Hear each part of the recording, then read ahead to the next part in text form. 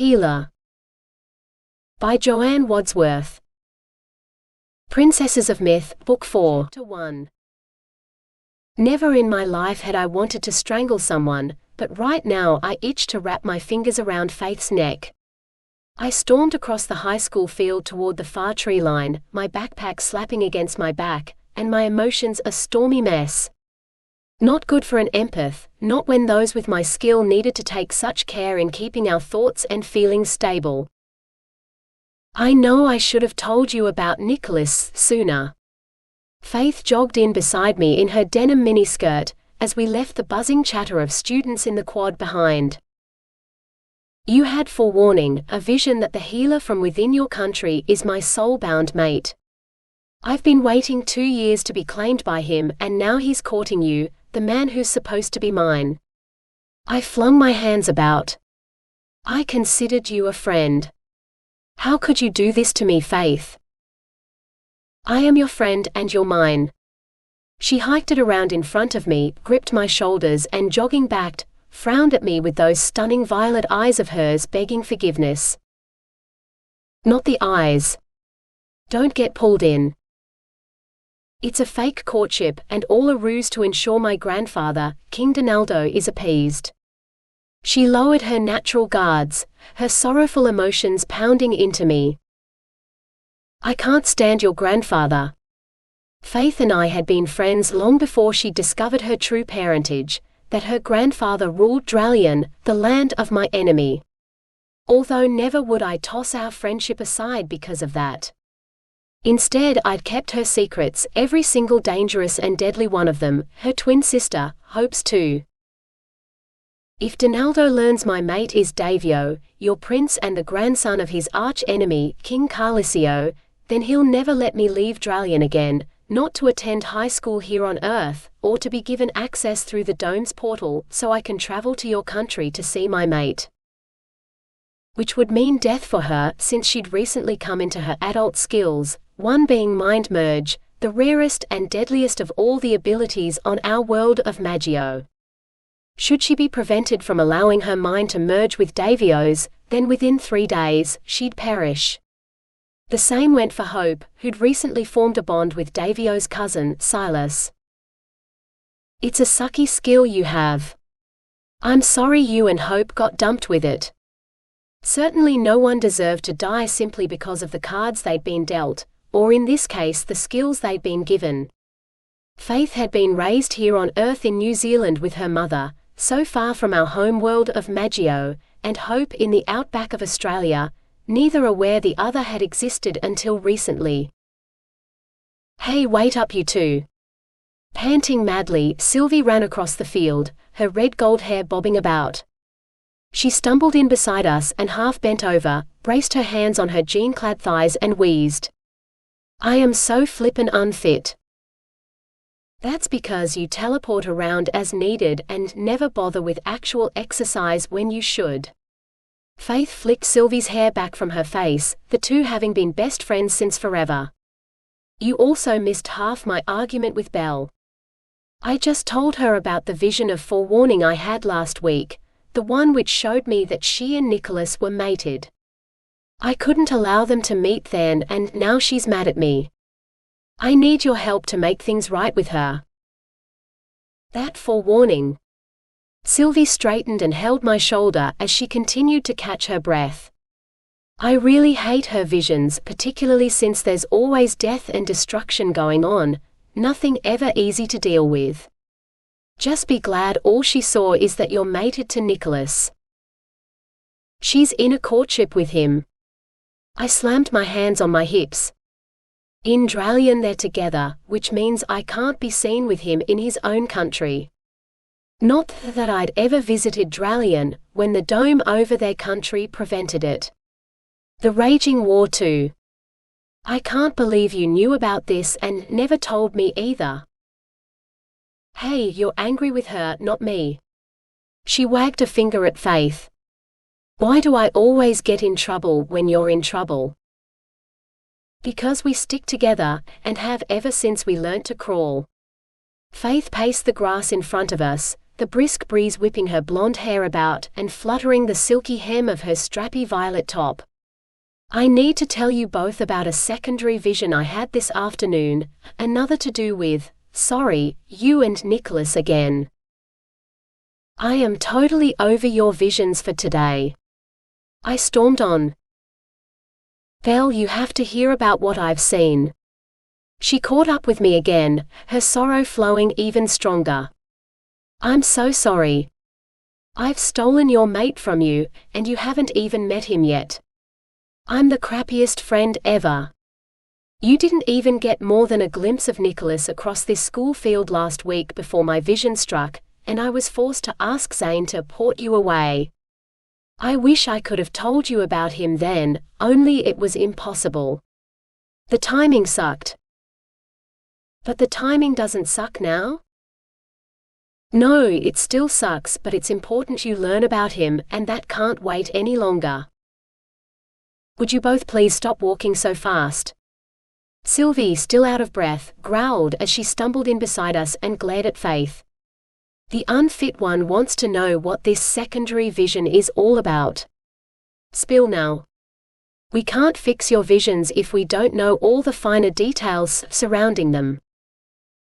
There's not much we can fix with this one.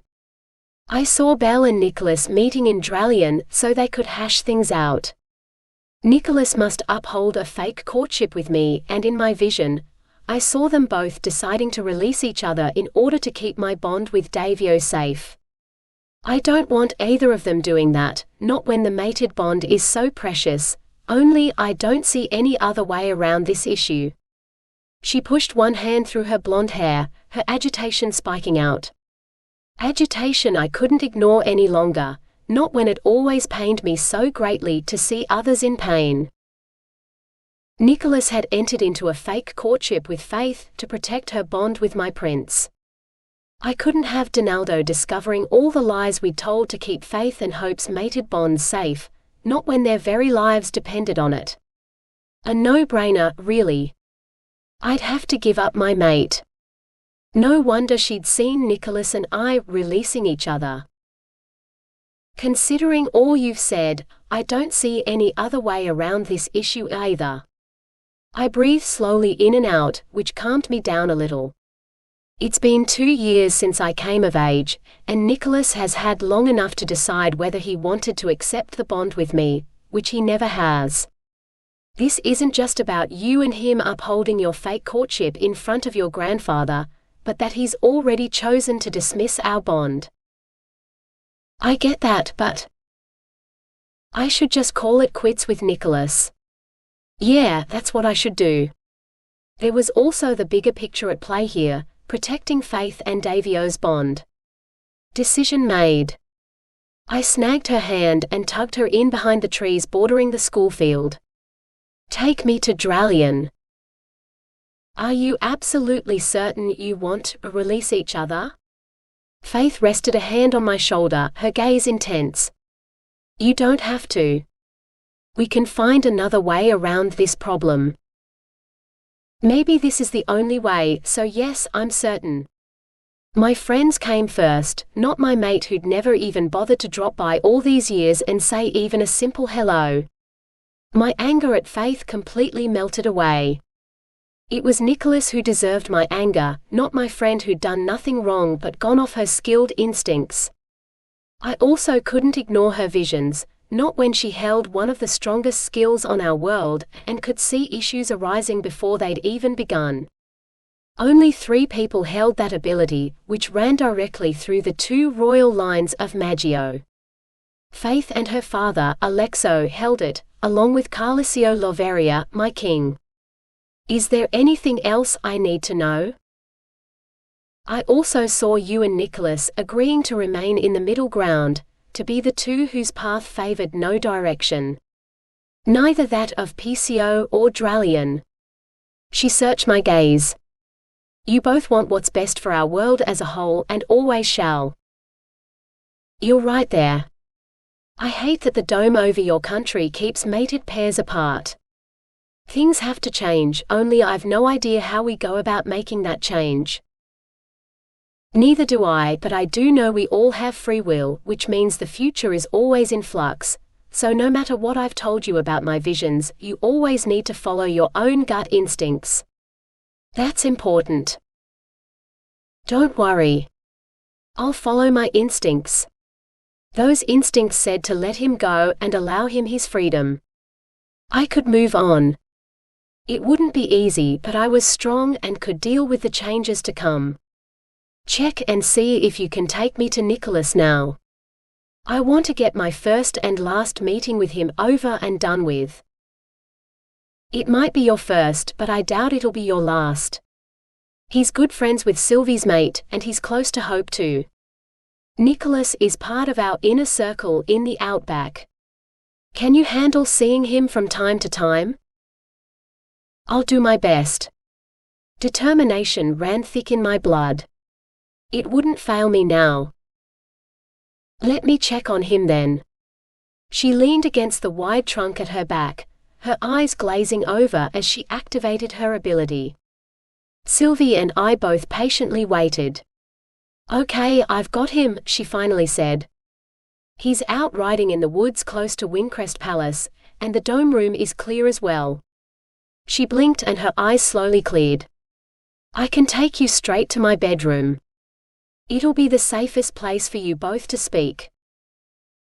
Heavy grunts echoed from across the field as the school's rugby players pounded out of the team's bright blue changing rooms and thumped across the grass. Several balls got tossed between them as they set themselves up for training. What about you, Sylvie? Faith eyed her. You want to come too? No, I'll let you handle their first meeting since I'm supposed to meet Guy in the outback. My mate wants to practice some of his new enchanting spells and I promised to help him. Sylvie pulled me into a hug, murmured in my ear, releasing each other won't be easy, not with how deep the bond can run. I'll be here if you need me. Thanks. I squeezed her back and released her. I'll catch up with you later. Go ahead and enchant your enchanter. I've already got him wrapped around my little finger. Engaged and all. With a cheeky smile, she tapped the diamond ring sparkling on her left hand, then cloaked and disappeared. Sylvie had found a way to safely port in and out of Dralion, all Guy's fellow warriors believing her to be a warrior in training, her true Peacian heritage unknown to all except those in our inner circle. I took one last deep breath and grasped Faith's hand. We better go too. I want to kick Nicholas's butt to the curb. Thank you for forgiving me so quickly. I can never stay angry at you for long. You also can't whisper a word of what the dome room looks like to another. Cross my heart. No one will hear a word about it from me. Then let's go. She tightened her grip on my hand and the wind rushed by. Everything went dark as she ported us through time and space. No looking back now. Nicholas. But. Curb. My belly rolled and stars blazed. We're almost there, Faith yelled over the blast of the wind. Prepare yourself for the dome room. It's pretty yuck. I hit a slippery surface and slid about. Talk about dark and dungeon-like. The dome room had no doors anywhere, only 4 gloomy walls constructed of a grey-black brick, with slabs of floor stones in a dull grey-green. Aged cracks in the floor's surface oozed with slimy green moss and I gagged at the moldiness in the air. Certainly, I would never have imagined this as being the entry and exit point into Dralion. This is beyond yuck. No one wants to clean this place up a bit? It has to remain this way so no Peacians would ever consider this as the image for porting through. The dome room is also well blocked off and located deep below the palace. Guards aren't even needed here because of that, although warriors do port in and out often, so we need to move on fairly quick. To your chambers then. Will do. I swayed as she ported us again, a quick spurt this time. We arrived in her bedroom and wow, she had an impressive bed. It was huge, could easily hold half a dozen people in it. 4 carved hardwood posts rose high above the bed, with a canopy of sheer lace netting swishing down each post. Violet silk bedcovers graced the bed. So exquisite, with detailed stitching in mauve and golden thread. I swung my backpack from my shoulders and propped it against one of the carved bedposts, then hoisted my white jeans at the knees and crawled onto her bed. I plopped down on my back on the most heavenly mattress ever made. This bed is amazing. Arms flopped out, I did a little jiggle and moaned. If I had a bed like this, I'd never leave it. It's great having you here, even under these circumstances. She crawled in beside me, dropped onto her back, and stared at the canopy overhead. I wish things were different though, that this war between our nations never existed. I truly hate the dome and how it keeps mated pairs from being together. Dad said the dome had its place in the beginning, with protecting Dralion's people from the war, but now it's creating more issues than fixing them. If only Donaldo would allow those people who are mated between our nations to find each other, but Dad just can't get through to him. Your father certainly holds different views to Donaldo. Alexo stood strongly at his daughter's sides, and I admired him greatly for it. He does now, particularly since my bond took form with Davio and hopes took form with Silas. That was the tipping point for him in this war. He's even begun working on warriors within the Leading Eight, hopes to bring more of them around to our side. Dad doesn't want the same disastrous past for me and Hope that he had with Mum. They lost 18 years. I hate that they did, although at least that's not a lifetime. Not when our people lived easily to around 120. We also no longer physically aged once we reached adulthood at 18 and came into our abilities, unlike those from Earth. I rolled onto my side and faced her, searched her gaze as she rolled toward me. What's he like? You mean Nicholas? Yes. I probably shouldn't have asked the question, only if I hadn't, my curiosity would have kept eating at me. He isn't like any of the other warriors within the Leading Eight. She rested her hand on my hand. He's a healer and driven to aid others. He also hates this war and would do anything to keep it from escalating. Peace is what he's after, the same as you and me. Which explains why he agreed to the fake courtship. Yeah, he's an angel for what he's done there. Did he ask about me that day on the school field? He did. Then he won't like that I'm here. He'll be worried for sure, which is why I had that forewarning. Although I was supposed to bring you here so you could both meet and talk. Is he still out riding? Yep, but he won't be far away. Come on. She bounded from the bed, nabbed my hand, and tugged me to my feet. Across the room, she walked and opened the glass balcony doors, the snow-white net curtains either side of it flapping about in the breeze blowing through. She stepped onto the tiled patio, glanced back at me. Do you want to see Dralion? I do. I rubbed my jittery hands together and stepped through the doors and onto the balcony. Whoa. A high rocky cliff face with a sheer rock wall dropped swiftly down to meet the ocean, the heavy waves rolling in hard and spraying high, the mist lying slick across the length of the cliffs. So eerily beautiful, and that ocean had to be the great orbiting ocean. This wide expanse of ocean also surrounded our own land of Peacio, not that we could sail as far as Dralion, before being pushed away by the enchanted current of the dome's energy field. The dome fully encased their land, from border to border and even partway into the central desert area of No Man's Land, a country of shifting sands which lay barrenly between our two nations, a land governed by the Soul tribe. With the wind whisking my brown hair about my face and the late afternoon sun bobbing along the horizon, I gripped the ornate inky gray pillared railing and leaned out. We had to be at least 3 or 4 floors up, the palace built in a grey-black stone. Such a fortress. It held at least a dozen slender towers rising from the butted corners, and along the far property line, iron gates enclosed the perimeter, while beyond, an array of darkened outbuildings stood, all built in the same grey-black stone.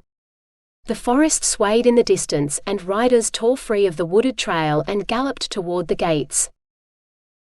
"The leading 8 are riding in now," Faith murmured in my ear as she leaned in closer. A guardsman on patrol in the gatehouse gave the signal to another guard below at the gate. He bounded into position, and the heavy grating rose from within the stone-arched entrance, the clunky sound of its chains echoing across the gravelled inner courtyard toward us. Gravel dust rose as riders on war horses pounded through the gates, 7 in all, 5 warrior men and 2 warrior women in their saddles. At the head of the pack, a colossal man pulled his horse to a halt before the stables, and dismounted with a heavy thump. Fire-breathing dragon tattoos were etched into his muscular arms, and sharp silver spikes, pressed into his leather belt, which held a roughened metal mallet dangling from one side and a sword from the other. He tossed his reins to a stable lad, who rushed forward. "Who's that?" I whispered. "Killian. He's the leader of the leading 8, the one who tried to stake his claim on me in the beginning, the one who forced Nicholas to accept the fake courtship with me so we could protect my bond with Davio." She nudged me back into the shadowed corner of her balcony, near 2 chairs tucked under a round latticework table. "Don't let him see you. I've heard of him, that he hates all things Peacio." "Not all things, although let's just say his allegiance to Donaldo is strong. Even so, he's the one Dad's been working on lately. If he can turn Killian to our side, he can turn anyone." I snuck a look around the pillar. In the courtyard below, the 2 warrior women stood talking to each other. One had her head shaved on either side, her mohawk of bright red hair spearing high, while a piece of coiled silver pierced one nostril and round silver hoops looped through both her eyebrows. Tight leathers showed off her toned and strong body, while the second woman appeared just as toned, with a black leather bodice barely containing her breasts, and black leather pants slicked on. All the warriors wore swords belted at their hips and daggers sheathed at their wrists and ankles. A very imposing lot. I don't see Nicholas among them. I might have only caught the merest glimpse of him last week across the school field, but I'd never forget what he looked like. "He's coming. There." Faith pointed to the forest trail. Another rider emerged from the trees and galloped through the gates, his inky black hair brushing his shoulders and stubble grazing his firm jaw. In black leather pants with a billowy white shirt holding a deep V neckline and a black leather vest flapping open at his sides, he pulled his mount to a halt next to his fellow warriors' mounts. Yep, definitely Nicholas. With an easy swing of his leg over his horse's flank, he dismounted and joined Killian. The 2 men spoke, their heads bent together. "Are he and Killian close?" I kept my voice low so it wouldn't travel. "No, not really, but they are fellow warriors within the leading 8, so they have that relationship in common." She cleared her throat. "Very few people are aware of this, but Killian has extended family in Peacio, great-grandparents, who lived there when the dome first went up 40 years ago. Killian secretly visits them when he can, which is how we know he doesn't hate all things Peacio. Having the ability to see aids Dad and I greatly, although it's certainly a fine line we all walk, particularly with the blood bond Dad and I have with Donaldo.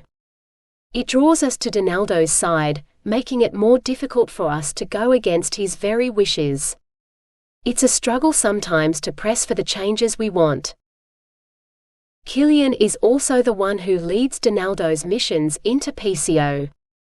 His last attack was at one of our largest diamond mines, and even though that happened a few months ago, with no further attacks since, 7 lives were still lost that day. The horses whickered in the courtyard, their tails swishing about. I'm aware of that battle, hate that it happened, and I'm so incredibly torn by it. Killian certainly isn't an innocent, but then neither are any of us. It takes two to battle. I'm just thankful Dad's managed to halt any further attacks from occurring. He's gotten Donaldo's word on that. For now, Donaldo's focus has moved to ensuring stability within our own land. There have been a few uprisings of late, particularly from the young men who've now come of age and reached adulthood. They're finding the drive to seek their mates comes from beyond the dome, and they're not happy about being denied the chance to find them. The breeze rose, lifted a lock of her blonde hair and fluttered it across her cheek. She tucked it behind her ear, worry creasing her brow. The same uprisings are occurring in Peacio, which pained me greatly. I squeezed Faith's hand. Less than half our people are now mated, and that number is dropping away swiftly. We're seeing that same drop occurring here. Down in the courtyard, Nicholas laid a hand on Killian's head, and a gentle glow shimmered all around him. I blinked at the transfixing sight, the glow one which healers emitted when healing another. What's wrong with Killian? Nicholas removed a blood clot a few days ago, one near his brain. He'll be checking Killian over to make sure all is still well. Let's get you inside and I'll call Nicholas to come up. Faith steered me back inside her room, then returned to the balcony and, hands cupped to her mouth, called over the railing, "Nicholas, are you free?" "I am now. I'm on my way." He stepped away from Killian, then a mere moment later, he shimmered in on the balcony, wrapped his arms around Faith and, chuckling, planted a noisy kiss on her cheek. A wolf whistle and a hoot echoed up from below, and Faith's cheeks went red. I backed up a little farther into her room. Nicholas caught my movement, lifted his chin and cast me a look through the open doors. "Hey!" I lifted a wobbly hand. "You're her." Still looking at me, he growled low to Faith, "Why did you bring her here?" "I had a vision and saw that the two of you needed to talk. Ask Belle all about it. I'm going to leave you two alone so you can chat." She patted his back, then shimmered and disappeared. Oh boy. I hadn't wanted to talk to Nicholas on my own. I should have told Faith to remain so she could help me get through this first meeting. My tongue got stuck. "You have a dimple each side of your mouth and a mole above your left eyebrow." With his intense blue gaze drilling into me, he stepped through the doors, his belted sword swaying at his side. "I saw you on Earth last week with Faith and Sylvie before one of the others in your group ported you away. Faith told me back then that you're a protector and an empath, one in the know about hers and Davio Lovria's bond, just as I am too." "That's right, and you're Nicholas, her healer and knight in shining armor." I dragged in a deep breath and let it slowly back out. That was meant as a compliment, in case it didn't quite come out that way. "I'm no knight, but I am a healer." Frowning, he crossed to me and halted in front. "This is a surprise to find you here. What's your last name, Belle?" "Benner." "What's yours?" My heartbeat raced at his sudden closeness. This was the moment I'd been waiting 2 years for, only I'd never once imagined our first meeting would occur in quite this way, or on Dralion soil. "Vigara." He slowly stepped around me, circling around fully, then halting again in front. Carefully, he lifted one hand and gently touched his palm to my cheek, the soft glow which still surrounded him from his examination of Killian intensifying further, until a warm heat radiated out from him and seeped into me. "There's no need to check me over. I'm running a quick scan and assessing you for any injuries." He trailed his hand down my neck, over one shoulder, then lowering to a crouch, swept both his hands down my sides, all the way to my feet. "Are there any injuries I should know about?" Heat flushed through me both from his healer's touch and the fact that my mate stood so incredibly close. You're all clear. No immediate injuries or life-threatening illnesses that I can see. He rose back to his full towering height, and hovered a hand right over my heart concealed by the soft ruffles of my pink swing top. Is my ticker all good? Your heart's beating a little faster than it should. That's because you're standing in front of me, and I never thought this moment would ever come. It's been more than 2 years since I came of age, and now I'm 20 and finally meeting the one man I'd always hoped would be mine. I can't believe you're now taken. Fake taken. He lowered his hands back to his sides. I can't believe you're now standing in front of me either, not here where only danger could assail you. Tell me about the vision Faith said she had, the one we're to talk about. She certainly better have had an incredibly good reason for bringing you here. Dralion isn't the place for any Peacian to be. She saw us meeting here so we could hash out our problems. I haven't come for you these past 2 years for a very good reason. You want to explain that reason? I probed at his mind, but no emotions leaked from him, his shields well and truly in place. Tell me why you haven't come. There's a war and we'd never suit. That should be explanation enough. A heavy weight settled in my chest and pain speared through me. Damn, now I've gone and hurt you. He raised his hand, all glowy again, as he pressed it to my chest. I'm sorry. My heart lightened, the pain receding. I couldn't help but raise a brow. That's a nice trick. We healers have a few up our sleeves. He lowered his hand to my side and smoothed his fingers over my jean-clad hip. Is there anything else Faith saw? Yes, that you and I will release each other. After that, we need to remain in the middle ground, to be the two whose path favors no direction. Neither that of Peacio or Dralion. We both want what's best for our world as a whole, which is something we need to stick to. I've already agreed to protect Faith and Hope's bonds with their mates, and even though I haven't yet met Davio, I've trained with Silas at the station when he pops in to see Hope. I favor no direction. I can be as accepting of your people as I am of my own. All I truly desire is peace between our nations. So you have no issue with releasing me? I'm fake courting Faith, as well as now in the process of aiding Alexo in bringing Killian around to our side. There is no place in my life for a mate, not when I'm unable to be with anyone other than Faith here in this place. He rubbed his thumb along my skin, just above the waistband of my jeans, underneath the fluttery hem of my top.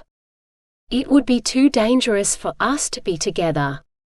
Do you have any issue with us releasing each other? No, not when there's no other way around our issues. You won't be able to move on unless we do speak words of release, but before we do, I actually have something for you. Slowly, he lowered his hand from my hip and dug in his pants pocket. He slid out a burgundy velvet pouch and held it in his open palm. After I caught sight of you at your school last week and sensed exactly who you were, I purchased a small gift for you. You did? I tapped my ears. Ah, you really bought me a gift? Yes. A crooked smile as he lifted his lips. When my father first sensed his bond taking form with my mother, he bought her a gift, and it was important to me that I buy you one as well, whether I saw you again or not. He pressed his hand out, the velvet pouch so temptingly close. It's a sentimental gift, I'm afraid. It comes from the healer in me. I like sentimentality. And I loved that he'd gotten me a gift, whether we saw each other again or not. The empath in me heartily approved of what he'd done. So you'll accept it? I shouldn't. Only I was dying to know what was within that pouch. Maybe if we both exchanged gifts, it wouldn't feel so, wrong. We can do that, exchange gifts. He lifted a very cute brow, his smile growing cheeky. Whatcha got on you? Let me check. That smile, I liked it. It appeared I had a playful mate, underneath the serious one. I hunkered down in front of my backpack, and rummaged through it. It contained only school stuff and half of an uneaten jam sandwich from lunch. I patted my jeans pockets front and back, and found my lucky coin, one I always kept close at hand. Yep, this would make the perfect gift. I slid it out of my pocket, and dropped it into his palm, right next to the velvet pouch. I was given this coin on my first trip to Earth as a child. My parents took me and my brothers and sisters with them to show us all the delights of a world so advanced to ours in technology, only I didn't wish to spend my money. I wanted to keep it as a reminder of that special day. I like keeping special mementos. It's a great gift. He stroked one finger over the coin. Very special. Ever since I've had that coin, if I ever had difficulty making up my mind on something, I'd toss it and get my answer. A heads up is always a yes, a tails up is always a no. Then let's try this coin out. A mischievous twinkle lit his blue eyes. Will Belle Benner accept my gift in return for this lucky coin she's offered to exchange with me? Hold on to the pouch. He handed it to me, then tossed the coin, caught it, and slapped it down on the back of his other hand. Show me. I tapped his hand, still hiding the coin from my view. Check out what's in your pouch first. You may not even want my gift. I'll want it. I peeled his hand back and exposed the heads up. I smiled, definite relief rolling through me. It's a heads up, a yes. I get to keep my gift, and you can have mine. You still haven't opened your gift. It's not what's inside that matters. It's the thought that counts. I press the pouch against my chest.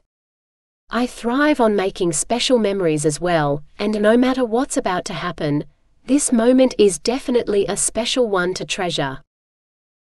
It's special for me as well. He pocketed my coin. Please open my gift. I honestly want to know what you think of it. I love it. He laughed, his chuckle a warm, rich sound that settled so divinely in my chest.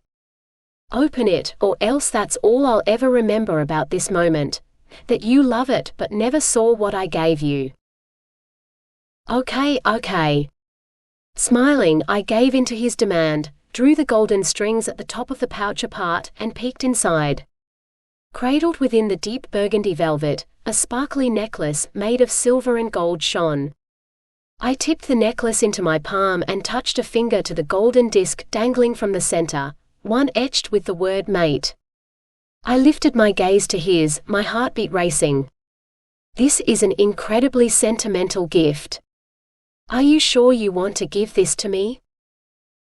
Yes, but I understand if you don't wish to wear it, considering we're about to part ways. As long as you've got it, that's all that matters. I promise I'll keep it somewhere safe.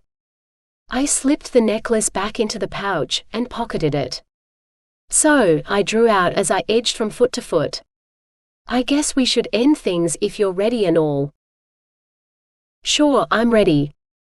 He shuffled from foot to foot too. You go first. There's no way I could. No problem. I'll start. He drew in a deep breath, then gently curled his hands over my shoulders. Belle Benner, I wish to release you, so in the future you might find the right man to spend your life with. I wish with all my heart that he'll be a man who cherishes and keeps you safe, and that he be anyone other than me. Tears welled in my eyes and I shoved them back. Stupid emotions. They weren't being very helpful right now. I cleared my throat and began, Nicholas Vigara, you now protect your princess and I honor that decision you've made. Moving forward, I wish for you a future filled with happiness. I reached up on my toes and kissed his cheek. I release you from our bond. He touched his cheek, his gaze wide. I'm sorry. Should I not have done that? No, it's fine. You surprised me is all. It also isn't as if we'll never meet again, which Faith reminded me of earlier, not with how you're now so closely aligned with her and Hope. I don't want things to be difficult between us, should we ever see each other in the future. Would you consider a friendship? With you? I can handle it if you can. I held out my hand. Let's shake on it. To being friends. He wet his lips, stared at my hand, then wet his lips again. Nicholas? He lifted his gaze and hands on my arms, backed me against the white painted wall. I haven't been completely honest with you. I've barely managed to stay away from you these past 2 years. I've gotten close a time or two, not enough to see you, but I sensed your presence all the same. The field last week wasn't the first time. Maybe he hadn't chosen to dismiss our bond quite as strongly as I'd first believed. Still, that didn't change anything. He was in a fake courtship with Faith, and needed to remain that way. No, not at all. Whispered words as he bent his head, his warm breath tickling my cheek. I can't do a friendship, Belle, not when I'd crave more. I hope you can understand that. We need to cut our ties completely, once and for all, right now. Okay, no friendship then. He was likely right. I'd crave more too should we allow such a friendship to take a hold. I'll take you home. It's best we don't wait for Faith to return, not with the sheer number of warriors about this place. Close your eyes until after I've ported us through the dome room. I've already seen the dome room, and how do you know where I live? Barely managed to stay away, remember? You live at Loveria Castle as well as near your high school in Teepuki, although I haven't seen your actual place there. Those are the primary locations where I've sensed you hanging out though.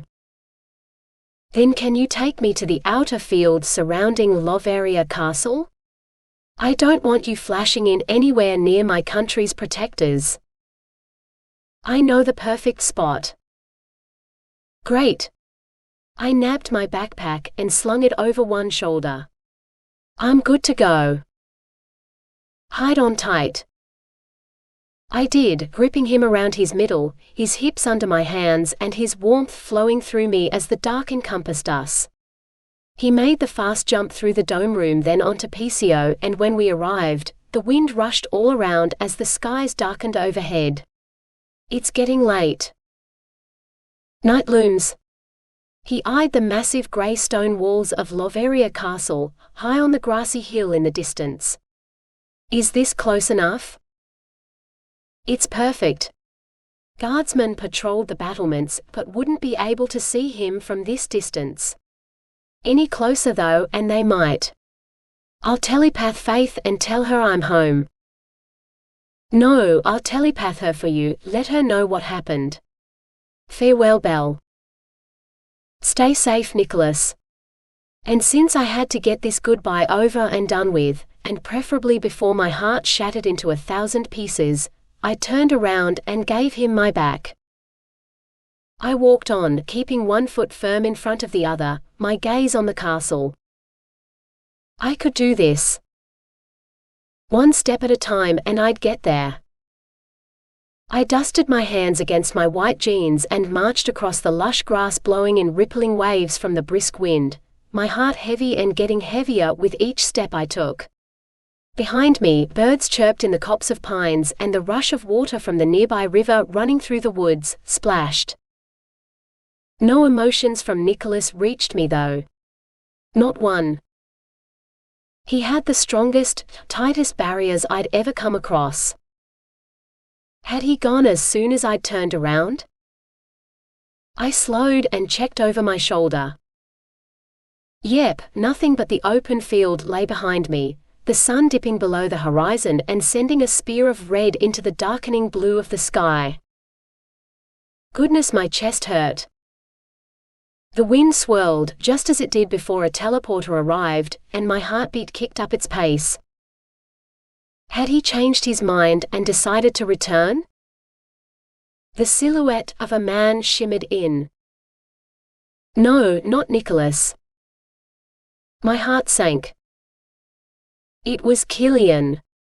He strode toward me, his biceps bulging and the fire-breathing dragon tattoos etched into his arms clear to see.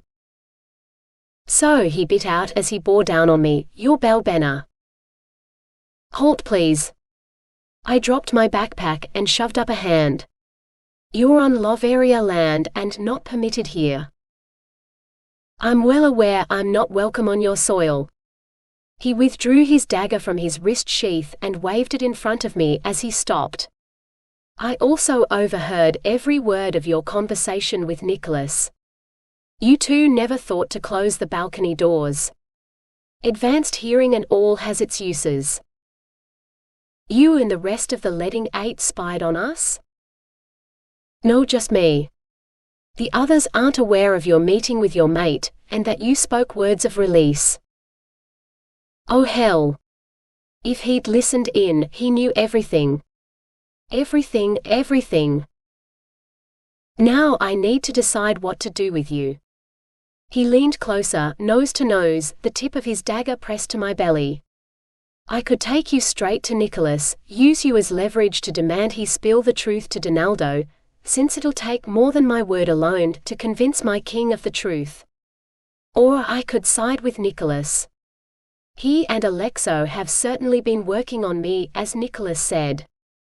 They wish to bring more warriors across to their cause, for this war to end and the mated bonds being denied the people of our two nations permission to take. Alexo knows of my great-grandparents. Annoyingly so. Are you leaning more toward your prince's side, or your king's?" "They both hold my allegiance, which makes it impossible for me to be swayed one way or the other. No, I shall keep doing as I've done. Walking the fine line between them both. There is no other way." His gaze narrowed. "It'll be best if I take you directly to Nicholas, to use you as leverage." There wasn't a chance I'd let him do that. I flung open my link with Faith. Emergency.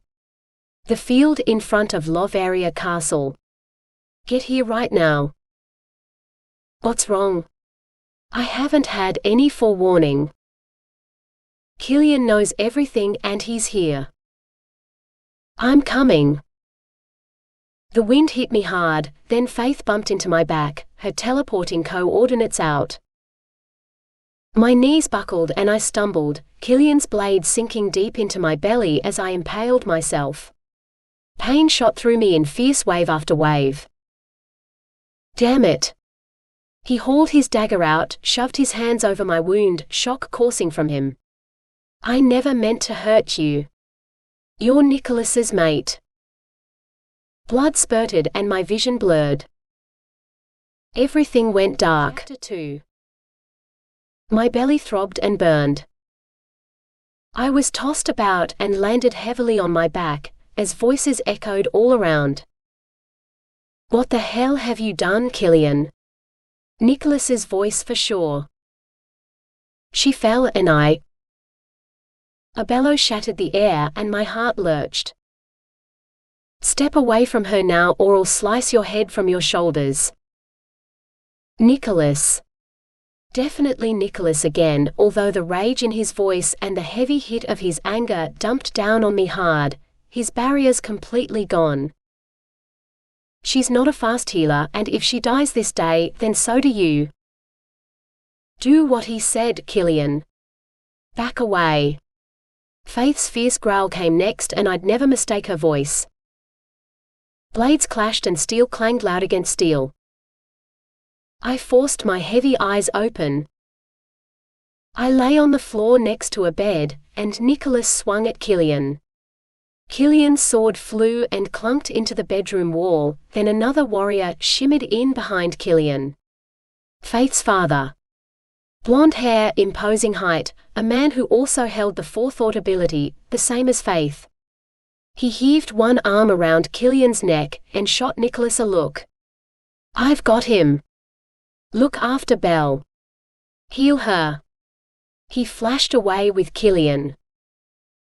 Blood flowed from my belly, and with shaky hands, I pressed against the wound and tried to stem the flow. "Nicholas? I'm here." He dropped down onto the wooden floor beside me. "Killian brought you straight to my room. He said you fell. He overheard us and knows everything." "I'm sorry, Belle." Faith slid to her knees next to me, tears in her eyes as she pressed her own hands firmer over mine against my wound. "Dad's taken Killian away. He can't hurt you anymore." A sob. "I didn't see this happening, not one flicker of forewarning, and I knocked into you. This is all my fault." "No, Killian was the one with the blade. I'd never blame her. I was just trying to talk to him, hoped I might be able to help sway him to." An icy cold chill invaded me from my head to my toes, and when I dragged in a breath, it rattled around in my chest and barely made it back out. "Nicholas is going to heal you right now, and you'll survive this. Do you understand?" Tears streaked down her cheeks. "Hold still while he performs his magic." He released me, and I released him. "Don't think about that right now. Nicholas doesn't want me as his mate." I shook so bad, a chill invading deeper into my bones. "I want you, Belle. I just can't have you." A guttural groan as Nicholas nudged Faith's fingers from mine, then carefully took my hands from my belly and laid them at my side. He lifted his hands over me, and a sizzling light radiated out from him, far brighter than the gentle glow I'd seen before. "You look like an angel, Nicholas." I couldn't help but forge the telepathic link of trust with him, my way of holding him a little closer. "This is exactly why I never wanted our bond, so I wouldn't bring any harm down onto your head. Now the very thing I've tried to prevent these past 2 years has happened." His hands emitted warmth, his healing heat increasing in strength and blasting out. "A very gorgeous angel. Such sublime heat. How's she doing, Nicholas?" Faith brushed my hair back from my face, her worry rolling out from her in piercing swells. "She's forged a telepathic connection with me, and she's hallucinating, calling me an angel. I also need to go deeper with this healing, so that I don't miss repairing any torn blood vessels or such." His gaze bored into mine, just as his healing energy did as well. "I have to close my eyes, and when I do, my soul will soar free and move throughout your body and heal all that's been damaged. I don't know any other healer who does that. I come from one of the strongest lines of healers, and this is what we do when necessary. I need to make certain all is well. I won't take any risks with your well-being, not when you're my mate." Released mate. "You ready?" His aura glowed brighter, his touch hotter, and the white flecks in his blue eyes blazed like tiny stars. "Yes." "I'll be careful." He closed his eyes, and the dazzling glow surrounding him swirled outward. A streak of it broke away and swept across the exposed skin of my belly. It sank deep within me just as he sagged forward. Faith gripped his arms and kept him upright, my mate no longer present within his own body but mine. Incredible. I could even sense him moving within me. Never had I witnessed such a feat before. I closed my own eyes too and touched my mind to his, our link still intact. This feels strangely intimate. For me as well. More warmth and a tingle radiated out from near my middle, then a thrum of something almost dizzying veered distinctly outward and made me gasp. I found a slight tear in your womb and mended it. His heat moved higher, flowed up my chest and streamed across my lips, then he was gone and his body jerked. He opened his eyes, circled his hands over my wound, the flesh now mended and a healthy pink too. Blood no longer flowed and the pain had most definitely eased. I feel better. Much better, although with Nicholas leaving my body, I cooled and shook from the chill taking me again. I'm cold. You will be without my healing heat. I'll get you back to your own bed and warmed up. I can be moved? Yes. There isn't a chance I'll allow you to remain here in Dralion for another moment, not within these warriors' barracks, where anyone could so easily port in. Nicholas snagged a dark blue throw from his corner chair, bundled me in it, then scooped me from the floor and eyed Faith. Check that no one has overheard us this time, then scan the dome room and ensure all is clear. She did, then with a quick nod murmured, "We're good to go. Follow my porting airstream to Belle's bedroom at Loveria Castle." Faith shimmered away and Nicholas tucked me closer against his chest, then sent us whizzing through the dark. We buzzed through the dome room, then arrived in my bedroom, Faith already standing next to my queen-size bed. She flung back the white quilted covers. "Put her down here." Gently, he laid me down, my head cushioned on the pillows as he tucked the covers back over me. Sitting on the mattress at my side, he ran a hand over my forehead. "Even though I've healed you, you're still going to feel rather sore for a few days. Bruised and tired too. Come closer." Still shaking, I desperately needed more of his warmth. Of course. He lay down on the covers and drew me gently into his arms. Oh, so good. His nearness warmed me through so beautifully. Standing at the end of my bed, Faith tapped her head, her eyes glazed. "I see Dad. I'll go check in with him and be right back. Stay safe." I didn't want her getting hurt. "I will. You rest, and that's an order." She flashed away. "An order from me as well." Nicholas rubbed my arms through the quilt, his voice whisper quiet. "I've put your life in danger by my actions. I'm sorry, Belle.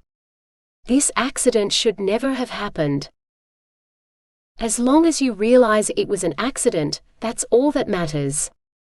What had happened hadn't been Nicholas's fault. Killian had raised his dagger and never should have, but even he hadn't plunged it into me on purpose. What a mess I'd gotten us all into." I snuggled my face into his neck and dragged in his delectable and reassuring scent, that of sunshine and fresh air. I calmed a little more. Faith never had forewarning, which means this was all meant to happen, unfortunately. "I can't see how you getting hurt was meant to happen." He brushed a kiss across my cheek. "What did you and Killian discuss?" "You mentioned a conversation, that you were just trying to talk to him." Killian said both Donaldo and Alexo hold his allegiance, which makes it impossible for him to be swayed one way or the other. He intends to keep doing what he's done, walking the fine line between them both. He doesn't see any other way, but there must be something which will tip him over to our side. We just need to find what will do that tipping. You should have telepathed me the moment he arrived near Loveria Castle. Nicholas stroked a finger softly under my chin. You are far too compassionate, forgiving and accepting in nature. Killian drew his dagger, and even though you said you stumbled, he should never have raised his weapon against you in the first place. He knew you were mine, and we in the Leading Eight don't harm those who are ours. He owes me his life for the healing I've given him these past few days. Now he owes me even more for hurting you. Then perhaps you can use that to help tip him over. We need to try whatever we have at hand. I gently cupped his face, looked deep into his stunning blue eyes. Thank you for healing me. I owe you my life too. I'll always be here should you need me, and there will never be a slate of owing between us. The air moved and Faith flashed in. I've seen Dad and returned to the field as well. I grabbed your bag where you dropped it. She set it on the floor beside my bed, and sat on the other side of me from Nicholas.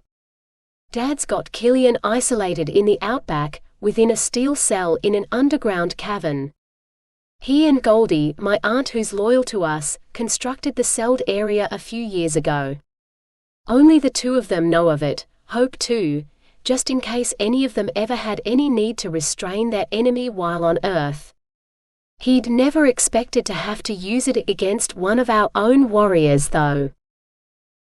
How long can your father keep him there? I tried to sit up, but Nicholas tightened his hold on me and made that impossible. For as long as necessary. Killian can't port out or even reach anyone telepathically, since the steel prohibits it. Faith brushed her hand over my forehead, her tension spilling out as she eyed Nicholas. Dad asked if you want to take the first shift, guarding Killian. I'll definitely take it. He growled low in his throat as he rose. Wait. I grasped his hands. I'm not ready for you to leave yet. I promise I'll come back once my shift is done. He fisted his hands at the sides of his black leather-clad legs, his billowy white shirt splattered with my blood. I won't put your health at risk, and I need to double-check your healing is progressing well. He flashed away so fast, and the speed of his leaving cut through me deep, made my belly roll at the fierce lurch. He's gone. Yes, but he'll be back, and right now it's getting late. I want you to get out of your soiled clothes so you can rest for the night. Where are your pajamas? In my dresser. Warm enough now. I pushed back the covers and grimaced as I pulled the velvet pouch from my jeans pocket and handed it to her. I don't want to lose this. Can you pop it in the top drawer of my desk? It'll be safe there. Sure thing. She crossed to my cherrywood desk with its solidly carved legs and the letters BBB skillfully engraved along the edge of the hutch of glass-fronted cabinets above it, the piece crafted for me by my fellow protector, Cole Serrano's father, a furniture maker with an eye for creating fine detail in the pieces he made. He'd even fashioned the matching cherrywood dresser with its gilt-framed mirror atop it, along the opposite wall. Are you in a lot of pain? She slid the pouch away where I'd asked, then strode to my dresser and nabbed my folded pajama shorts and sleep top from the top drawer. A bit. An ache thrummed through my middle. Can you help me up? She set my pajamas on the bed, cupped both my elbows, and aided me to my feet. I unraveled the throw Nicholas had wrapped me in and let it slither to the polished floorboards, where the blood on it wouldn't soak into the cream mat at the end of my bed. My mother had spent weeks weaving that mat alongside my younger sister, a gift they'd given me on my last birthday. I certainly wouldn't be telling my parents or siblings about this accident though. They'd freak out for sure. Once we've got you changed, you're not to move again until the morning. You've got a deal there. I eased my bloodied and slashed swing top over my head, and dropped it on top of the throw. Do you want me to grab you some painkillers from Earth? They might help. No, that's okay. Being an empath, I can reduce my own pain by deep meditation. I won't need them once I go under. That's handy. I didn't know you could do that. Let me help you with your jeans. She hunkered down in front of me, popped the domes of my jeans, and carefully shimmied the bloodied denim down my legs. I eased the brushed cotton pajama top with a pink heart embroidered on the pocket over my head, then stepped into the matching pajama shorts Faith held out for me. She scooped up the throw and my discarded clothes. I'll take these away, get changed myself, then return and take the other side of your bed, so I can keep an eye on you during the night. There's no need to stay. There's every need, although I'll have to buzz out at dawn for my run. You still have to run every morning to get rid of your excess energy? Yep, for 2 hours solid. That's the downfall to having such an immense number of skills. Get in. She pointed at the bed, then flashed away. Carefully, I eased back into bed and closed my eyes. Goodness! Such exhaustion rolled through me. Deep meditation. Yawning, I relaxed and moved my mind into the contented, relaxed state I needed for the deepest of sleeps. Then slowly, I slipped assuredly into the blessed dark once more. Healing sleep took me. Belle? Nicholas's deep voice rumbled around in my head. It's the morning. How do you feel? Give me a second to wake up. I yawned and stretched. I went into a healing sleep last night. I cranked my eyes open and blinked at the blinding sunshine streaming in through my glass balcony doors, the silvery white drapes pulled back either side. No Faith on the other side of my bed, although the covers lay rumpled. What time is it? 8. The sun rose 2 hours ago. Faith would have gone for her run and almost have finished it by now. How'd your shift go? Slowly, I eased up on one elbow and groaned at the pain spearing through my middle. Carefully, I wrinkled up the hem of my sleep top and cringed at the blotchy black and yellowed bruises covering my entire belly. There are definitely bruises.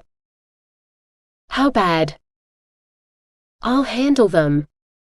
Gritting my teeth, I swung my legs out of bed and cried out as I stood. More pain. It hit me hard and fast, made me double over. Belle, I can sense your pain down our link. I'm coming now.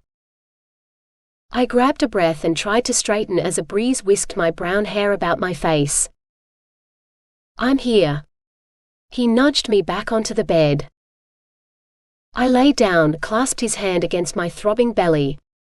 Please make the pain go away. I'm onto it. A gentle glow shimmered all about him, then a blessed heat spread deep within me from right under his palm. I relaxed back into the mattress, the pain swiftly dispersing. Oh wow! You have the most magical hands. You feel better? Absolutely.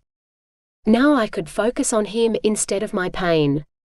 He was dressed today more like a man from Earth in low-slung black jeans and a blue muscle tee, his sword gone and wrist daggers nowhere to be seen. Why have you arrived unarmed? I thought it best to leave my weapons behind in case I got caught in your room by one of your fellow protectors. Hopefully, that would show I've come in peace. The vivid blue of his tee matched the intense blue of his eyes to sheer perfection, a color I was currently becoming fixated with. I'm going to lift the hem of your pajama top now. You okay with that? Let me do it. I slid it up and raised a brow at my skin now devoid of even one bruise. Well, that's a nifty little skill you've got. I like it. I can't remove bruising until it comes up, otherwise I would have dealt with this during your healing yesterday. Move over a bit. He kicked off his boots and I shuffled across as he slid in next to me. On his side, he settled his head on my pillow and laid one hand on my hip, the gentle glow from his healing touch slowly dispersing. You asked how my shift went. Killian's apologized to me for hurting you, not that I'm ready to forgive him. He's also furious we're keeping him contained, considering we're all warriors. Maslin is now guarding him and Alexo is keeping an eye out for when the best time to tip him over toward our side might be. If there's no tipping though, we'll have to take other measures. We can't allow him his release, for the obvious reasons. I haven't met Maslin before, although I've heard plenty about him. The warrior was one of Hope's closest friends, the man currently fake courting her, for the same reason Nicholas had agreed to fake court Faith. Abelard had been the one to pursue Hope, the warrior Killian's second within the leading 8. Has anyone in Dralion missed Killian yet? Abelard has. His brows drew down as he frowned. They're like brothers. Donaldo also asked about Killian this morning, since he missed a crucial meeting at dawn. Alexo gave Killian's apologies, said Killian was running a security check of the dome along our Dralion border with no man's land, in the desert area where our skills can fluctuate due to the gravitational pull.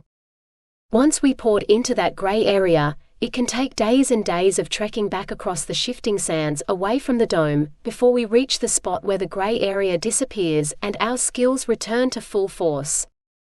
That explains why no one can reach him or why he can't port back. Donaldo had no issue accepting Alexo's words on that, which will give us some time to continue working on Killian. I'm glad we've got some time up our sleeves. Have you ever been to no man's land before? Faith and Hope visited the country often. After discovering their mother, Kate, hadn't been an earthling after all but the daughter of Katerin and Nathwa Sol of No Man's Land, they decided to spend some time getting to know their newly discovered soul kin. I've never had the need to. His shoulders tensed, his barriers lowering a little and allowing a touch of his worry-free. What's wrong? I touched my palm to his cheek, and sent a mix of relaxation and comfort flowing through to him. His shoulders loosened, his hand on my hip sliding so sweetly around to my back. Then with the softest touch, he tugged me closer.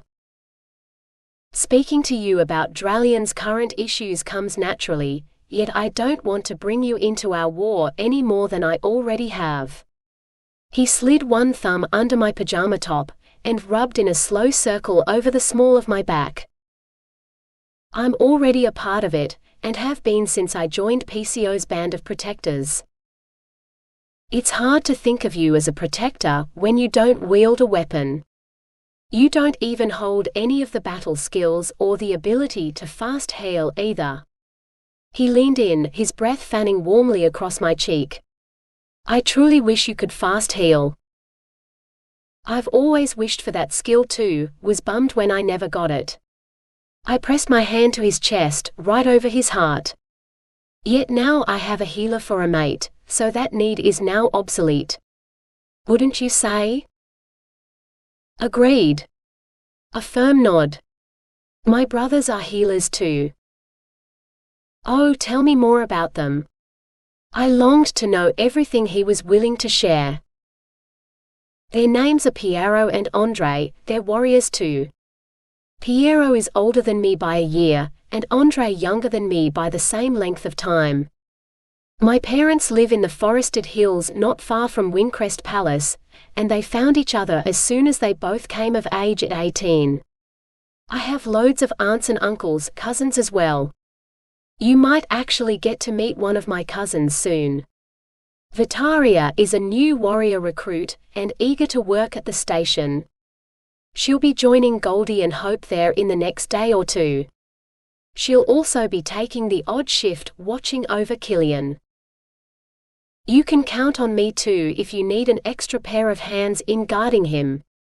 Even though I didn't hold the battle skills, I could still guard Killian just as well as anyone else could, particularly since he was restrained behind steel. Faith said you'd volunteer, but the two of you have exams soon and it's important you study for them. He popped a kiss on my forehead. Which means that's a no. I can study and guard. No. Another kiss, this time to the tip of my nose. Put me on a shift. I won't take no for an answer. Would you take the answer of your lucky coin? He plucked the coin from his pocket and, brow arched, played it between his fingers. Yes or no? This isn't about a yes or no answer. It's only about a yes. Put me on a shift. I disagree. If it's a heads up, it's a yes, you can guard him. A tails up, you can't. You good with that? No, so don't you dare toss that coin. Too late. I'm tossing it. With one mischievous smile lifting his lips, he eased back a touch and flipped it. The coin soared, then fell and bounced on the mattress between us. The tails up glared at me. Stupid flippin' coin. I love your lucky coin. Chuckling, he tipped me back onto the mattress, dipped his head and with his lips a mere whisper away from mine, murmured, I want to kiss you. We released each other. I still want to kiss you. His mischievous smile doubled. How about we toss the coin again? Heads up is a yes for kissing. Tails up is a no. He backed away, scooped the coin up and sent it spinning high. It landed with a bounce and settled heads up. Smiling, he murmured, I double love your lucky coin now. So I can tell. Yet deep inside my heart, I wanted to know what it was like to kiss him, to share the same breath as him, even if only for this one moment in time. I fisted his shirt front and hauled him closer. If you kiss me, make it a good kiss. I never want to forget this moment. Deal. Still smiling, he covered my mouth with his and completely scattered all my thoughts, well except for one, and oh boy, that one remaining thought consumed my mind. This moment was the very one he'd denied us both these past 2 years. I lifted my hands and stroked my fingers through his silky black hair, then I kissed him back, just as deeply as he kissed me. So wicked. Against his lips I murmured, we should have kissed like this yesterday. We should also stop. Except he deepened our kiss and my heart soared and my soul lifted toward his. So surreal. My mate was here in my bedroom and lying right beside me, exactly where I'd always wanted him to be, except we weren't together and I needed to remember that. I pulled back an inch and traced a finger over his full lips. No more coin tossing for you. I agree. It's dangerous. He sucked my trailing finger into his mouth, and my heart nearly lurched from my chest. Truly dangerous. How about we put some boundaries back between us? I rolled out the other side of my bed and bumped into him since he'd ported from 1 second to the next, right into the space in front of me. You're trying to push me away and I don't care for it. With a scowl, he slid the coin into the pocket of his black jeans. Sorry, I don't mean to act so irrationally. This bond is doing a number on me. Released bond, and I like you, Nicholas. You've stood beside Faith throughout everything, even going so far as to embark on a fake courtship with her so she doesn't lose her mate, and those are qualities I hugely admire. But that doesn't change the fact that you're a warrior and I'm a protector, both coming from opposing nations. She's the one you have to keep at your side while in Dralion, not me. A fact I needed to keep at the forefront of my mind. I walked over to my walk-in wardrobe and snatched a pair of denim cut-off shorts and a raspberry red tank top from the rack, then headed into my attached bathroom and closed the door. All remained quiet on the other side. Hopefully he'd taken the hint from that discussion and gone. I dressed, then from the vanity's top drawer pulled out my brush and dragged it through my hair until the knots were gone and the long brown length swayed down my back. I brushed my teeth, gargled mouthwash, splashed my face and dabbed some cheery lip gloss on. Done. I snuck to the door and opened it a crack. Nicholas hadn't left. He sat at my cherrywood writing desk with a pen and paper in hand, looking quite at home. I crossed to the end of my bed, dragged my sandals out from underneath it, and slipped them on. Since he still hadn't moved, I wandered across to him. What are you doing? I'm writing you a letter. He folded the piece of paper in half then frowned as he eyed my shorts. They're frayed at the ends. They're supposed to be frayed. Why did you write me a letter? My father does so for my mother, particularly when he's got something on his mind he needs to share. My mother loves receiving those letters, has kept every single one he's ever written her. I've always written letters to those I'm close with as well. You have something on your mind you want to share with me? I do, and this letter contains my current thoughts. He held it out to me. I want you to read it. Okay. Hopefully they'd be good thoughts. I unfolded the paper just as he snagged me around the waist and tugged me onto his lap. I squealed and tapped the paper on his nose. You are getting far too familiar with me. Empaths love getting familiar with others. His grin, so cheeky and cute, made my heartbeat pick up its pace. He had me there.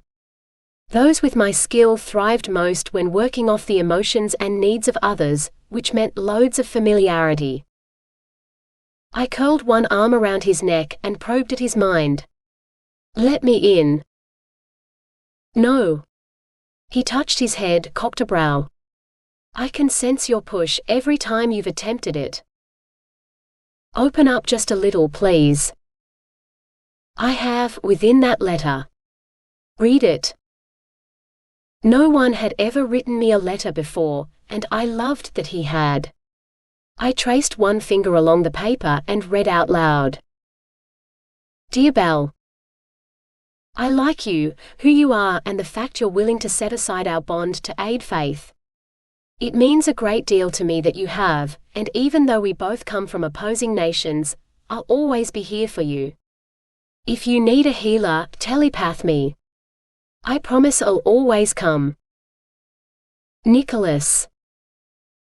My heart did a strange kind of double beat, and I opened the desk drawer, slotted the letter carefully away, right next to the pouch holding his necklace.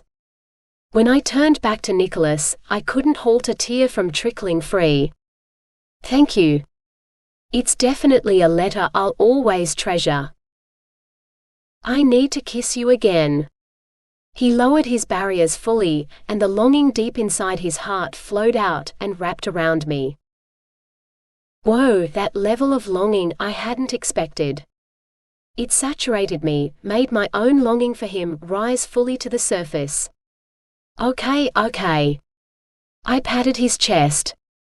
Raise your barriers again. Belle? Faith's voice bounced around inside my head. I stayed with you through the night, went for my run at dawn, then checked in with Dad. I'm downstairs in Sylvie's kitchen and she's whipping up French toast and pancakes galore. Hope's here too, and we're having a girls' breakfast day. They're the best, so you need to come and join us. I've updated Hope and Sylvie on everything, but I need to update you too on what Dad and Nicholas have set in place so far. I'm coming, and Nicholas has already updated me on everything regarding Killian. He dropped by to check on me this morning and healed my bruises. They're all gone and I seriously feel just like myself again. Who are you speaking to? Nicholas's gaze narrowed as he eyed me. Faith. Sylvie's made breakfast and Hope's here too. I haven't eaten since lunchtime yesterday and I'm starving. Invite me to stay, please. The breakfast is for girls only. I'll be on my best behavior. What if Davio turns up? He leaned in, touched his forehead to mine. Even though he has no idea I'm fake courting his mate, I need to meet him eventually. Silas is cool. I'm sure Davio is too. Like Silas, Davio trusts anyone the girls trust. I reconnected with Faith. Nicholas is still with me and I can't seem to get rid of him. He wants to join us too. Is that okay? No problem. I'll get forewarning if something wrong is about to go down. Faith said you can come. I squeezed his shoulder. You're lucky she's on your side. Great. He stood and set me on my feet, opened the door and motioned me through. Let's eat. I walked down the passageway and took the wide white and grey marble staircase to the lower floor, Nicholas right beside me. With 4 floors and over 400 rooms, Loveria Castle was spread out over a large area, but thankfully this northern wing right here belonged to Davio, his cousins, Sylvie and Silas, and the remainder of us younger ones. Davio's mother, Genevieve, had even renovated this wing a few years ago to include a kitchen for Sylvie, since she adored cooking. Nicholas slowed his step, and eyed the dramatically high ceilings and textured silvery white walls. Silver filaments gleamed in the plaster scrollwork adorning the recessed wall shelves, and a heady perfumed scent swirled from the vases of white roses tucked into each niche. As we came abreast of the double oak doors leading into the library, I slowed and pushed them open. Rich mahogany shelves overflowed with burgundy leather-bound books, row after row of Peacio's history lying before us. The large oak desk in the corner with its chunky carved legs and solid wooden chair polished to a high sheen, called for me to come and sit amongst my cherished tomes as I updated them. I leaned into Nicholas's side. This is one of my favorite places. I took over the updating of the castle records 2 years ago, and this is where I spend a lot of my time. Yet you also attend high school with Faith. So does Sylvie, although we'll all be done as soon as our exams are finished. Sylvie's heading to culinary school next year, and Faith will be attending the same university campus grounds as her, just a different course. Faith needs to have a good excuse to come and go from Dralion without raising Donaldo's suspicions, and since her education is important to her grandfather, he's agreed she can attend university. I closed the doors and continued down the passageway. Is today a day off for you or something? You seem to be quite relaxed about hanging around. I'm back on shift in Dralion in another hour. He caught my hand, lifted it to his lips, then after a soft kiss across my fingertips, released me. Sorry. I just can't seem to stop touching you. It's because of the bond. I won't make anything of it, I promise. I turned the corner and entered Sylvie's cozy kitchen with its bright red countertop and matching red kitchen cabinets trimmed with white. A wide window over the sink looked out over a green garden flourishing with Sylvie's favorite herbs.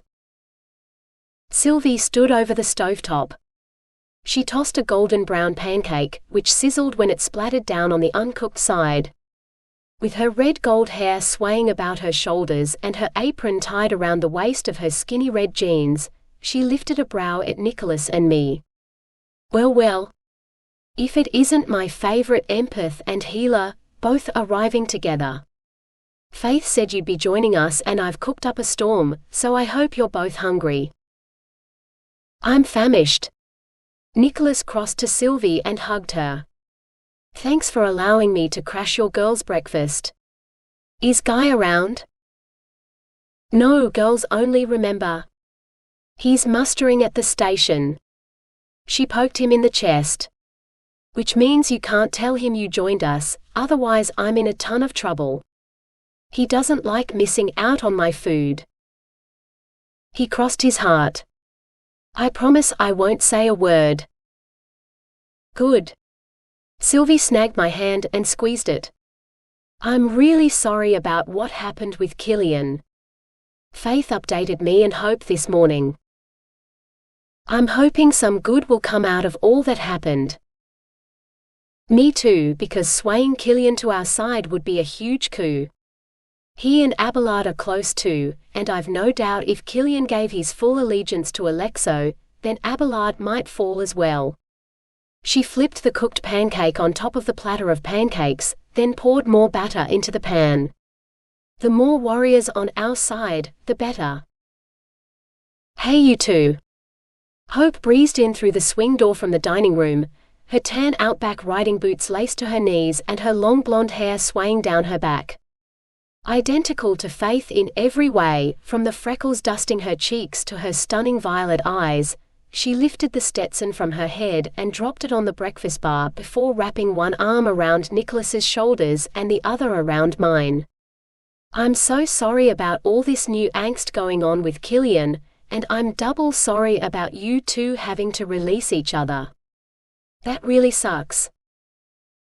Nicholas squeezed Hope back. Don't let it worry you. Belle and I can handle our released bond. Yet you shouldn't have to.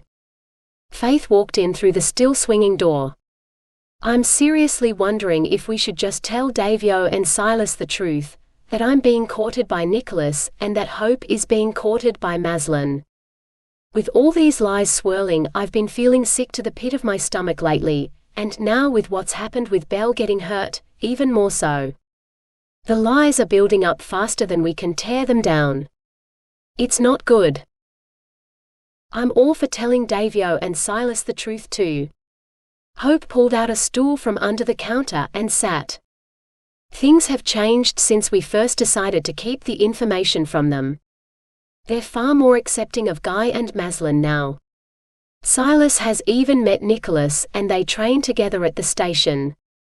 I think we should orchestrate a meeting and introduce Nicholas to Davio once and for all, then lay the truth on them both. I'm actually in agreement as well, particularly after what happened last night. Sylvie came around the counter and linked one arm through Faith's arm and the other through Hope's. It's time to tell them the truth, although if we do this, we do it together. Yes, always together. Faith linked arms with me. You on board, Belle? I'm definitely on board. I hooked my other arm through Hope's arm and completed our circle. Behind me, Nicholas rested a hand on my shoulder. The decision was made. It was time for the truth to be unveiled. 3.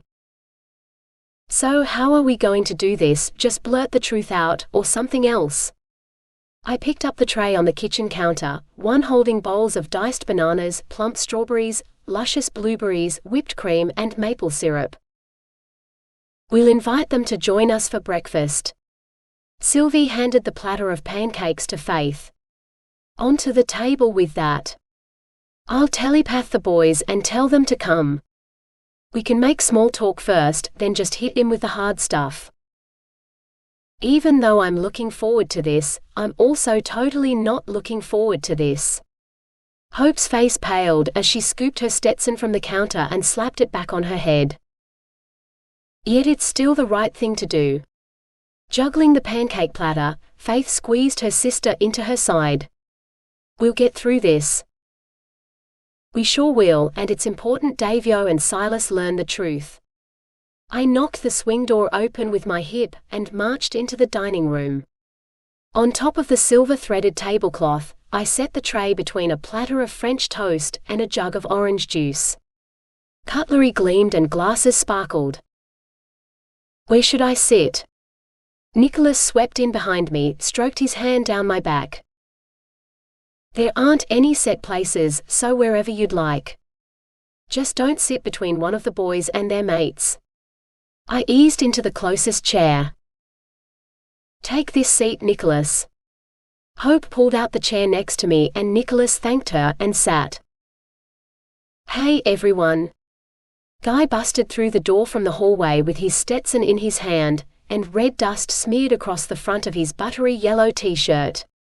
Sylvie telepathed me and told me to come. Where is she? Kitchen.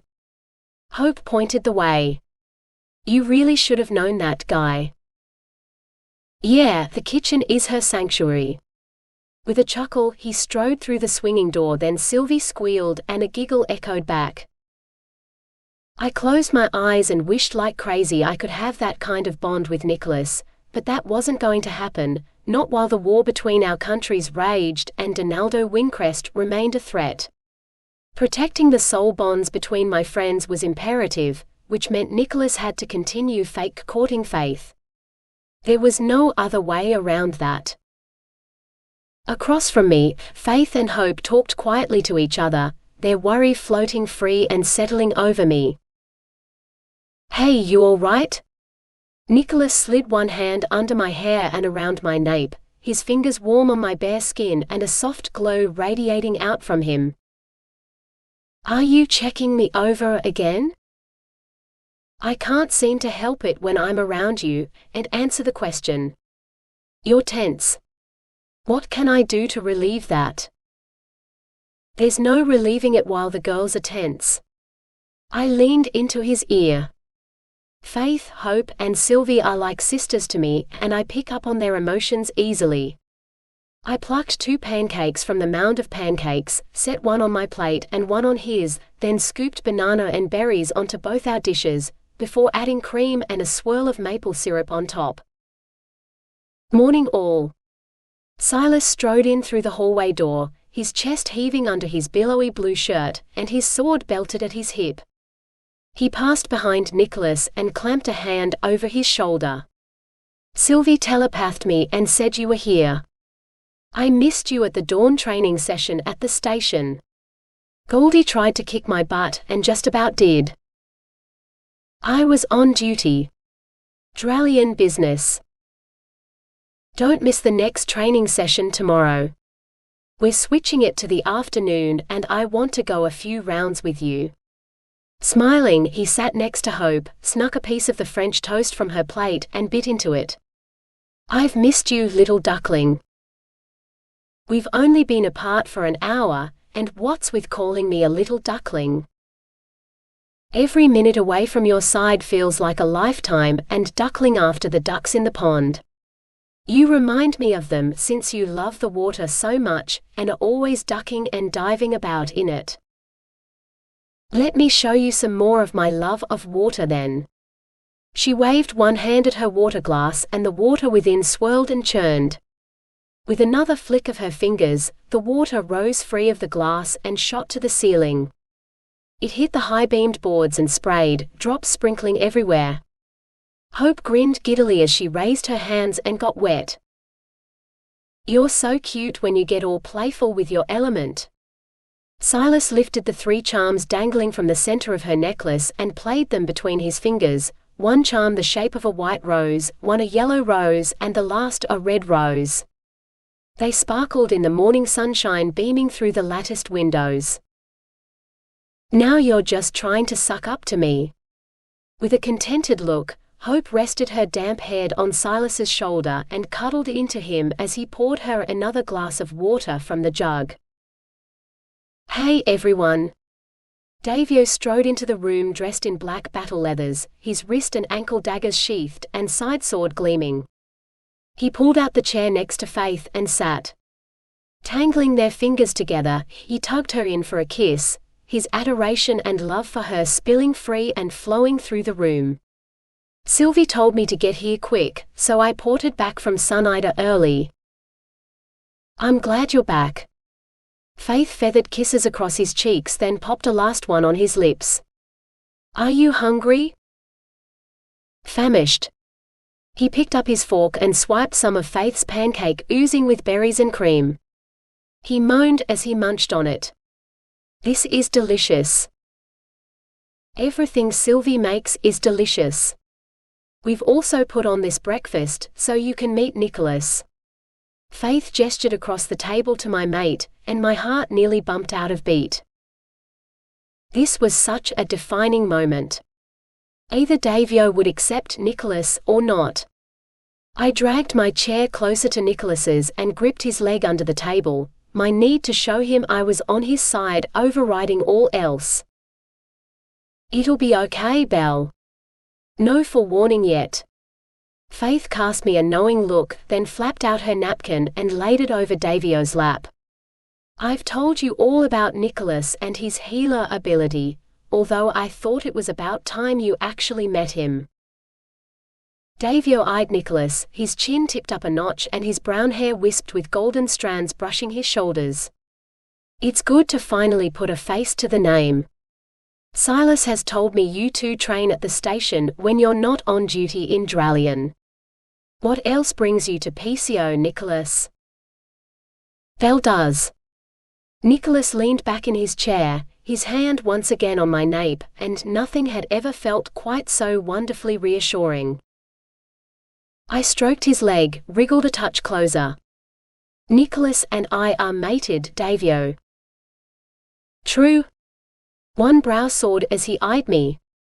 When did this happen? Yesterday, although we've released each other. It doesn't look as though you've released each other to me. He slanted his head to the side, his gaze on Nicholas's territorial hold. Not one bit, and even though I never thought I'd say this, things have changed since Guy's bond took form with Sylvie. They're even engaged, and I've come to the point where I'd fully encourage another mated bond being forged between our protectors and those warriors who now have our trust, as in you, Nicholas. With his brown gaze pinpointed on my mate, he continued, "Are you sure you want to give your bond up so very quickly, particularly when the rest of us in this room have found a way to make things work?" "I'm sure." A firm answer. "I see." Davio eased back into his chair and poured juice into his and Faith's glasses. "That's a shame." "It's more than a shame." Guy walked in, pulled out a chair for Sylvie, and after she sat, he took the seat at her side and eyed Nicholas. "I've known you a long time and I consider you one of my closest friends. I don't want you to have to go through the heartache of being without your mate.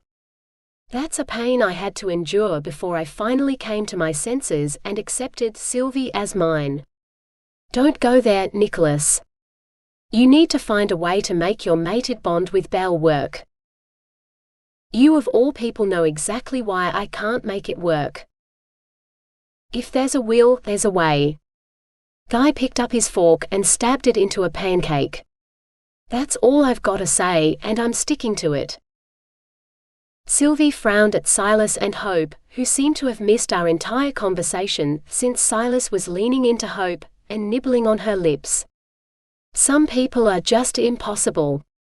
Sylvie huffed, raised her hands and brought fire flaring to life on her index fingers. She bounced the flames from tip to tip, then sent one long flare arching out. Fire licked at Silas's butt, half poking off his chair. "Got you." She giggled and sent another flare flying. "Hey yo. Cut that out, sis." He jerked upright and frowned at Guy. "It's your job to keep her fire at bay. Get back on the job." "Let me see what I can do." Guy snatched Sylvie's fingers, which made her douse her flames, then he smiled and smacked his lips against hers. "Job done." Davio chuckled, then regarded Nicholas more seriously again. "Everyone here now works together to ensure our mated bonds remain strong, so if you change your mind and decide to accept your bond with Belle, we'll be on your side. You're also welcome to join us at this table whenever you please. I'll ensure Carlisio and my parents are made aware that you might drop by. No harm will ever come to you here." "Thank you. I appreciate your offer. Our goal is to bring about peace between our nations, one warrior and one protector at a time, however we can manage that. That's my goal as well, to one day see peace prevail on our world." Davio rose and leaned over the table, his hand extended. "I can see why the others in this room have already given you their trust. You have mine as well." Nicholas stood and clasped Davio's offered hand, their handshake one that touched my heart. "I can see you're going to be a wise ruler when the time comes for you to sit upon Peacio's throne. Of late, it's Faith who's taught me how to be wise." Winking at his mate, Davio retook his seat. "Talking about being wise." Faith shuffled around in her chair and gripped Davio's hands, the look on her face one that meant business. After one long deep breath, she cleared her throat. "So, I haven't told you yet, but Nicholas and I had a bit of an issue arise last night." "What kind of issue?" "Do you want the long story or the short story?" "Whichever you think is best." "I vote you go for the short story." Hope stood and plunked herself into Silas's lap, her legs trapping his belted sword in place at his hip, and one hand coming down on his dagger sheathed at his wrist. "I also want you to keep an open mind with what you're about to learn. And this requires you sitting on me, so you can prevent me from reaching for my weapons while this learning gets underway." One frown from Silas. "Yep, and just remember that you're the only one I'll ever love. Remember that." Hope cupped Silas's cheeks in her hands, then ever so slowly leaned in and touched her lips to his lips. "Here is where I belong, with you and no one else." "You're scaring me." Silas planted his hands on her hips, took a deep steadying breath, and eyed Faith. "Lay this short story on us." "Damn," Guy muttered and glanced at Faith, silver swirling at the edges of his pale blue eyes, the stunning metallic color displaying his strongly skilled enchanter line. "If this short story is what I think it is, then if you need me to spin a spell, then yell out. I'm ready to go. Only if things go downhill really fast, then spell away." "Ah hell, I can see I'm definitely not going to like this story." Davio gritted his teeth, his gaze on Guy. "No enchantment is needed. I'll keep an open mind. If this news has got anything to do with Maslin's soul, you're in deep trouble." Silas searched Hope's gaze. "Please tell me I've got nothing to worry about on that front. I know you and Maslin are still trying to get along, but he's my friend and I've known him for years. He even holds the same water skill as I do, and we're remotely related through my mother's soul family line." "Everybody hold on." Sylvie pushed to her feet, raised a hand at Faith as she went to open her mouth. "Let me start this short story for you." She walked around the table and stood between Silas and Davio. "A few weeks ago, Faith got a vision, a bad vision, one I was the key in helping her fix.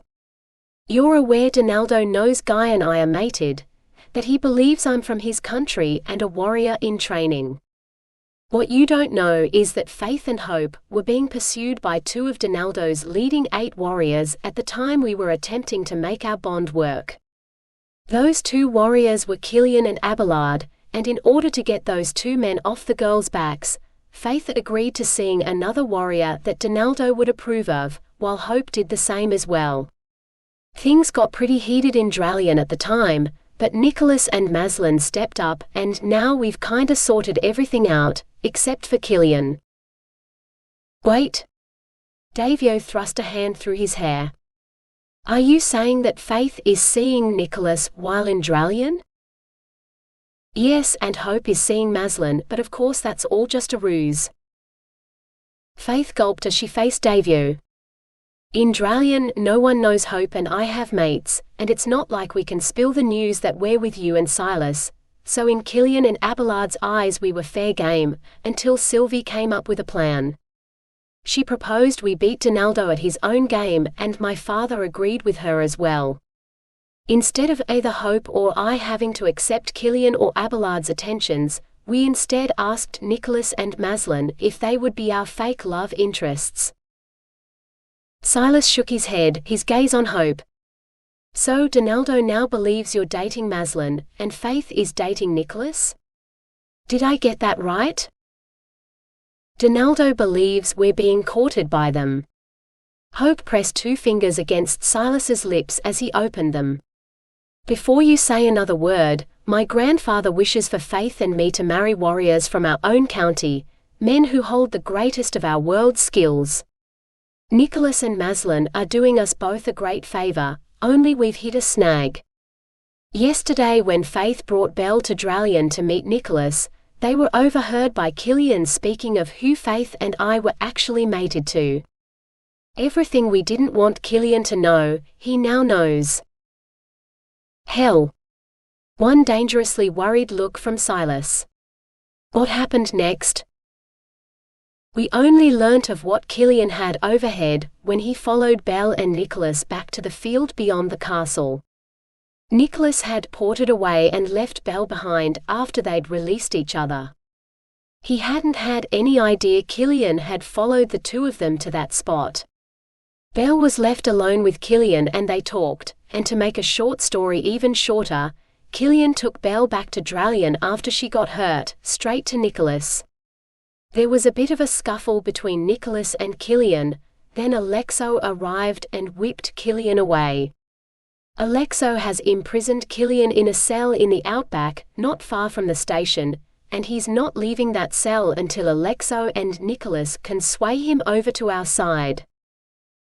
Which is doable, I added, glancing from Silas to Davio.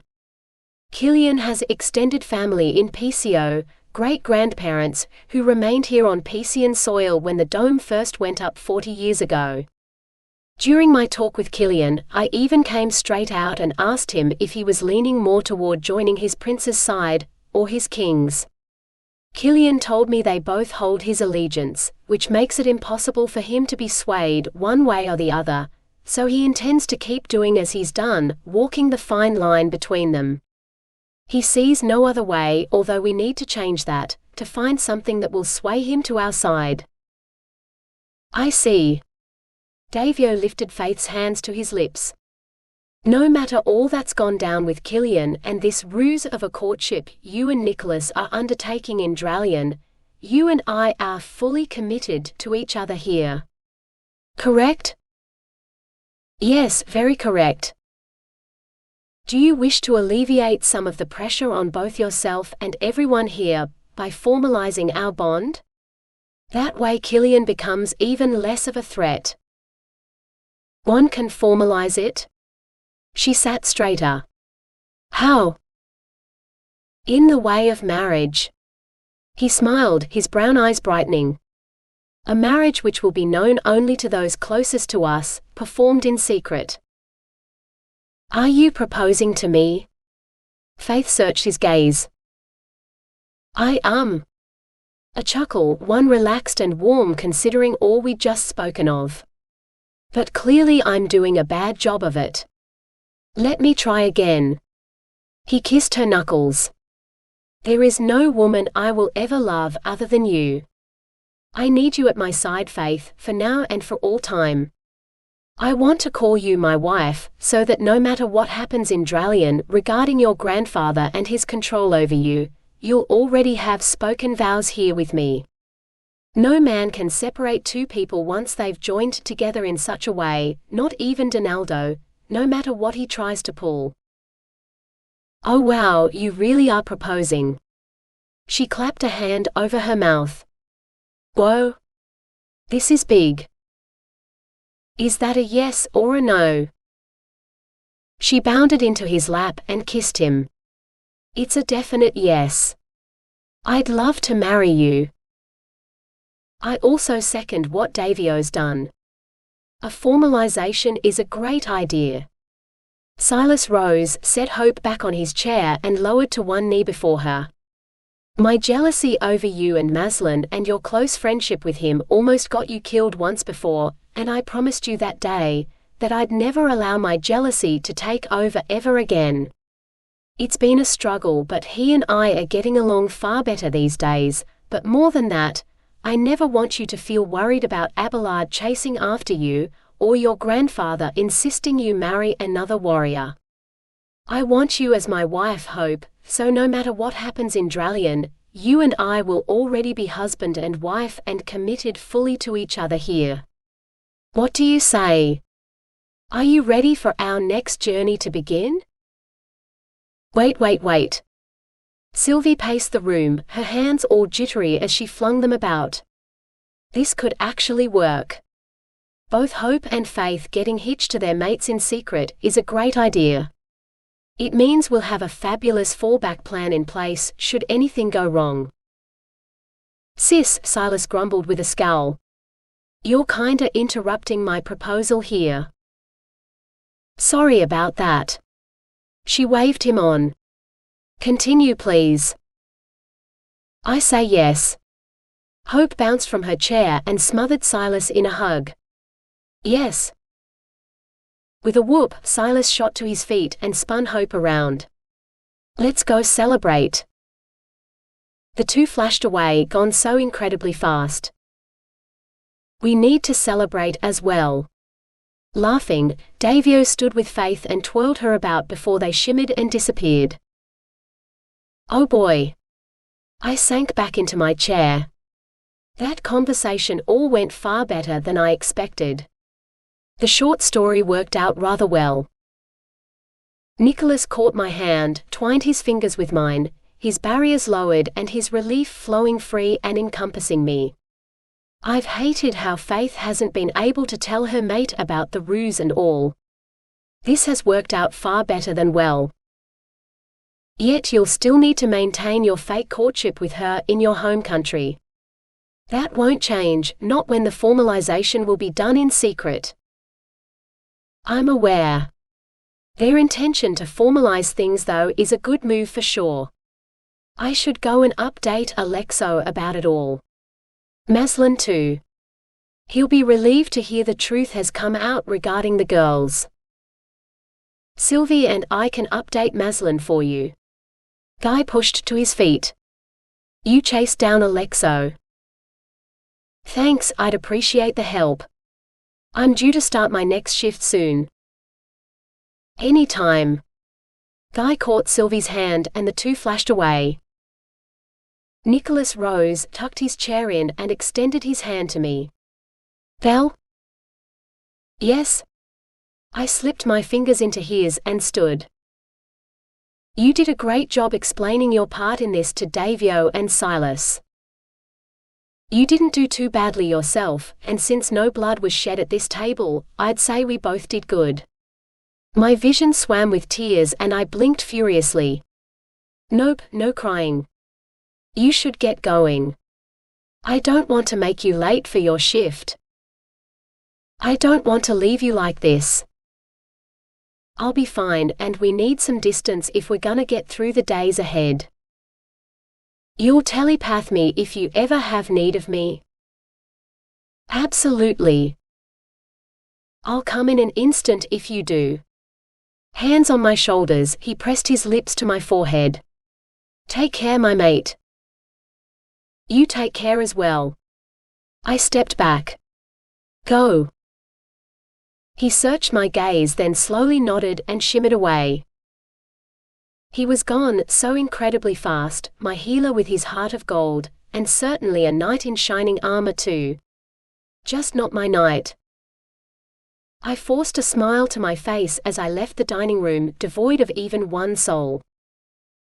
Everything would be fine once I'd moved on. I plodded into the library, dropped into the padded chair behind my chunky desk, and breathed in the homecoming scent of the burgundy leather-bound tomes surrounding me.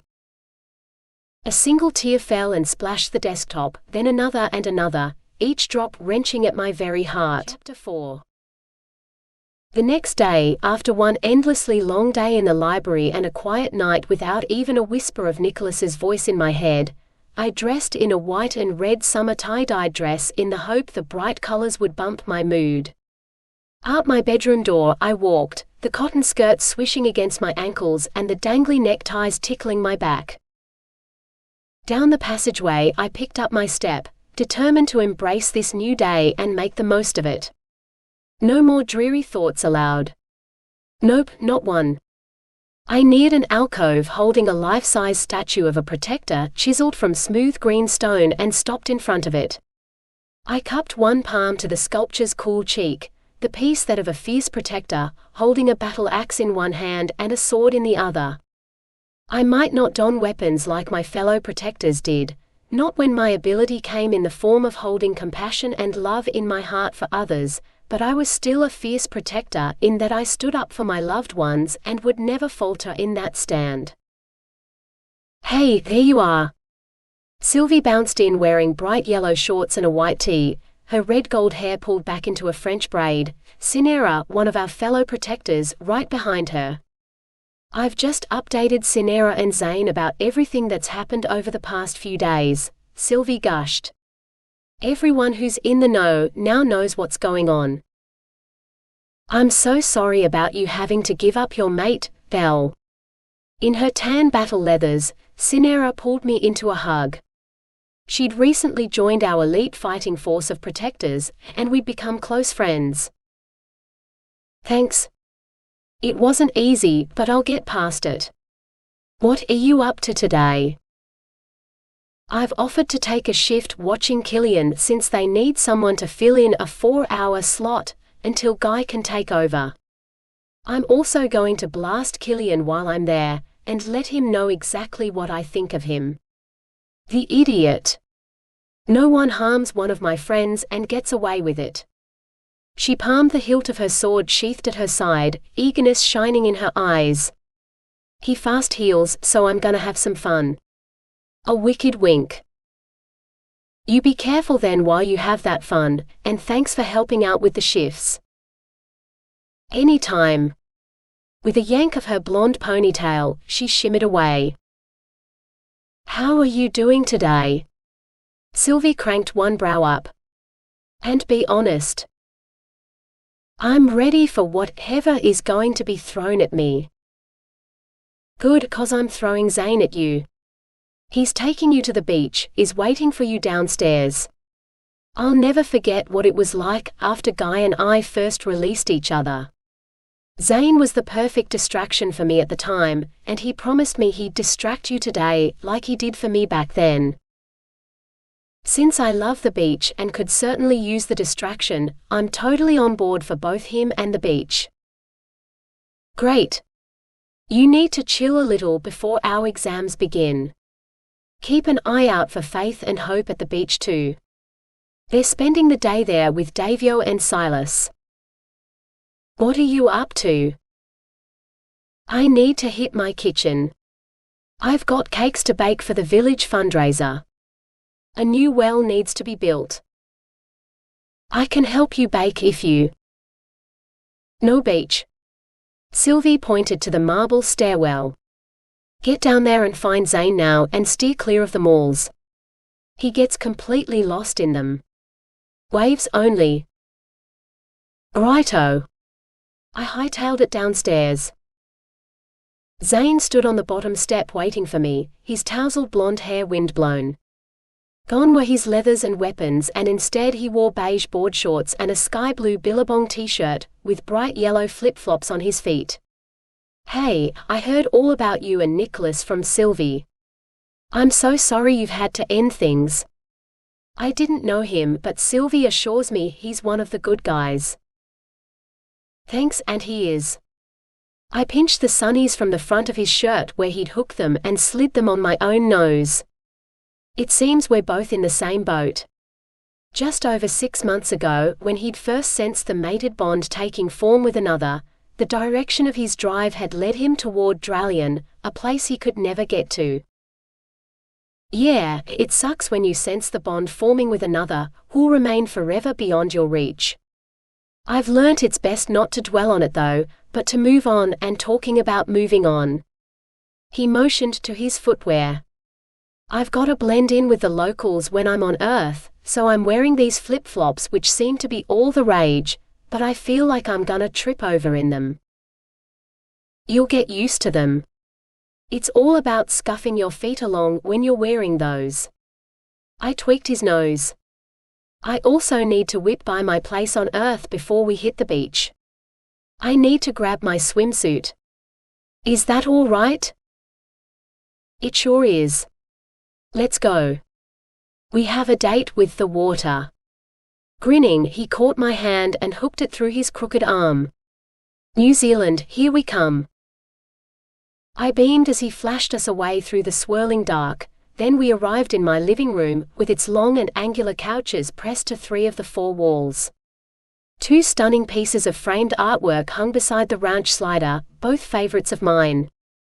The first showcased a sparkling emerald sea with a striking white lighthouse jutting out over a stony point, while the second was of my family's ancestral home on the cliffs of Barndon, a rustic cottage teetering on the edge of a magnificent high rock cliff face with massive white-capped breakers rolling in and slapping hard against the slick wall, a home my grandparents still lived in to this day.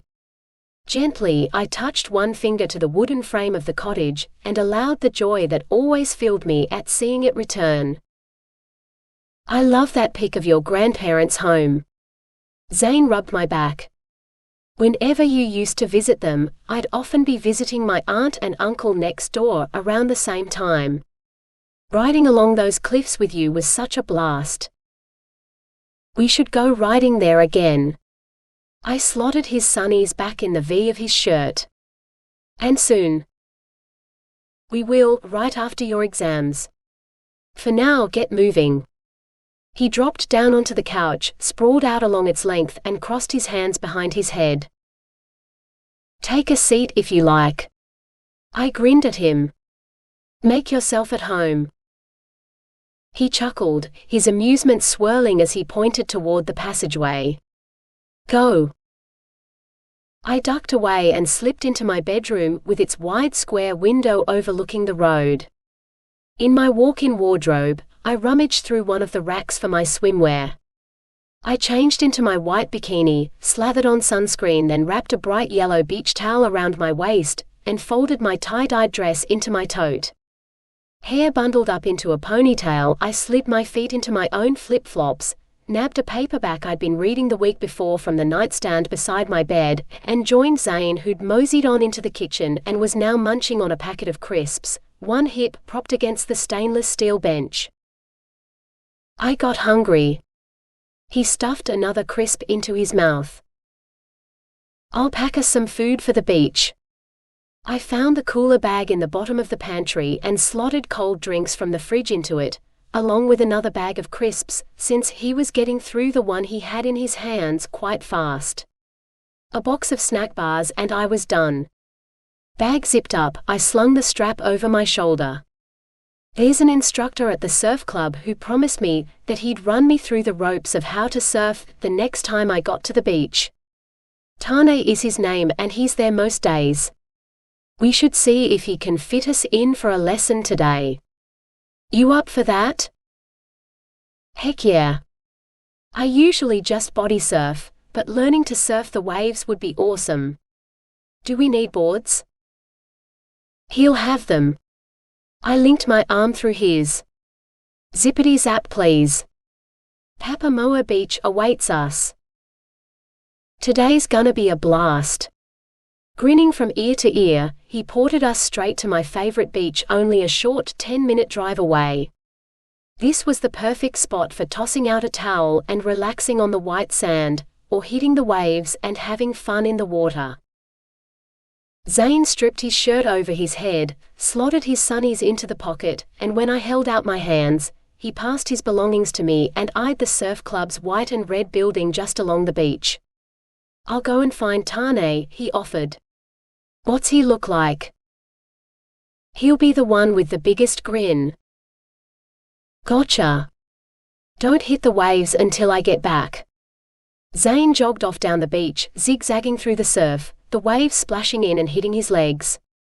He whooped it up, and the lump in my chest, which had been there since Nicholas's leaving, lightened a little more. I surely missed my mate, desperately wanted to reach out to him and touch my mind to his, but I'd never move on if I did that. Distance was necessary. Up higher on the dry sand near the grassy edge of the dunes, I set Zane's shirt down and the cooler bag. I propped my tote next to it, towed off my footwear and dropped my towel on top.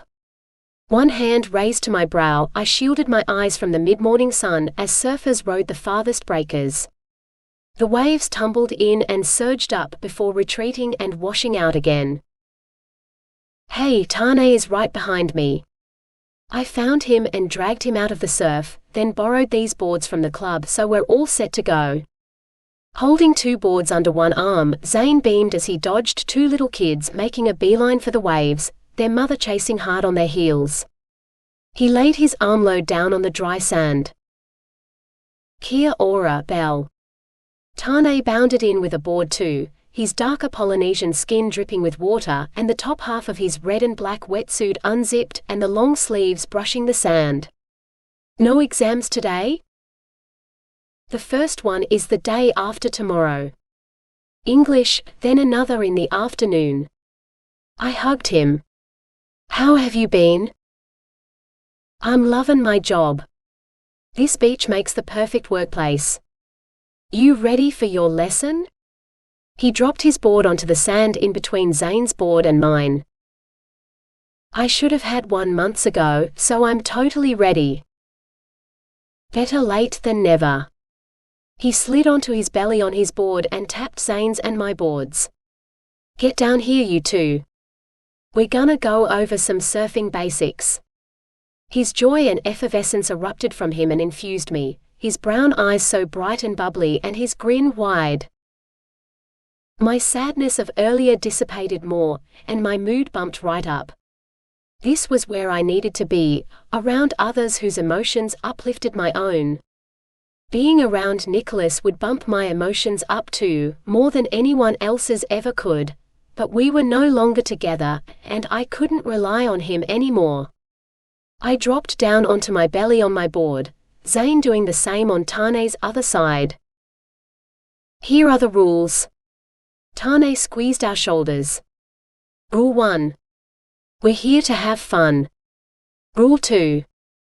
Fun means getting up on our boards and falling off into the waves. Rule 3. You have to get back up again every time you fall off. A wink as he chuckled. Rule 4. No breaking the rules. You both got that? Your lessons are stellar. I patted his arm. I do try my hardest.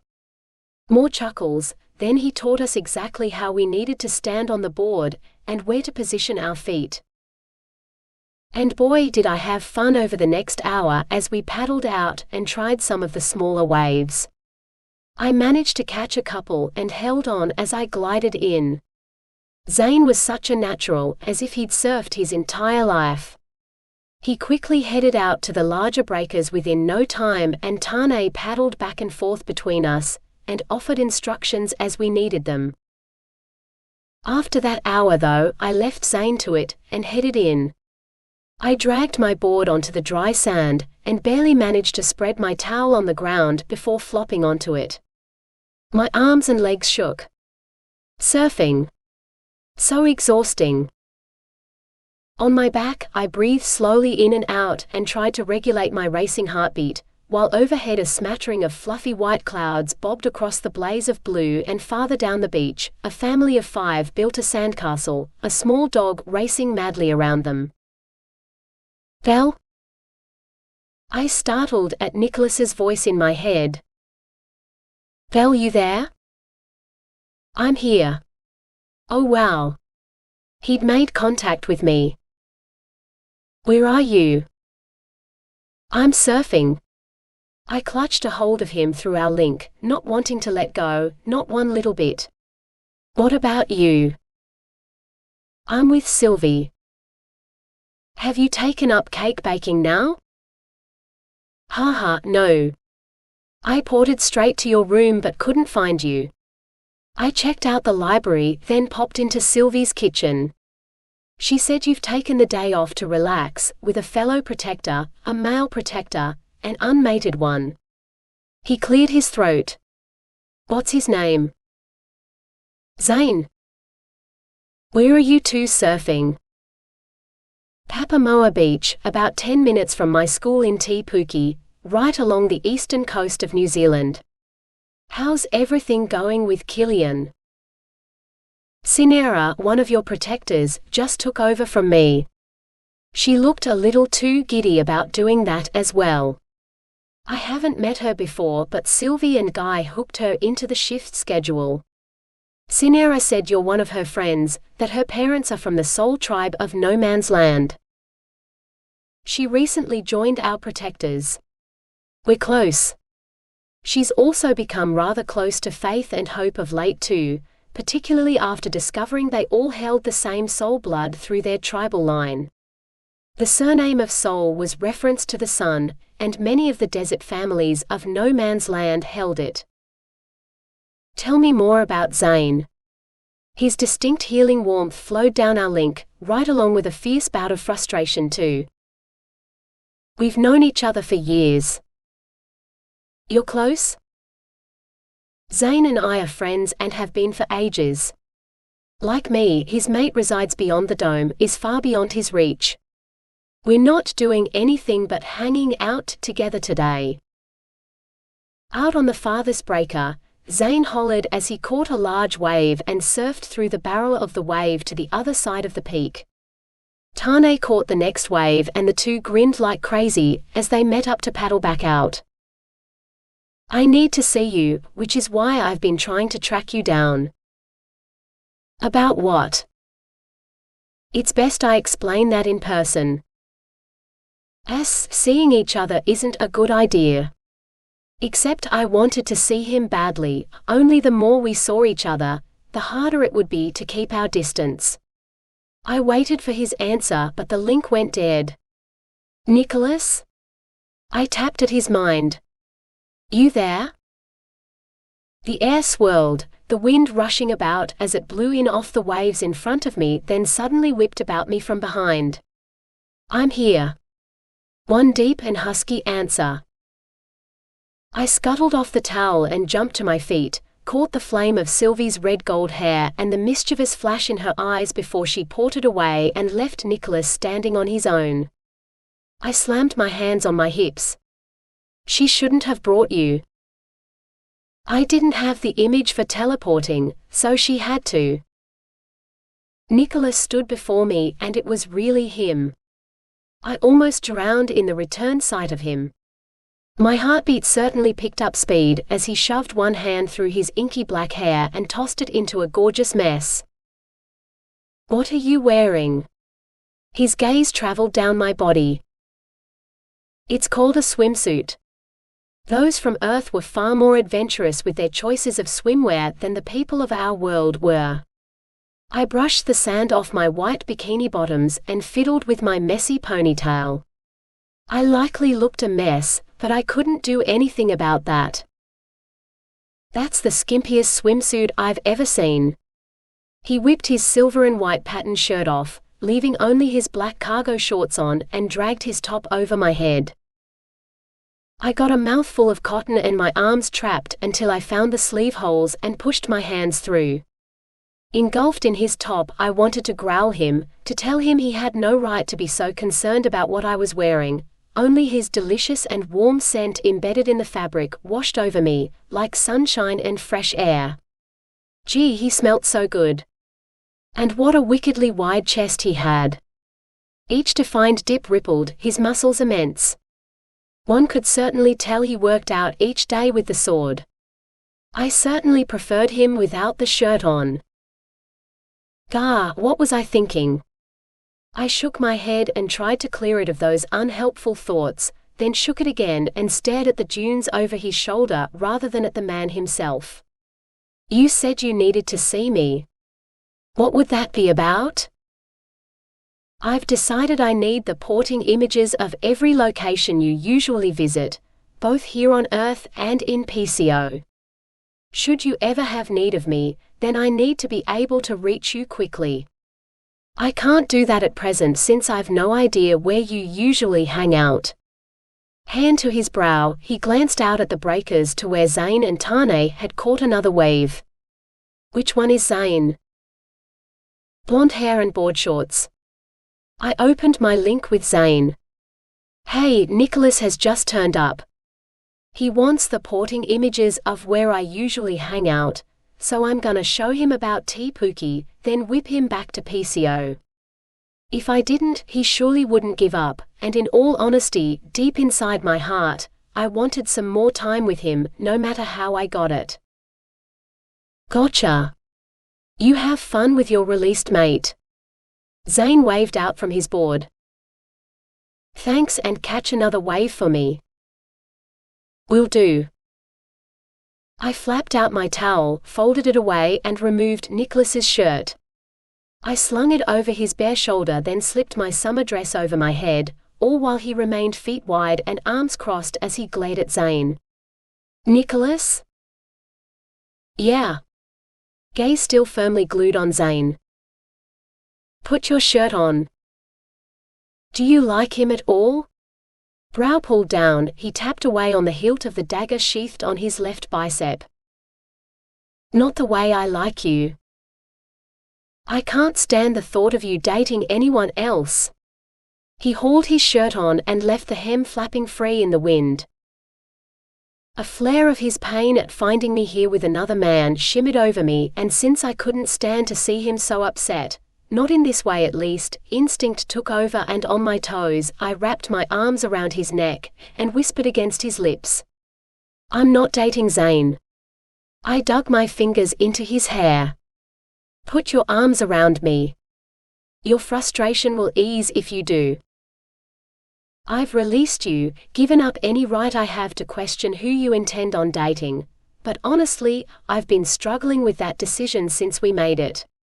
The others have worked hard at making their mated bonds succeed, and I hate that we haven't even tried to work on ours. Gently, he set his hands on my waist, then slid them around to my back, his intense blue gaze with those specks of white fully locked on me. I can never share my home country with you, which is where I live most of the time. I'm also one of the leading 8, and predominantly on Dralion soil. Tell me we've made the right choice in releasing each other. We've made the right choice. I spread my hands over his scalp and sighed at the decadent sensation of his silky hair gliding through my fingers. Do you feel better now? Yeah, but being mated to you is the pits. So is being mated to you. I tiptoed my fingers down his neck and across his toned chest. We should probably get moving and lock down those images for you, then you can get back to your beloved Dralion. I'd appreciate that. He smoothed his hands over my back, a glow surrounding them. I smiled. You're getting predictable when you get all glowy. I can't help but check you over. I glanced at his mouth, wanted so badly to kiss him again. I think I've hurt my lips. They feel a bit stingy from all the salt water. Could you check them out, maybe offer some of your healing touch on them? You need me to inspect your lips for injury? He chuckled, the sound so rich and warm and touching my heart. That's the first time I've ever been asked to do that. Just make sure you do a thorough job of it. I'll do my best. He leaned in, touched his mouth to mine. I sighed with delight, only all too soon he pulled away, and this time I grumbled and scowled. Hey, that is not what I call a proper inspection, Nicholas Vigara. I hadn't finished yet. He covered my mouth with his again, and this time kissed me so deeply, his lips firm and his happiness overflowing him and surging around me. Oh yeah, I liked it when I made him happy, and he clearly did too, since, still kissing me, he tipped me back and sealed our mouths together fully until every inch of me sensed his healing warmth rolling through me, from the tip of my head to the bottom of my toes. My lips tingled so wickedly. You're a very handy healer to have around. It's my mission in life to try to keep every patient happy. I grinned all silly as I looked into his eyes. My lips feel fantastic.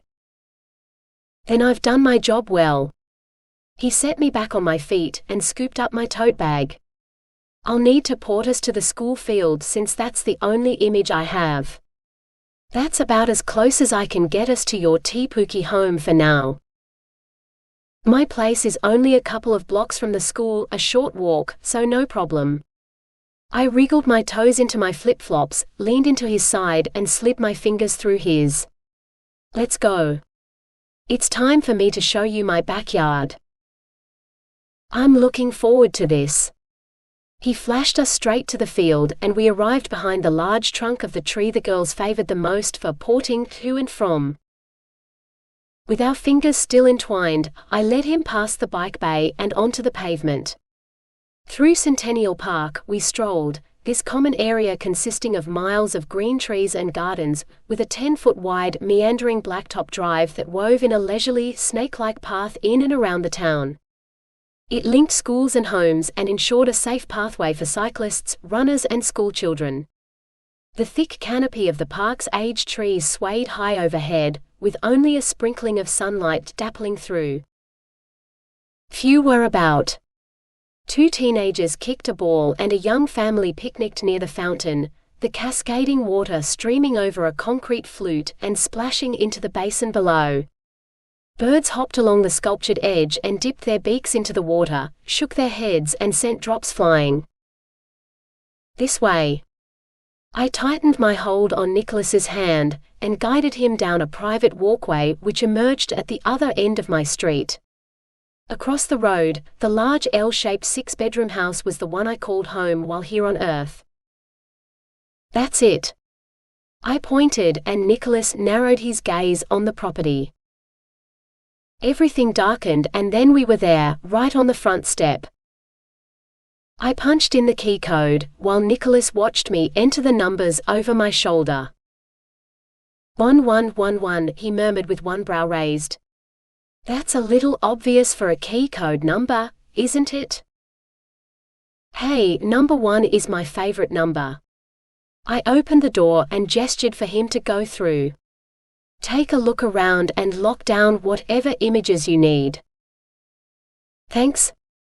He wandered through the lounge, skirted around the dining table, popped into the kitchen, then meandered down the passageway and stuck his head into each room. I left him to it and ducked into my own bedroom. One look in the mirror over my dresser, and I nearly freaked. Sand galore was matted in my hair, and a piece of seaweed even stuck out. I plucked it free, tossed it in the wastebasket, and bumped into Nicholas as I turned around. Oh, sorry. You snuck up on me. Which house belongs to Faith and Kate? He swished one finger between the white lace nets over my window and peered across the road. Faith mentioned you lived almost right across from her and her mother. Would it be that brown brick and tile home? Yep, the one with the front garden bloom in sunflowers, although Faith only pops by there now and again. Kate never, not since Donaldo had her spellbound to Dralion. For 18 years Faith's mother, Kate, had believed herself to be an earthling, and it hadn't been until Faith had come into her abilities at adulthood that the truth had truly come to light. Faith's skills hadn't run at half strength as they should have for one born with halfling blood, but at full strength. Kate had never been an earthling at all, but from our very own world. I snuck my fingers around Nicholas's muscled bicep, and such a soothing peace settled through me. Goodness, I loved touching him. Okay, I've got the image for their place as well. He slid one hand around my neck, dipped his head, and softly kissed my lips. Are you ready to leave and show me the rest of your regular haunts? Let me tidy my hair first. I tried to pull the band from the tangled strands, but instead managed to snag it into a worse knot. Ugh. Let me help you with that. No, I'll get it. I walked into my attached bathroom, the white walls splashed with tiny motifs of yellow flowers and fluffy white towels sitting in a pile on top of the vanity. Beside the towels, yellow roses bloomed in a glass vase, while overhead, sunlight streamed in through the skylight and sprinkled across the marbled floors. In front of the mirror, I looked this way and that, as I tried to untangle my hair. Honestly, let me help. Nicholas nudged my hands away and gently worked the band out, and once he had, he ran his fingers through my hair and unfortunately got his own hand snagged in it. This is bad. Dip your head over the sink, and I'll run some water through your hair. You got some shampoo? Yep, here. I nabbed a bottle of my favorite strawberry-scented shampoo from the vanity cupboard, and handed it to him, before lowering my head over the basin and turning the lever of the retractable nozzle on. He wet my hair, then squirted a dollop of shampoo into his palm and built up a lather. Scrubbing gently, he got rid of the sandy mess, then rinsed the bubbles away. All done. Thanks. I straightened, flicked my hair back, and the wet strand smacked him in the face. Water dribbled down his front and splashed the ground. I gasped, flung a hand over my mouth. Oh, I'm so sorry. Totally an accident. He slipped and slid about in the puddle, the water nozzle in his hands spraying a wide arc across the marble floors. Water shot everywhere and I got pummeled. Hit the lever. I slipped about too, caught the towel rail and tried to get my feet under me. Belle plus water clearly equals getting wet. He chuckled, the retractable nozzle still in his hand and water flying. Hey, what's going on in here? Faith stood in the doorway, a bright red cover-up tied over her swimsuit. Nothing. I nabbed the nozzle from Nicholas, skated about some more, but couldn't get it back in its holder. It doesn't look like nothing to me. In swim trunks with a towel tossed over his shoulder, Davio stepped in beside Faith and got hit by my spray, the tiled wall at his back too. Shoot. I'm so sorry about that. I'm such a klutz. Faith laughed, then swiped the shower head from the open shower beside her and cranked the lever up. Water pulsed out, a far heavier stream than from my nozzle. She saturated Davio and Nicholas, then shouted, "Water fight! Get in here, Hope!" More laughter as Hope and Silas bounded in, both in swimwear with towels in hand. Sand washed off their bare feet onto the tiles and flowed into the shower's drain. More water, Hope greedily squealed as she activated her water skill. With a swish of her hands and only a mere thought from her mind alone, every drop of water on the ground got scooped up and lifted into a huge bubble which floated about in the middle of my bathroom. Hope pushed both fists into it and beamed at Silas. "Let's take this water fight to the Loveria underground pool. We need lots more water than what's here." "You got it." Silas gripped Hope's hips from behind and the two of them shimmered into thin air, the giant water bubble disappearing right along with them. "Race you there." Faith tossed the still-flowing shower nozzle at Davio and flashed away. He got dumped in more water, managed to flick the lever off, then jammed the nozzle back into its holder. With a whoop, he poured it away hot on Faith's tail. "What underground pool is this?" Nicholas clasped my waist. "There's a cavern on Loveria land, with a huge pool of hot water deep within it. Only Davio and his closest friends are permitted to use it." I slotted the basin's nozzle back into place, flicked the lever off, and grabbed a couple of towels from inside the vanity cupboard. "Follow in their porting airstream before their trail is lost, and we'll catch them up." "Is this another one of your regular haunts?" "Yes." "Then let's go." Chapter 5. Everything went dark as Nicholas ported us in the other's airstream to the underground pool on Loveria land. The wind rushed all about and I held onto him, the towels squished between us as he sent us spinning through time and space. We bumped down in the cavern and my feet sank into soft sand, the air warm all around and the entire cavern filled with a light steam which rose from the large crystal-clear pool of water a few feet away. Water lapped against dark rocks lining three sides of the pool, and muted light tunneled in from the side tunnel leading upward and out. In the center of the pool, Hope and Silas swam, Faith and Davio right beside them.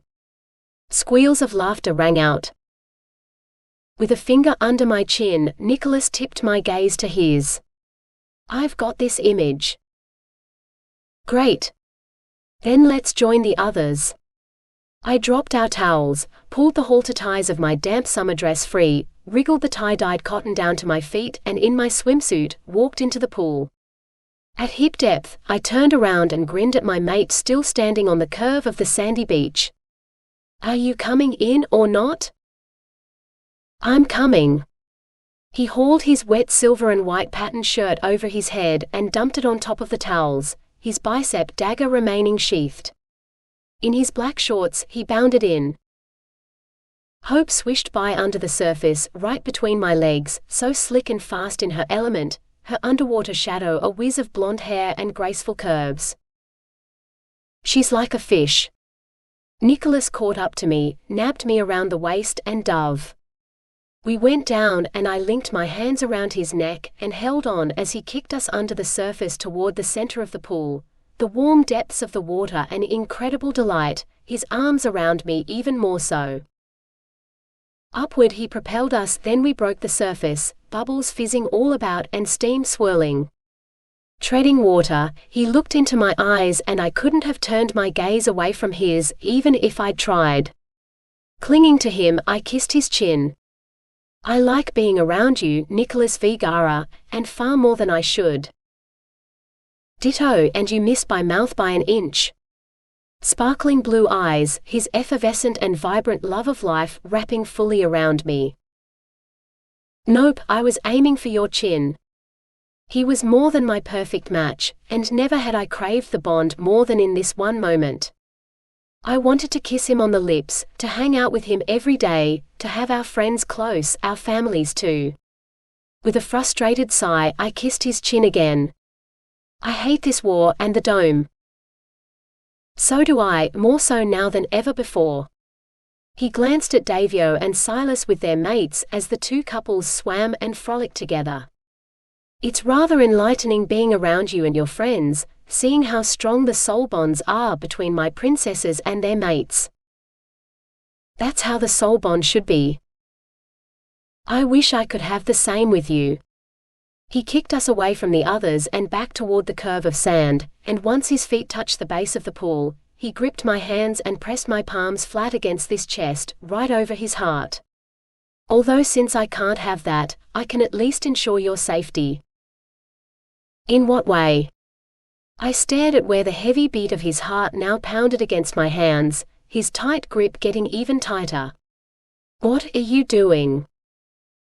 Even though we've released each other, if anything ever happened to you because I wasn't guarding you like I should, then I'd never forgive myself. It's time I aligned our heartbeats. What? No way was I letting him do that. I yanked my hands free, only he slapped them straight back against his chest, a low and fierce growl rumbling from him. My hands heated and my pulse jumped. It vaulted a second time, then beat steadily in time with his. Damn it! I should have stood my ground stronger. Now he'd gone and aligned our heartbeats, just as our mated men did, in order to strengthen the bond between them and their females, which meant if I was ever in any distress, he'd know about it. How could you do that? How could I not? You've gone too far, Nicholas.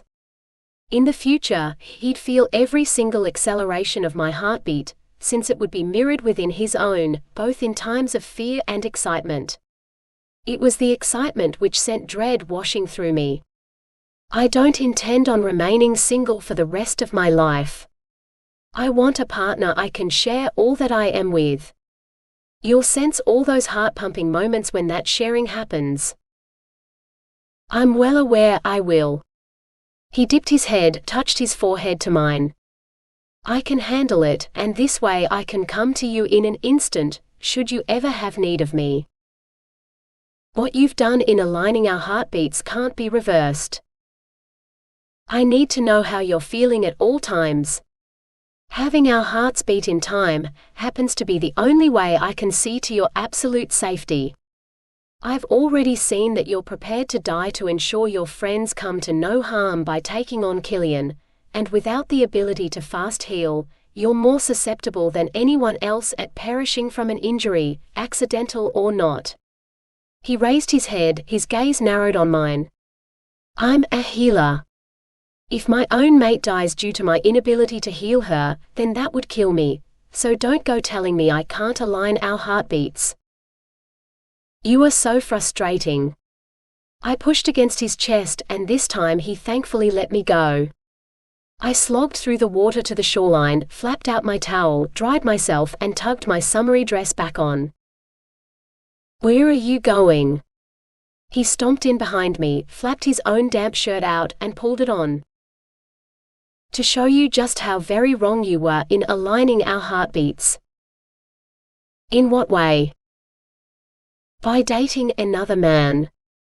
Never had I ever been so furious with anyone, and he deserved to see exactly how far-reaching his bad decision could go. I don't want you dating another man. You don't get to have a choice, not when you never attempted to find me these past 2 years. I jabbed a finger into his chest. You're courting one of my best friends, and I can never have you. Fake courting, and only to keep her bond safe from those in Dralion who would wish to tear it apart. Before your fellow warriors and your countrymen, you're with her, which means I don't fit in, not anywhere. I'm never going to be a part of your life, to ever stand at your side. I'm going to be the annoying mate who you never had a choice but to align heartbeats with. Distressed and upset, my heartbeat pounded all over the place. You've also seen most of my regular haunts, and those you haven't, Faith can zap you around and help you gather the images for. Do you want me to end my fake courtship with her so I can be with you? No. I stormed into the tunnel, wanting only to get away from him. I don't want you to leave all angry and mad at me like this. Fighting isn't good for an empath. You should have thought about that before you made me angry. I slapped my sides as I picked up my pace through the tunnel. Damn, I wish I could port. Unfortunately, I hadn't received that skill when I'd come of age. I clambered out of the entrance and marched onward across the field toward Loveria Castle, sitting high on the gentle slope of the grassy hill a mile distant. Wait up, Belle. Nicholas bounded past me, then hands raised, hiked it backwards, his current frustration spilling forth and dumping down of me. We need to talk. No, you need to leave. We're getting too close, and that'll only make it so much more difficult in the days ahead, if we don't put some true distance between us now. Look how quickly we've slipped into dangerous territory. Spending time together. Kissing and all. It's not right. I'm not letting you cross this field on your own. He pointed to the outcropping of trees where the river weaved through them, this spot close to where Killian had hurt me. I'll port you back to your room. I want to walk. Then I'm walking with you. Stubbornly, he strode right alongside me across the field, the lush grass rippling in the brisk breeze. You can't push me away like this. I won't permit it. I'm inserting boundaries, which we both clearly need. I fired up my link to Sylvie, since she'd been the one to bring Nicholas to me at the beach in the first place. You're in trouble. Come to the field near the entrance to the underground cavern. We need to have words. I'm coming. Who are you talking to? Sylvie. I stomped on, then breathed a sigh of relief as Sylvie shimmered in, her bright yellow shorts and white tee a vivid splash of color amongst the lush green of the grass. Whoa. Sylvie eyed me. You look really mad. I halted in front of her. Can you believe my mate actually aligned our heartbeats? Oh wow. That's interesting. She flicked Nicholas an incredibly curious look. Are you struggling with your decision to release Belle from your bond? No. Yes.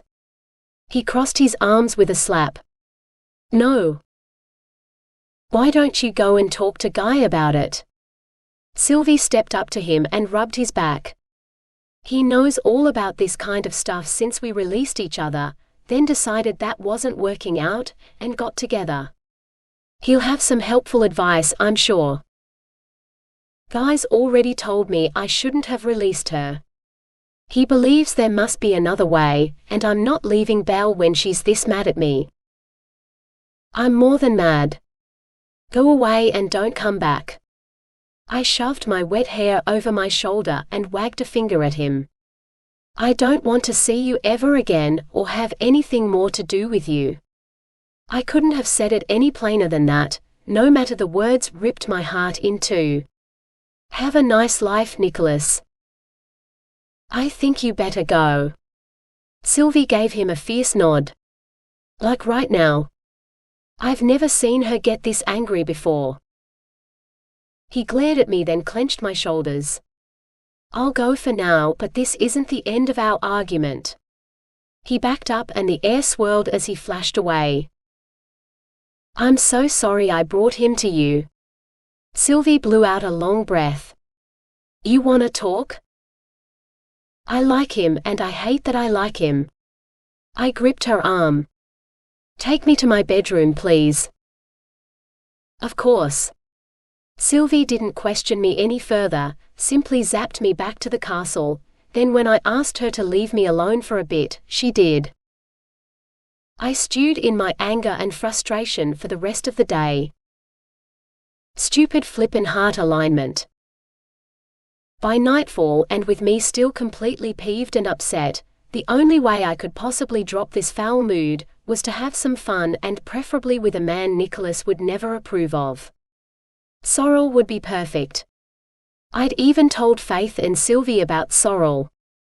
He and I had gone out a few times these past couple of months, when I'd all but given up on the hope that my mate would ever come for me. Sorrel was also the leader of the mountain team of protectors, and certainly free to date whoever he pleased. I opened my link with Sorrel. "Hey, are you busy?" "I'm in the mountains." A blunt answer, one that didn't surprise me, since he was most at home deep in the wild and rocky mountain ranges of Peacio. "I've had a rough day and need to unwind." Sorrel would never question why. He knew my line of work meant dealing with a lot of other people and their turbulent emotions, and those could be draining at times, which was why I liked hanging out with him. His emotions ran at an even level, which was far easier for me to manage than the fierce spikes generated by so many others. "Do you want to hang out for a bit?" "As long as you don't make me hit a nightclub on Earth like you did the last time." There were far too many people about. I don't like being around others, or at least not in such large numbers and within such a confined space. We could go out for a quiet dinner.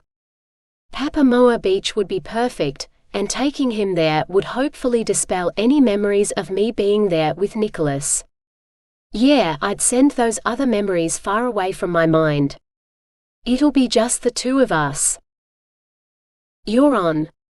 What's the dress code?" "No code, just dress comfortably." Which for him would likely be in his battle leathers. Sorrel rarely went anywhere without his weapons donned. "I'll pick you up in your room in 20 minutes. Make that Sylvie's kitchen instead." "Gotcha." I raced to my wardrobe, riffled through the dresses hanging there, and selected a short red number I'd bought on a whim in a surf shop on Earth. I took it from the hanger, the dress perfect for the beach with its cutouts slashed across the midriff and the back. Nice and breezy, relaxed yet also sexy. I tugged the glove-like dress over my head and down my body. It hugged every inch of me, and I bounced in front of my bathroom mirror and adjusted the curve-hugging fabric a touch, before adding a matching red lipstick and a little smoky eyeshadow. I brushed my long hair until it gleamed a silky chocolate brown. Remaining barefoot since I wouldn't need shoes for the beach, I raced downstairs to Sylvie's kitchen and rummaged through her cupboards. I nabbed a soft-lined chiller bag, opened the fridge and pulled out some steaks. Perfect. Sorrel loved a good steak. I cut up some cooked potatoes left over from an earlier meal and wrapped them in foil, then found the makings for a salad and tossed lettuce, diced capsicum and grated carrot together. A drizzle of mayonnaise and I secured the lid on the salad bowl, and added it to the bag. 2 plates and bottles of water, some cutlery and I was done, and right as the sky darkened outside to a stunning midnight blue. Sorrel flashed in, his stubbly jaw unshaved and his shaggy blonde hair spiking out everywhere. Beefy and big, his battle leathers and weapons donned, he looked ready to take on the enemy rather than enjoy a dinner date with me. I'd take him any way I could though tonight. Time to banish those other memories. I smiled and gave him a hug. "Thanks for coming." "Any time." He plucked the bag from the counter and extended his bent arm. "Where are we going?" "Papamoa Beach." "Great. I love that spot. We can light a fire. I've packed meat in the bag to cook." "Sounds perfect." He flashed us away. Through the dark we traveled and into the dark we arrived, The night sky overhead lit with a brilliance of sparkling diamond-like stars, this spot slightly farther along from the surf club where I'd been with Nicholas. Sorrel drew me toward the sandy bank where it was sheltered from the breeze. He set the bag down, then wandered about collecting firewood. Arms full, he set the tinder on the ground, then knelt and scooped a hole in the soft white sand. "So tell me about your day and don't miss a thing."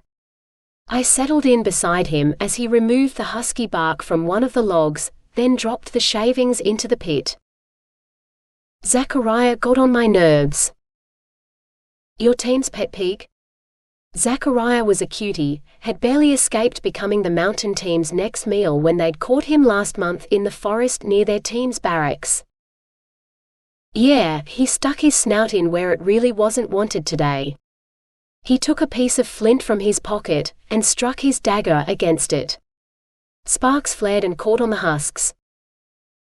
"In what way?" "He dug up the latrine pit." "Really?" I snorted a laugh. "Oh boy, that must have been a sight to see." "Hey, a little more compassion please." Hands cupped to his mouth, he blew softly on the flames until they flickered to life, then laid sticks and wood over top.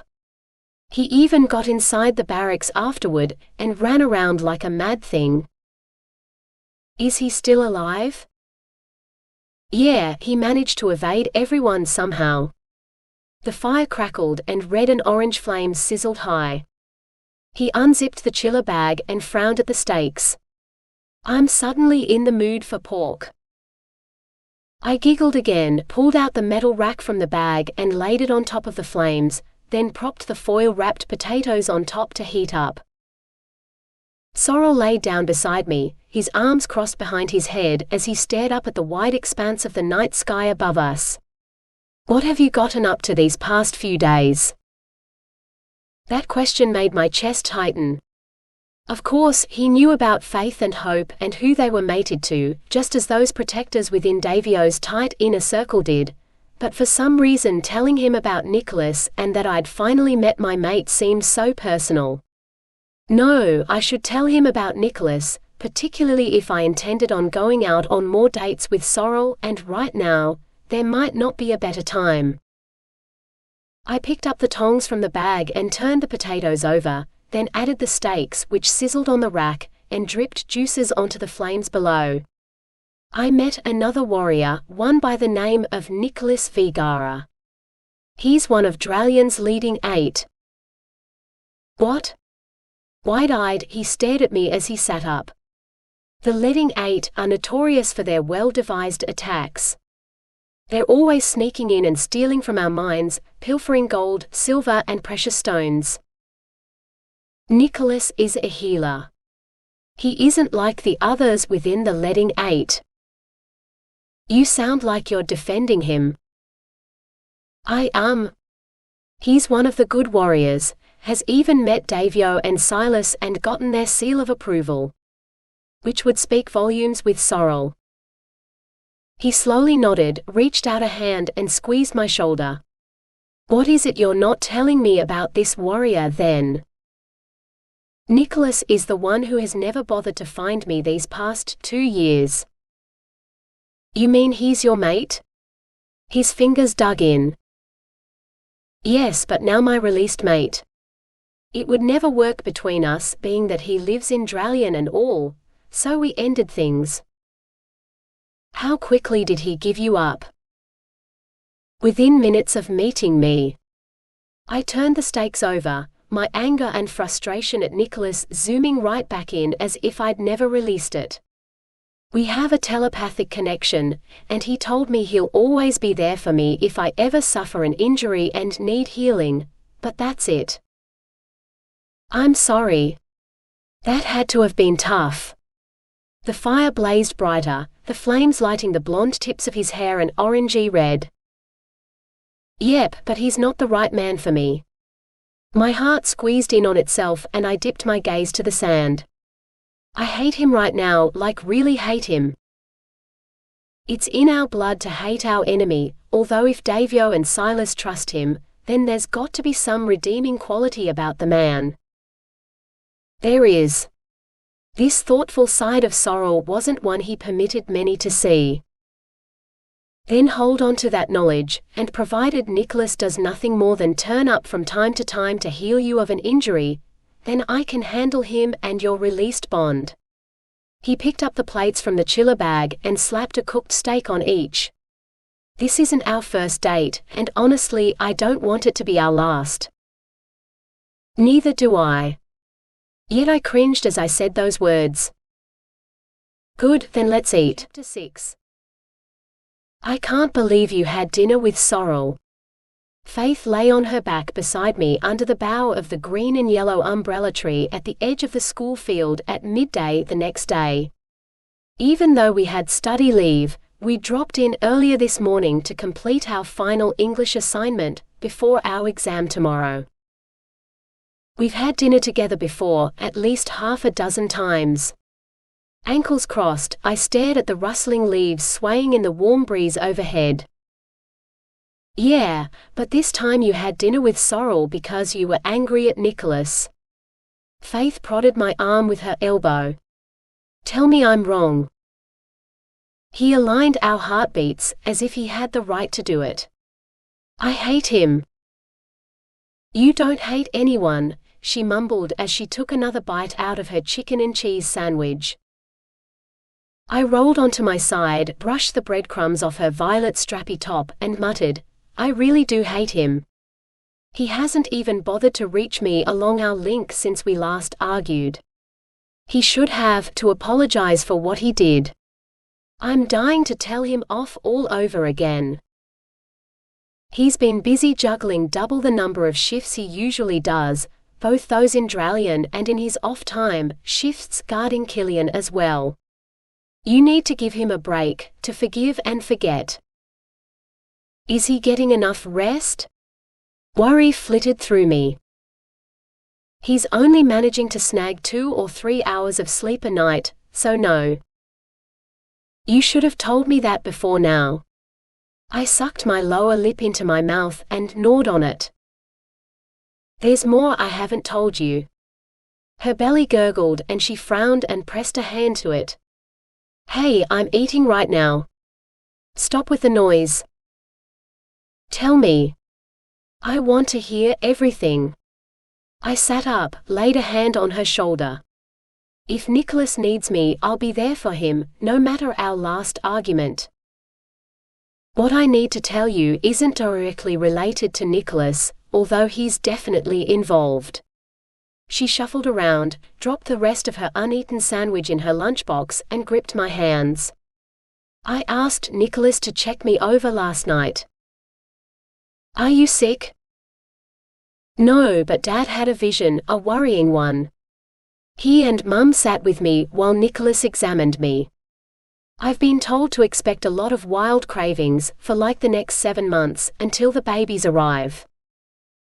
What? I'm pregnant 9 weeks along. But you and Davio decided on abstinence.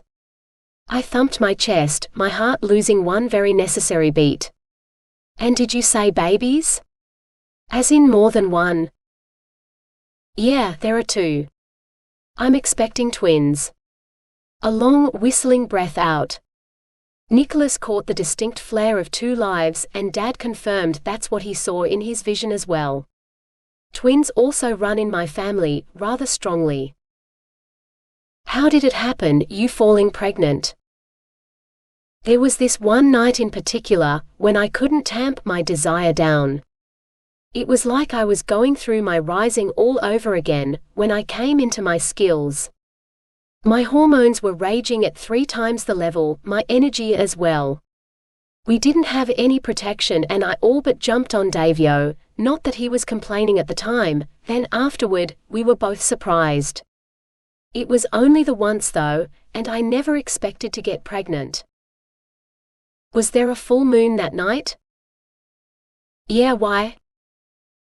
The night you're describing is known as a mated pair's first moon cycle. There's a moon cycle? Wide eyes and mouth open. Yes, and it occurs on the first full moon following a mated pair's acceptance of their bond, when deep in their heart they know they'll always be together. Davio would have known about it. Well, at the time when I was kissing him like crazy, he did mumble something about a moon cycle, but I had no idea what he was talking about. I just wanted his lips on mine and his body too. Then it's just as well you're speaking vows fairly soon. I hugged her hard and hot tears burned behind my eyes. One slipped free and I wiped it away. This is actually wonderful news. Davio is an only child and our people have always hoped his parents would one day have more children, only it never happened.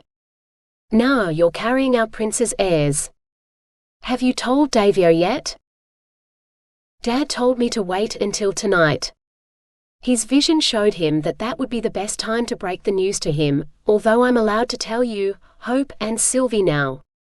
Nicholas told me after the examination that I'd start showing within the next few weeks, so he and I have decided we'll need to organize a fake elopement soon.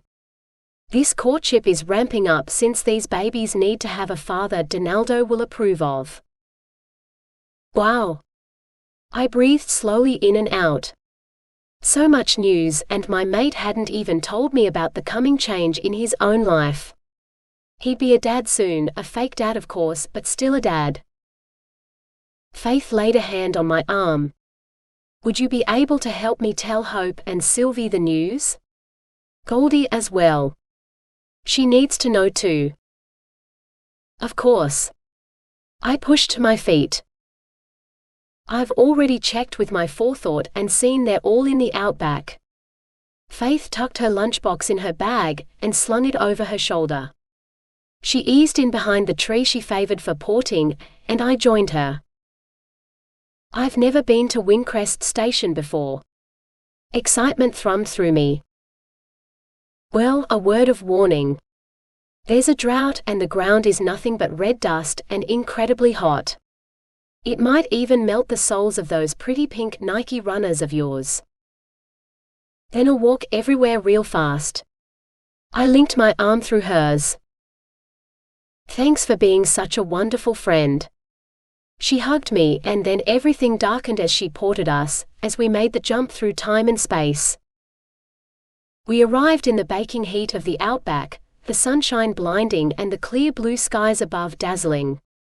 Red dust swirled across the hard-baked ground as the breeze whipped about, but oh how beautiful. This land was stunning even though in drought, and most definitely hot. I plucked my black and white animal print shirt from my chest, the words "Dream and Live" splashed in vivid pink across the front, the same pink which bordered the hem of my black shorts. I fanned my face. Whereabouts are the girls? The stables. Come with me. She tugged me past a wooden-beamed corral where two horses pranced about within, then through the wide open doors of a long run of white weatherboard stables. Donaldo Windcrest never comes here, right? He hasn't been here in years. It's just Goldie and Hope who run this place. Goldie's only a year older than me and she was raised with Hope, so the two of them are incredibly close. We walked into the wide central holding room, the earthy scent of the hay bales stacked to the ceiling along one side, permeating the air. Across from the bales, hooks on the wall held saddles and tack, as well as long reins polished to perfection. I loved riding, always had and always would, and the sights and scents in this place reminded me of my parents' stables where they bred their own horses. There's Sylvie and Guy, Faith whispered in my ear. Give me a boost of courage. You got it. I seized her hand, sent that boost flowing strongly through to her. She winked at me. I love that. Let's go. She walked across to Guy seated on a wooden stool in front a workbench on the far side of the holding room, Sylvie tucked on his lap and his arms wrapped around her as he scrawled something in a notebook. Hey you two, Faith said as she breezed in beside them. What's up? We're writing notes on the 2 new tricks I've perfected with my skill. Sylvie slid off Guy's lap in her black shorts and blazing yellow crop top. She lit her fingers, sparks flaring. You've got to see this new trick. I'm watching. Me too, I added as I stepped in beside Faith. Sylvie held up just her index fingers toward the ceiling and, like a gun, shot spark after spark from each as if she pulled a trigger. The sparks sizzled to the rooftop, then popped like little fireworks in a vivid display of orange and red. Stars burst and sooty ashes floated down and scattered across the hay-strewn wooden floors. I betcha, with practice, I can get these sparks even bigger too, launch them higher and make them boom like real fireworks. That's so cute, but out with the fire. Faith tossed Sylvie her bag, which forced her to extinguish her fire as she caught it. What? Only cute? She lobbed Faith's bag back to her, relit her index fingers and pointed them at Faith. Apologize now or I'll make you sweat it out. My fire is awesome, not cute. I'm already sweating it out. Faith fanned her face, her forehead beading with sweat. It must be 110 out here today. She peered at the thermostat on the wall. Oh, I'm close. It's 113. We've hit 113 each of the last 6 days, and we're expecting the same high temp tomorrow. Guy wrapped his arms around Sylvie's waist from behind and nipped her ear. Show them the second trick you've now got under control too. Oh yeah, I have to show them that. Guy stepped back a fraction, the hems of his dusty jeans tucked into his chunky black leather boots, and the hilt of his ankle dagger gleaming bright. Hands raised, Sylvie set each finger alight, then sent her fire sweeping along her wrists to her elbows, then back again, a rippling display of vivid flames that captivated, as did the heated spark shining in her blue eyes. That's just the beginning, she bubbled, then chin tipped up, raised her gaze to the ceiling and sucked in a deep breath. She made a strange clicking sound in her throat, blew out a breath, and more fire flashed from her mouth and sizzled into the air. Wow! I stumbled back, my heartbeat racing. That's incredible. You're like one of those fire-breathing performers you see at the circus. I have a fire starter in my throat, she gushed, her excitement brimming over and flooding me. I had no idea about it until I got the hiccups this morning, and started shooting off little flames with each hiccup I had. It was awesome. She relit her fingers and bounced the flames. Sylvie Carver. I'm gone for 5 minutes and you light up again. In jeans and a red checked Outback shirt, Hope stormed into the central holding room, scooped up the wooden pail in the corner and heaved it at Sylvie. Water flew and smacked her right in the face, snuffed her flames and dribbled down her front. You have to stop doing that, Hope. Sylvie crossed her arms with a slap. Just ask me to extinguish my fire. A little please never hurt anyone.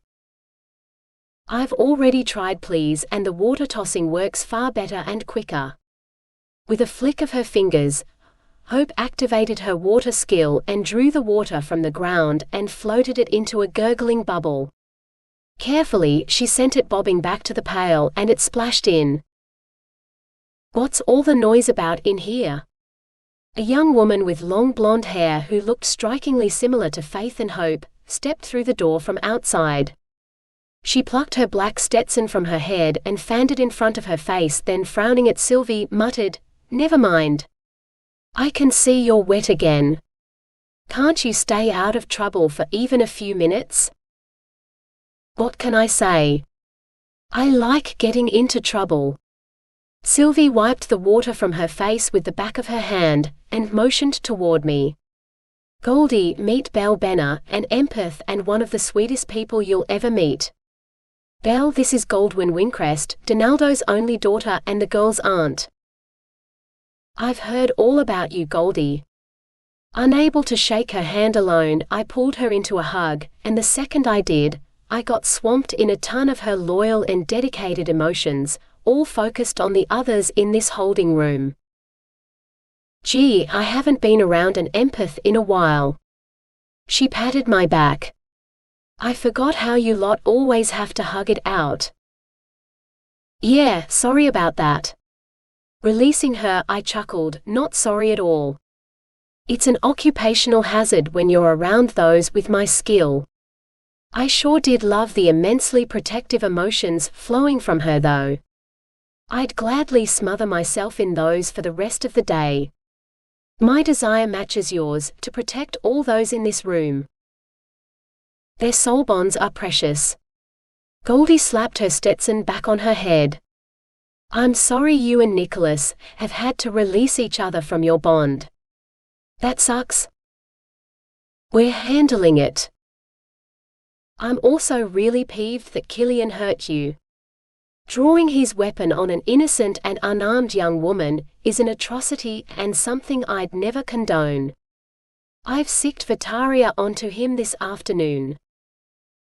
Nicholas's cousin, right? Yep, and one of our new recruits. She's going to be staying here now, is completely loyal to Nicholas and the rest of us, plus she's loving the outback. He mentioned Vitaria to me. Belle? Nicholas's deep voice drummed in my head. Oh my goodness. Nicholas had finally made contact. Yeah, what's up? I tried to keep my tone casual. Guy just telepathed me, said you're at the station. Were you looking for me? I frowned at Guy. You're such a snitch. Hey, Nicholas told me to telepath him if you ever turned up here. I'm just following orders, and honestly, he hasn't been himself since your last argument. He's not only working double shifts and lacking in sleep, but he's also been incredibly down, and he never gets down. Guy wrapped an arm around Sylvie's waist. You two need to talk your problems out, not allow them to stew as you have. I want the bond for him and hate that he's had to release you. Belle? Nicholas called out again. I asked if you were looking for me? No. It was the truth, and he couldn't miss picking up on that through our bonded link. Are you still mad at me? You aligned our heartbeats without my permission. You can't take that back. I never want to either. I need to know when you're in any distress. I'm in distress now. Can't you tell? Then I'll come. Give me a second. Wait. No. I didn't say that so our link cut off. The wind whisked about and Nicholas shimmered into the room right in front of me, his black leather vest stretched tight over his broad shoulders and his rawhide pants supple and soft where they molded his legs. The tails of his loose white shirt fluttered from underneath his vest and his sword glinted at his side. With his intense blue gaze on me, he pulled me up against him, his heart beating a rapid tattoo against mine as he held me tight. You're trying to flick me off, Belle Benner, he muttered in my ear, and friends don't do that to each other. You didn't want a friendship with me, I mumbled into his warm cotton shirt front, his fiercely overprotective emotions dumping down hard on me. I stuck my face into his neck and nipped his skin. Let me go. Not a chance. Excuse us, everyone.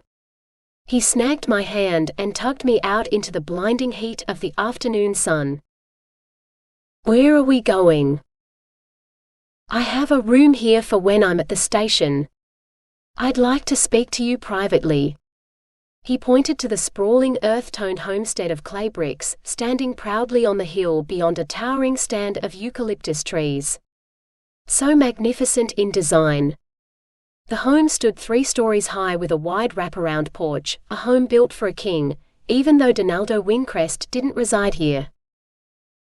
Where's your room? On the upper floor, second room in from the corner balcony. I'll zap us straight there.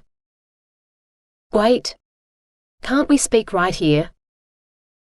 No, we need somewhere immensely private for this coming conversation. He dipped his head, his silky black hair falling forward over his brow as he scooped me into his arms. This is a really bad idea, Nicholas. I patted his chest, his immensely hard chest. I don't have the self-control I need right now to put you in your place. Good. He groaned, then everything darkened as he made the swift jump. A mere second later we stood on his balcony outside his room, and while still juggling me, he opened his glass slider door.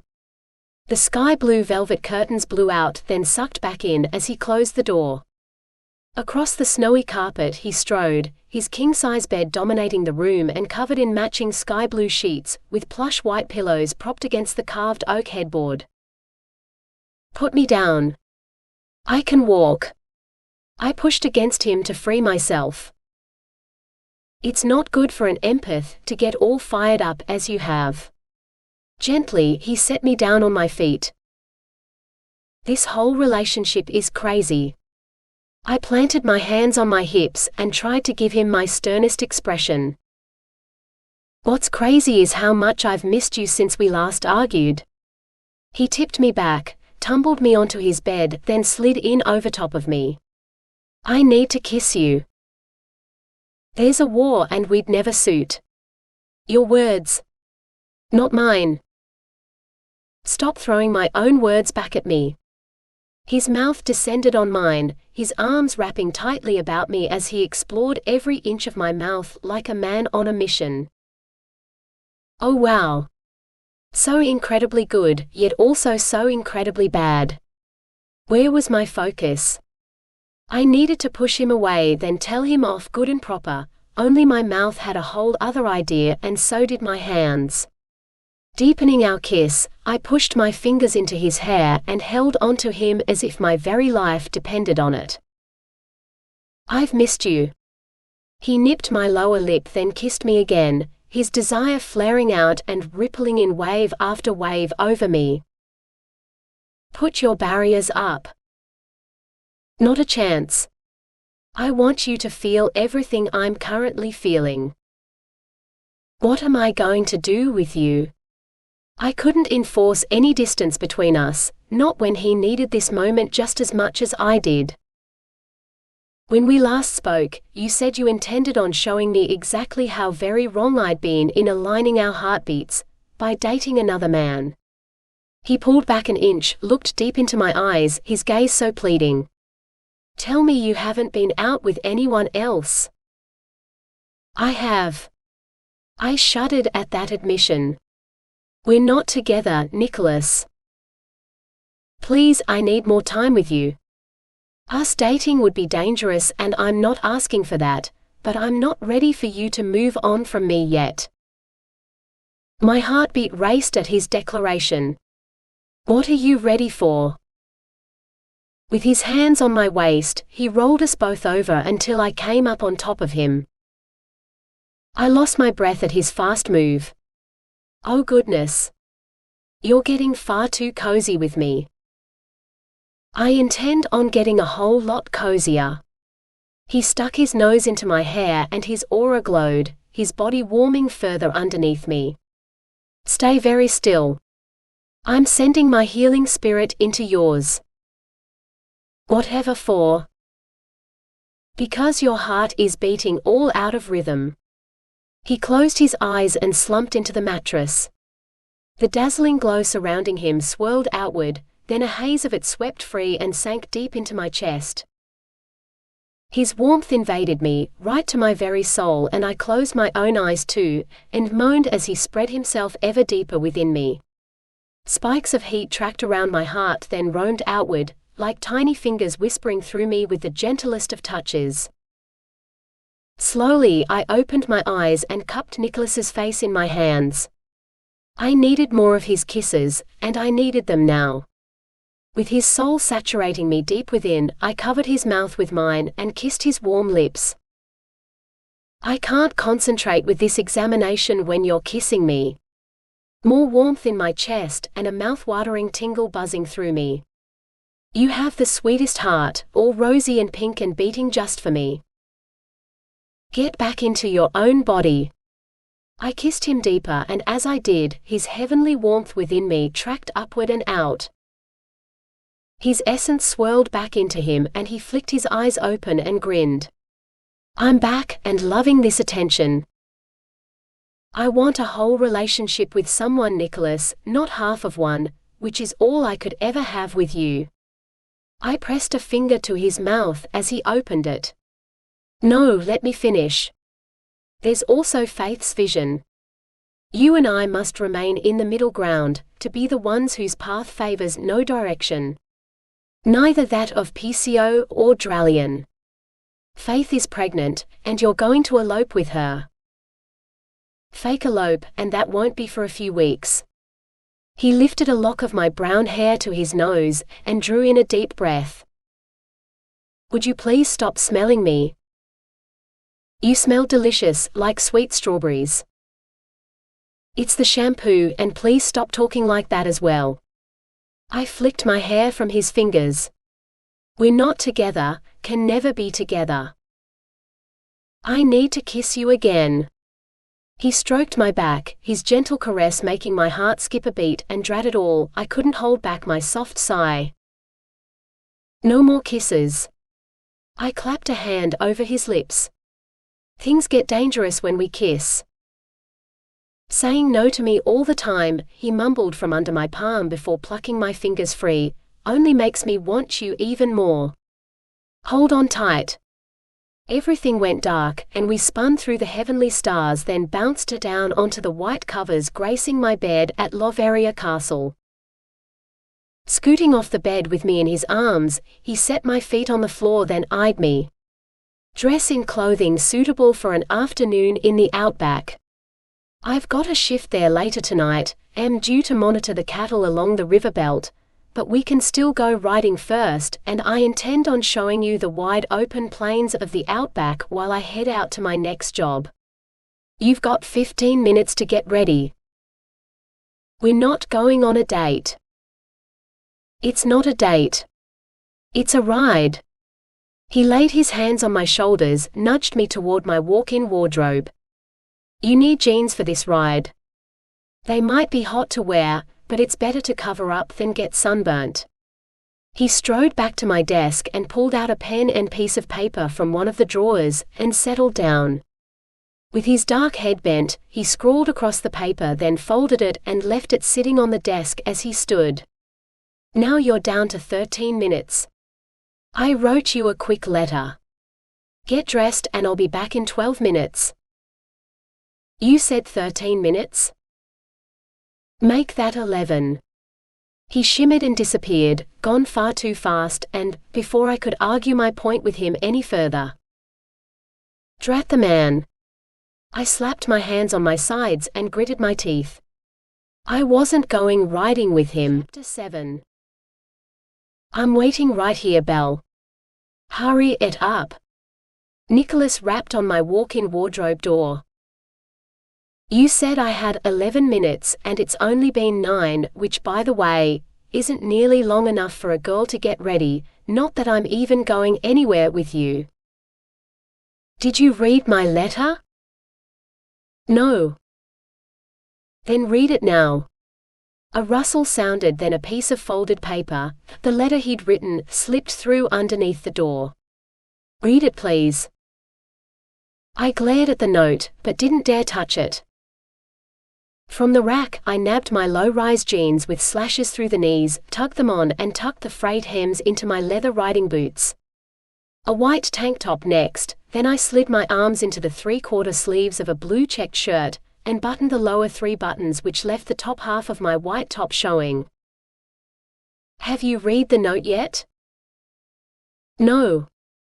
I plucked it from the floor, opened the door and slapped the paper against his chest, his very immovable chest. Take it and get out of my way. We need to discuss our relationship. He eased to one side so I could pass. We don't have a relationship. I marched into my attached bathroom, my boots clipping across the silver and white marble floor tiles. Top vanity drawer yanked open, I plucked my favorite cherry lippy from amongst my other makeup, and dabbed it on. In the large mirror over the vanity, I couldn't miss Nicholas looming over me from behind, one hand raking through his inky black locks as he tumbled them into a completely adorable mess. Can we agree on a friendship?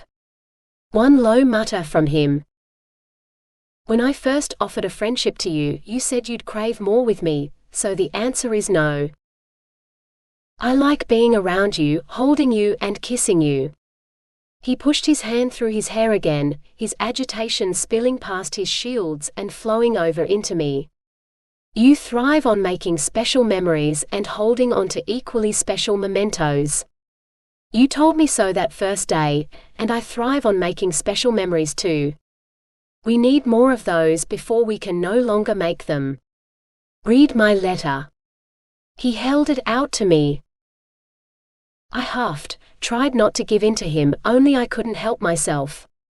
I desperately wanted to see what he'd written.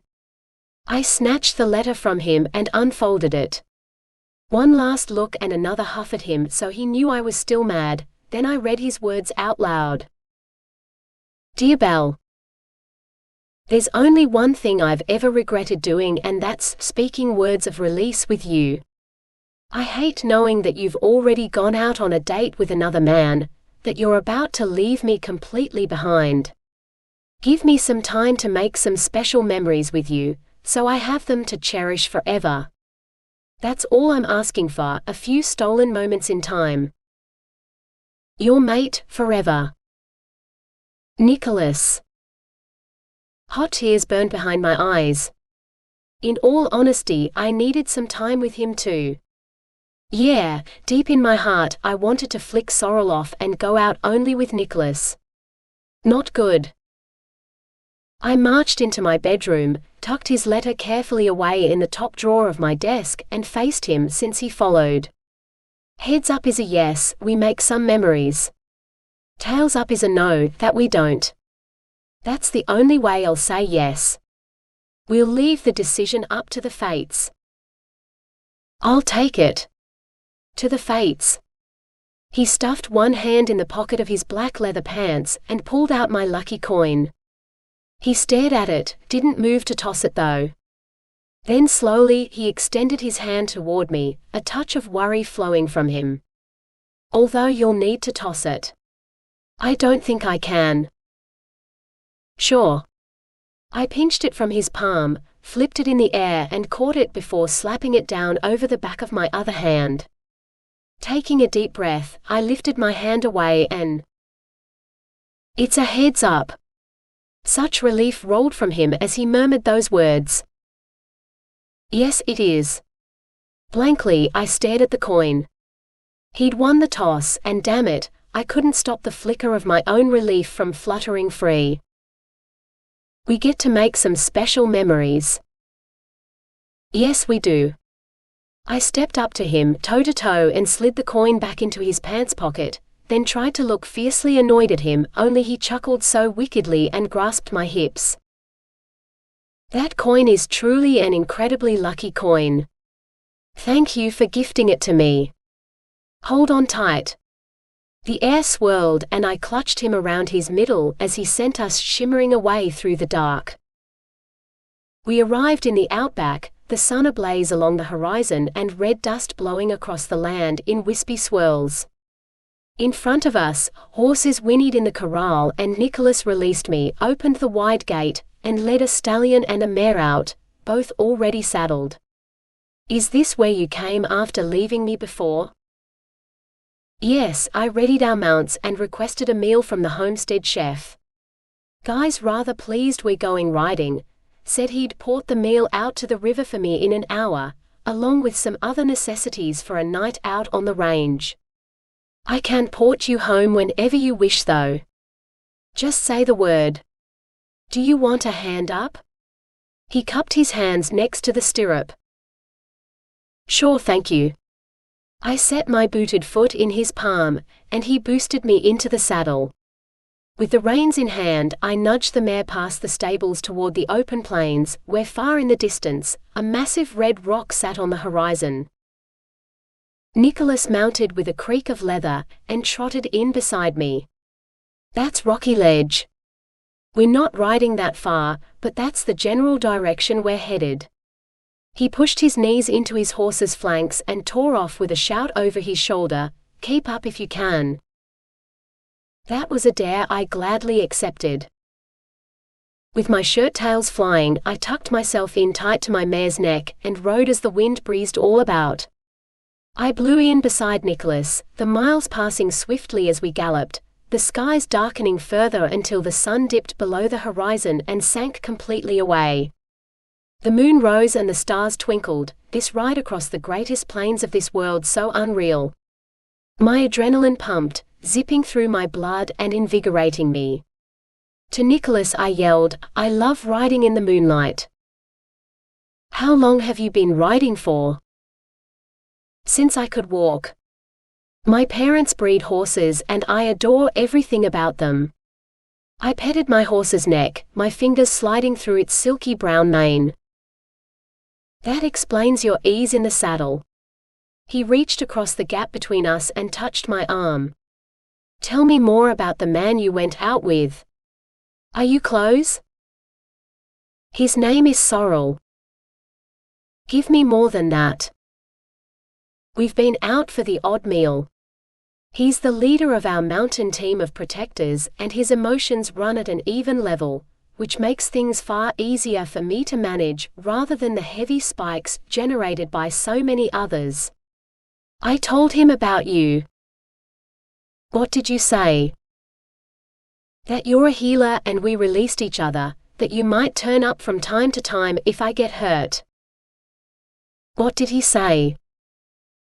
"Since Davio and Silas clearly trust you, that he can handle you too." "Do you want to go out with him again?"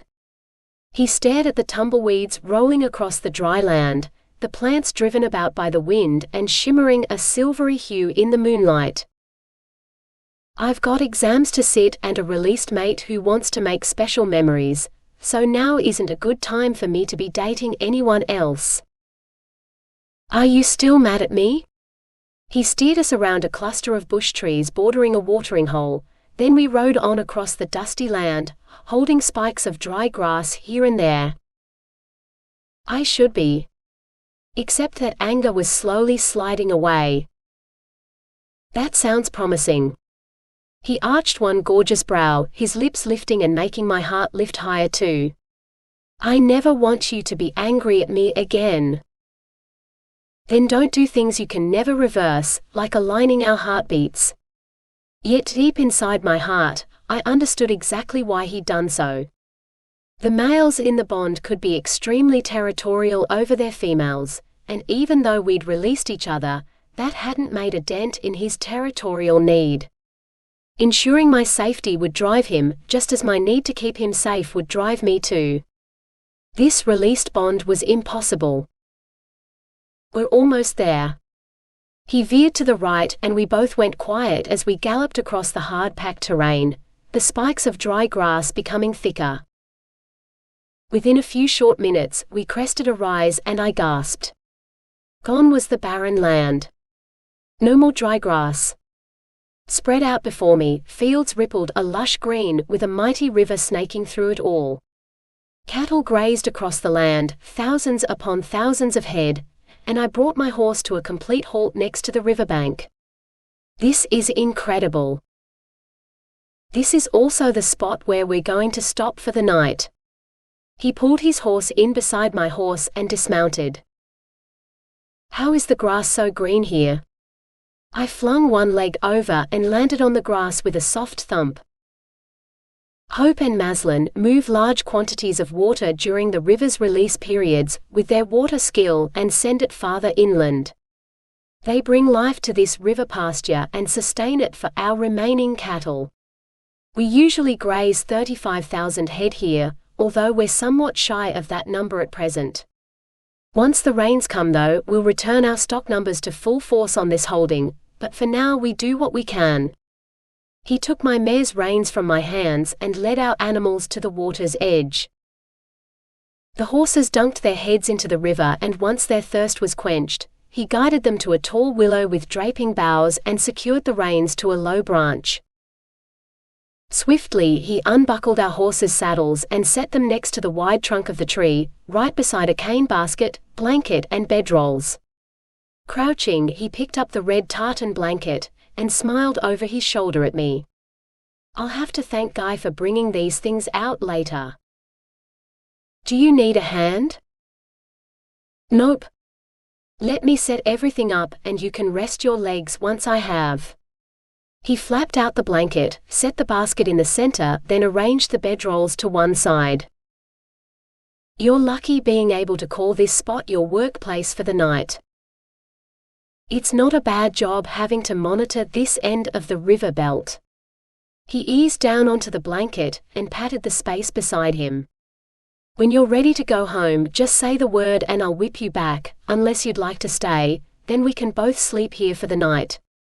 There are 2 bedrolls. I remained standing as I eyed those bedrolls. Staying here for the night would make for an incredibly special memory, one I could hold on to for all time. He murmured under his breath. You appear to be considering my offer. Grinning, he nabbed my ankle and jerked. I toppled and with a squeal, landed half on top of him. Wait. I giggled some more as he rolled me in underneath him. Before I say yes, I need to know if you snore.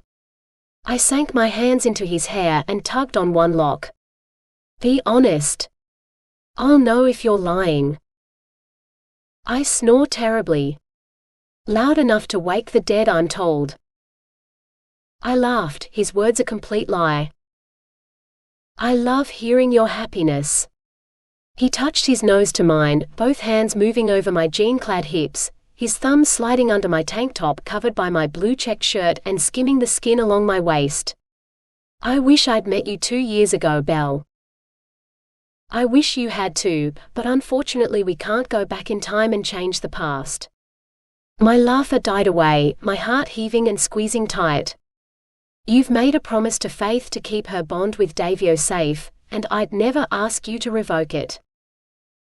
Deep inside me, I can't help but hold a flicker of hope that maybe we might be able to change Donaldo's mind, and alter the current path we're set on. He pressed a hand to my heart, the white flecks in his blue eyes flaring to life. Hey, I'm not hurt. No glowy healing hand needed. There is still pain emanating from you. I can sense it. That's because you're my mate, and I've had to give you up. I pushed against his shoulders and he rolled to his side and gave me my freedom. I sat up, lifted the lid of the cane basket, and plucked the red check tea towel from the top. Wait. Let me serve you. He lifted 2 plates and set one in front of me, then snagged the cutlery and set it down as well. Slowly, he peeled back the foil from both our plates, and the hearty aroma of grilled snapper with a crunchy herbed coating steamed into the air. My mouth watered. Roasted carrots and parsnips, along with a cob of buttered corn sitting to the side, completed the divine-looking dish. Do you like fish? He speared a piece of snapper from his plate and held it to my mouth. I love it. I leaned in and moaned in delight as I ate his forkful. Sweet and savory snapper melted over my tongue, and I stabbed some fish from my own plate and fed him a bite. This is so good. He licked his lips. It's better than good. It's amazing. I ate another forkful, my taste buds dancing. Make sure you thank your chef for me. I forked a wedge of roasted carrot and parsnip into my mouth and polished that off as well, then with my fingers, picked up the corn cob and nibbled away along the juicy lines. You've got butter on the corner of your lips. His eyes sparkled as he wiped the butter away with his thumb and licked it. Hey, you've got your own butter. Stop pinching mine. He chuckled and finished off his corn. Done with my meal, I slipped my plate back into the basket and unzipped both the bedrolls. I unlaced my boots and flopped onto my back on one of them, while Nicholas stacked his plate on top of mine and tucked the basket back beside the trunk. Through the willow's trickling foliage overhead, I caught the odd glimmer of the stars and moon here and there. The splashing of the river and the low bawling of the cattle joined the harmonious chirping of the crickets and other insects. Nicholas removed his own boots and weapons and left them within easy reach before laying down next to me. He covered us with the top flap of the bedding and wrapped his arms around me. Gently he caressed the back of my neck, his fingers grazing so warmly against my skin. I usually sleep lightly when I'm on duty out here at night. I wriggled closer, rested my cheek on his chest, and spread my hand over his heart. The heavy beat thumped against my palm, likely matching the fast and hard beat of my own. "Thank you for bringing me out here." "Anytime," he whispered as he held me tight, his statement ringing with absolute truth, just as my words had. "Close your eyes and rest. I usually sleep on and off while I'm watching the cattle. Wake me during the night for a shift and I'll take over watching them for you. That way you can actually grab some decent sleep." I hooked my thumb through the belt loop of his leather pants, my fingers draped over his hip, as I closed my eyes and settled down for the night. This precious trip would be a memory I'd hold onto for the rest of my life. So relaxed and at peace, I slipped assuredly into the deepest sleep. Chapter 8. Warm heat penetrated deep into my chest, and Nicholas's soft breath fluttered across my cheek. I pushed my eyes open and stretched as the dawn sun hovered on the horizon. The odd cow grunted as the herd awoke, and I rubbed my socked feet over Nicholas's socked feet, the top flap of our bedrolls keeping us warmly cocooned inside. "Hey," I mumbled, "you were supposed to wake me." I had it covered. "Go back to sleep." His raspy demand rumbled in my ear, his hand glowing as he hovered it over my chest, then swept down my side and over my hip. "Why are you healing me?" "I'm not. I'm just sending out feelers for any injuries you might have suffered from lying on the hard ground throughout the night." "The ground isn't hard, not with this lush grass underneath us." I edged up on one elbow and stroked over his strong jaw, housed with a sharp razz of stubble. His dark hair lay in a rumpled mess, and as his hand moved over my back, I tingled and ached for more of his touch. "I liked sleeping with you last night." "I loved sleeping with you." He moved his hand away and let it drop to his side, a grimace pulling at his lips. "What's wrong?" "Less than half our people are now mated. It's what I've always wished for, the bond and all. Only 2 years ago, when I first sensed where you lived, his grief rolled off him in a steady wash. "I've gotten close to you more times than I can count, not quite within sight but damn close. I'm wishing now I'd given in to my urges and gotten even closer, rather than walked away. I'm wishing you had too." Hot tears burned behind my eyes and my heart thumped with a far heavier beat. This is a mess we're all in, isn't it? War is renowned for being messy, and the losses on both sides, crippling. I just want to see this centuries-long war come to an end, only I've no idea if that's even possible. We have to hold on to the hope that it is. I brushed a kiss over his lips, whispered, "I have my first exam this morning and another this afternoon, English then calculus, which means I need to get moving. Could you take me home?" "Of course." He pushed to his feet, caught my hand and tugged me to mine. I nabbed my boots and hopped about as I pulled them on. "I'd like to see you after your exams." With his own boots on, he tucked the loose hem of his white shirt into his leather pants before strapping his weapons in place. "I'll telepath you when they're done and we can meet up. Does that sound good?" I wanted to make more special memories with him, and even though I shouldn't give in to that want, I intended to, for however long I could. "That sounds better than good." He caught my face in his hands and swept his lips over mine. He kissed me deeply and passionately, and oh wow, I was in heaven. The best heaven there ever was. I growled and snagged his shirt front when he tried to pull back. "Where are you going?" "I'd like us to come to an understanding. I don't want you going on any more dates with other men for now, other than with me." This wasn't a date. This was about us making memories, and I'd like a few more days like this with you as well. Perfect. He searched my gaze. I need another kiss. So do I. I reached up onto my toes and kissed him. He was my warrior, my mate, and the only one who could ever touch me deep inside with just one kiss. No wonder the other girls had all worked so hard to make their relationships with their mates work, because no matter what future difficulties we faced, they were the only one we truly needed by our side. Unfortunately, I couldn't be there long-term for Nicholas, but I could be there for now. Now was what I'd take. I broke our kiss and looked deep into his eyes. I'm definitely craving more time with you. So am I with you, the biggest craving of all being some more of your kisses. I need them right now. Eyes twinkling, he toppled me back onto the bedrolls, immense happiness swelling from him and flowing over me. He kissed me, the fierce joy within him the same as what rolled through me, and as I held on to him, I got busy making more special memories, which I could hold on to for a lifetime. Absolutely perfect. Never had my soul been so at peace. Have you got your student ID and examination admittance card? In a short summery red dress, Faith paced the footpath in front of the school hall.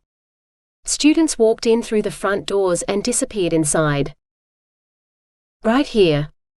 I pulled the clear plastic bag with my ID from the pocket of my floral skirt. Did you share your pregnancy news with everyone? Yep. Hope and Sylvie came with me to tell Davio. Silas too. I had lots of support. I wish I could have been there. How'd it go? Davio almost hit the floor and would have if it hadn't been for Silas catching him. After the initial shock wore off though, he kissed me until I was senseless, and I mean completely senseless. We barely reined it back in. I can well imagine. She grinned, her smile so wide. I've more news to share with you now though. Hope and Silas want to get hitched at the same time as us, so we've decided on a double wedding. Excitement thrummed from her as she halted in front of me, her blonde hair swishing across the red straps crisscrossing her back. We spoke to Carlicio and Davio's parents, Everio and Genevieve, then asked Father John, a clergyman from the local parish, to join in on our meeting. He's agreed to officiate over the ceremonies, as well as to keep quiet about who Hope and I truly are, since we can't have anyone from Dralion learning the absolute truth. When's the big day? Just a few days after our exams are done, exact date still to be set. She grasped my hands. I can't believe I'm getting married soon. Mated couples usually marry not long after their bonds take form. There's simply no need for us to wait, not when there's no other for us, other than them. Did you speak to Alexo and Kate as well? Dad watched our meeting with his skill and updated Mum, so Hope and I had little to tell them when we buzzed by Dralion. Dad even had Guy drop in and secretly reverse Donaldo's confinement spell over Mum, which means when Hope and I do walk down the aisle, they'll both be there as well. Tears welled in her eyes and she sniffed. I'm so emotional at the moment, crying at the drop of a hat. I don't mean to, but this is a dream come true, me getting married to Davio. I just wish this warring would stop as well, that every mated pair currently being denied their bond would have the chance to claim it. She spread her hands over her flat belly. The blood bond between me and these babies also grows stronger with every hour that passes. I love them so much already. The blood bond is as strong as the soul bond, except that our mate holds the other half of our soul. I laid one hand over her hands. There isn't anything we wouldn't do for those we're blood bound with. I totally get that now, more so than ever before. The air swirled and the tall bushes clumped next to the hall swayed. Davio walked out from behind the scrub in a tan t-shirt and blue jeans, the bottom skimming a pair of black ankle-high boots with thick silver buckles. He strode straight to Faith, wrapped his arms around her and gently rubbed her back. "I'm just working on the finer details of our double ceremony. Do you have any preference for the location? Hope and Silas are happy with wherever you and I choose." "I'd love to make the location here on Earth. The Papamoa Hills. Right at the top where the highest rise overlooks the ocean, the spot that you and I visited not long after we'd accepted our bond." She motioned toward the hills rising high in the distance. "That's where you first told me that no one, not a single soul would ever be able to drive us apart, and that was also the moment I fell in love with you." I remember that day well. He bent his head, his lips touching her lips and their passionate emotions dumping down on me. I flapped a hand over my face and tried to stifle the wave of heat. Gah, that wasn't working. I squirmed my way in between them and pushed them apart. Heaving a deep breath, I muttered, "It's dangerous for an empath to be saturated in your kinds of emotions. It makes me get all mushy, and I can't get mushy when I don't have Nicholas here to get mushy with." "You and Nicholas have been getting mushy?" Faith's violet eyes went wide, a smile lifting her lips. "So you've gotten past your argument then?" "Yeah, but we're still not together and haven't changed our minds about that, but we have agreed on making some more special memories before we no longer can." "I'm so happy for you." Faith bounced as she hugged me. "Making special memories is so important. I've hated that I'm the one keeping you two apart. If I had my way, I'd change that pronto." The bell shrilled and she frowned.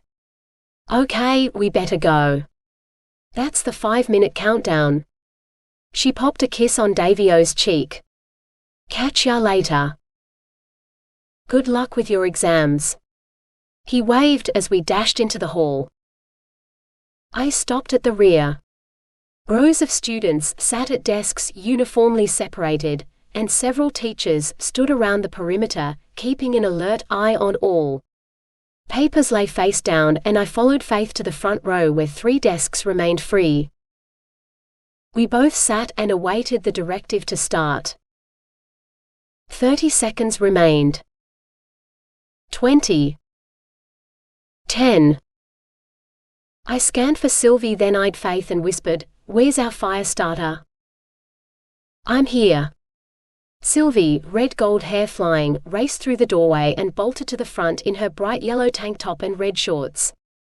She skidded across the polished floorboards, knocked her knee into her desk, and hopped about as she grasped it. "Ouch, ouch, ouch." "You okay?" I pulled out her chair for her. "No, I just yell ouch for no reason." One frowned at me before she waved to the English teacher and called out with a smile, "I'm all good.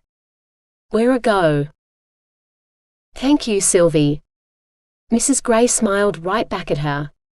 The English teacher, with her short salt and pepper-colored hair styled up higher over her forehead, imparted her instructions, then gave us all the official nod to commence right on the strike of 9. First exam underway. I turned the papers over and breathed deep as I read. English instructions. Write a 300-word essay on at least one current world issue. That could be about other planets, e.g. possible life elsewhere. Countries at war. Kingdoms. Drama unfolding. Be specific and give full details surrounding your chosen subject. You may use the planning space on page 2 to map or plan your ideas. Cracking a huge grin, I glanced at Faith and Sylvie, both of them barely keeping their faces straight as well. Oh, if only those on Earth truly knew about possible life on another planet. There was surely plenty of drama unfolding in our neck of the woods.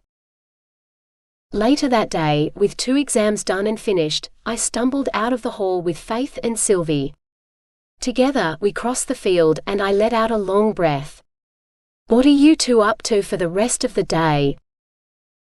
I've got a wedding to plan. Swinging her clear plastic bag with ID and pens, Faith eyed Sylvie. Hey, since Hope and I are getting hitched on the same day, why don't you and Guy do the same? We can make it a triple wedding. I haven't gotten myself knocked up like you have, not when Guy and I are keeping to our agreement of abstinence. Sylvie wagged a finger at her. We've also agreed to wait a year before we speak vows, or at least I've agreed to that, and I intend on convincing Guy that's a good idea too. He'd much rather we get hitched sooner, but with my fire skill, I'm a little worried I'll lose control of my ability when we go all the way. I still get overheated when we're kissing, sometimes even shooting out fire, so taking things further might push me past my control points. Then you should definitely take more time to work on maintaining your control first, and Davio and I only broke our abstinence agreement once. Faith smacked Sylvie in the arm with her plastic bag. And speaking of that, why didn't you warn me about a mated pair's first moon cycle? That would have been handy. Davio's aware of the moon cycle. She smacked Faith back in the arm with her plastic bag. I'm surprised he didn't warn you about it himself, unless of course he withheld that knowledge because he wanted to get you knocked up. Huh. Going off his shock after hearing the pregnancy news, I doubt that's what happened. Faith ruffled Sylvie's red gold locks. Did you hear about Belle and Nicholas agreeing to make some special memories? Sure did. Sylvie shot me a wink. Nicholas told Guy and me this morning, which was why I was late. Nicholas is one very happy warrior, now he's got his girl a whole lot closer. Closer but still not his, and speaking of Nicholas. He asked to see me after my exams and I agreed to meet up with him. I bumped my shoulder against Faith's shoulder as we neared the trees surrounding the field. I want to surprise him. Can you tell me where he is? I'll check now. Faith closed her eyes, then opened them a mere few seconds later. He's in the outback, in the training area next to the corral. He's battling it out with Maslin and Silas, while Goldie, Hope and Guy watch on. If that's where Guy is, then that's where I'm headed. Sylvie grasped my hand and tugged me behind the largest trunk. I'll take you. You coming with us, Faith? Nope, wedding planning, remember? I need to find Davio and get to work on it. I'll see you two later. With a grin, she cloaked her form and shimmered away. Then it's just us. Sylvie tightened her hold on my hand and everything went dark, as she sent us soaring through time and space. We arrived in the outback, the intense heat hitting me first, then the clash of swords and an ear-piercing squeal. Hope raced across and smothered Sylvie and me in her arms. This is the best day ever. I've got so much to tell you both. What's happened? Hope's exuberance wrapped itself around me, an emotion I could gladly soak in all day. Silas and Maslin actually shook hands like they were friends. I've never seen them do that, and now they're training together like besties against Nicholas. So amazing. She pulled Sylvie and me around in a dizzying circle, then motioned to the three men slashing their swords at each other. In the large training area between the wooden-beamed corral and the feed sheds, a man who must be Maslin stood alongside Silas as he heaved his sword and caught Nicholas's blade, dead center. In frayed jeans and a black leather vest with sharp silver spikes embedded in it, Maslin swung again, his red hair lying damp to his scalp. Guy clapped from the sidelines, then jogged across to Sylvie, swept his Stetson from his head, and planted a loud smacker on her lips. More heat flared, all of it coming from Sylvie as her fingers lit up. Sylvie, behave. Hope snatched a pail of water from next to the corral gate, and heaved it. Water flew and drenched Sylvie. Hey, no fair. Sylvie spluttered and hand slapped on her hips, scowled at Hope. You've gotta stop doing that. Then stop lighting up. Hope pointed at the barren land of red dust and dry grass. One spark could catch a light, then we'd have a big fire and poof, the station is gone. Okay. Sylvie backed away from Guy as she flicked water from her hands and hair. No more kissing me when Hope is near. I hate getting wet. I love kissing you. Guy stalked her with a huge grin. Come here, my little fire starter. I said no more lighting up. Hope snatched a second pail from near the gate and chased Sylvie with it. Guy, Hope means business. Sylvie hiked it backward, her hands raised as Guy continued to advance. I mean it. Back off. Not a chance. Have you forgotten my father's spell about us? The silver-rimming Guy's blue enchanter eyes swirled bright. Where love and destiny meet, where two hearts beat, so shall the giver adore. Where sacrifice is made, where fire and magic are laid, only one shall be restored. Her name shall be Moya, with golden fingers and a heart so pure. Her man will bow down and shall never go hungry before her. He pulled Sylvie into his arms. No hunger permitted. That's it. No more warnings. Hope growled and threw the water. It smacked into them and Guy chuckled before shimmering away with Sylvie in a sopping mess. Hey Belle.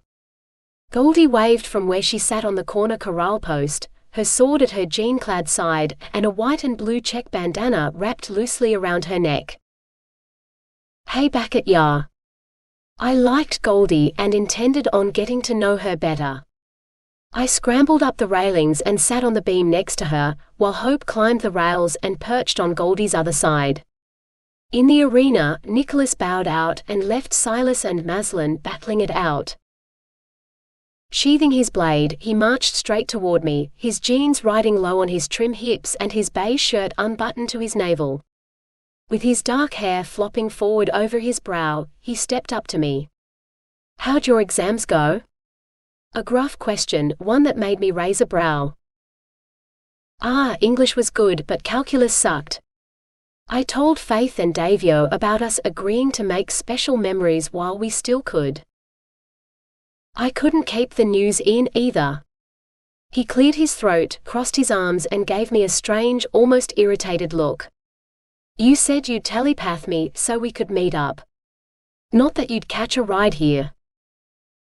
I wanted to surprise you. Maybe he was busy and I shouldn't have just dropped by. Certainly, he hadn't even reached for me yet. It's a bad surprise. You shouldn't be here. Excuse me. He turned on his heel and marched around to the other side of the training area. Standing, booted feet spread wide, he watched Silas and Maslin in their training. I leaned in closer to Hope, right over Goldie's legs. Should I not have just turned up? I was here yesterday and he had no issue with it. We even rode out to the river, then camped out there for the night. Hope angled her Stetson on her head, to keep the worst of the sun's rays at bay from her face and neck. We've got 3 other warriors outside of our inner circle here this afternoon. All remained clear yesterday. Oh, I see. I shuffled around, checked out the stables and the land beyond for any sign of those other 3 warriors, then scanned the feed sheds and the copse of eucalyptus trees leading up to the homestead on the hill too. No one in sight, or at least not that I could see. Guy and Sylvie had certainly shown their affection for each other in full view, but then every warrior in Dralion believed her to be a warrior recruit, that she wasn't only mated and engaged to Guy, but that they'd already wed. Only those in our inner circle knew that they'd yet to speak their marriage vows. She'd be completely safe here. What about Silas and you? I asked Hope. How do you both handle things being that Maslin is supposedly courting you? Hope patted my leg, her blonde hair swishing down her back from under her hat. I simply say Silas is a warrior in training, and I make certain never to get too cozy with him unless I know we're safe from any prying eyes.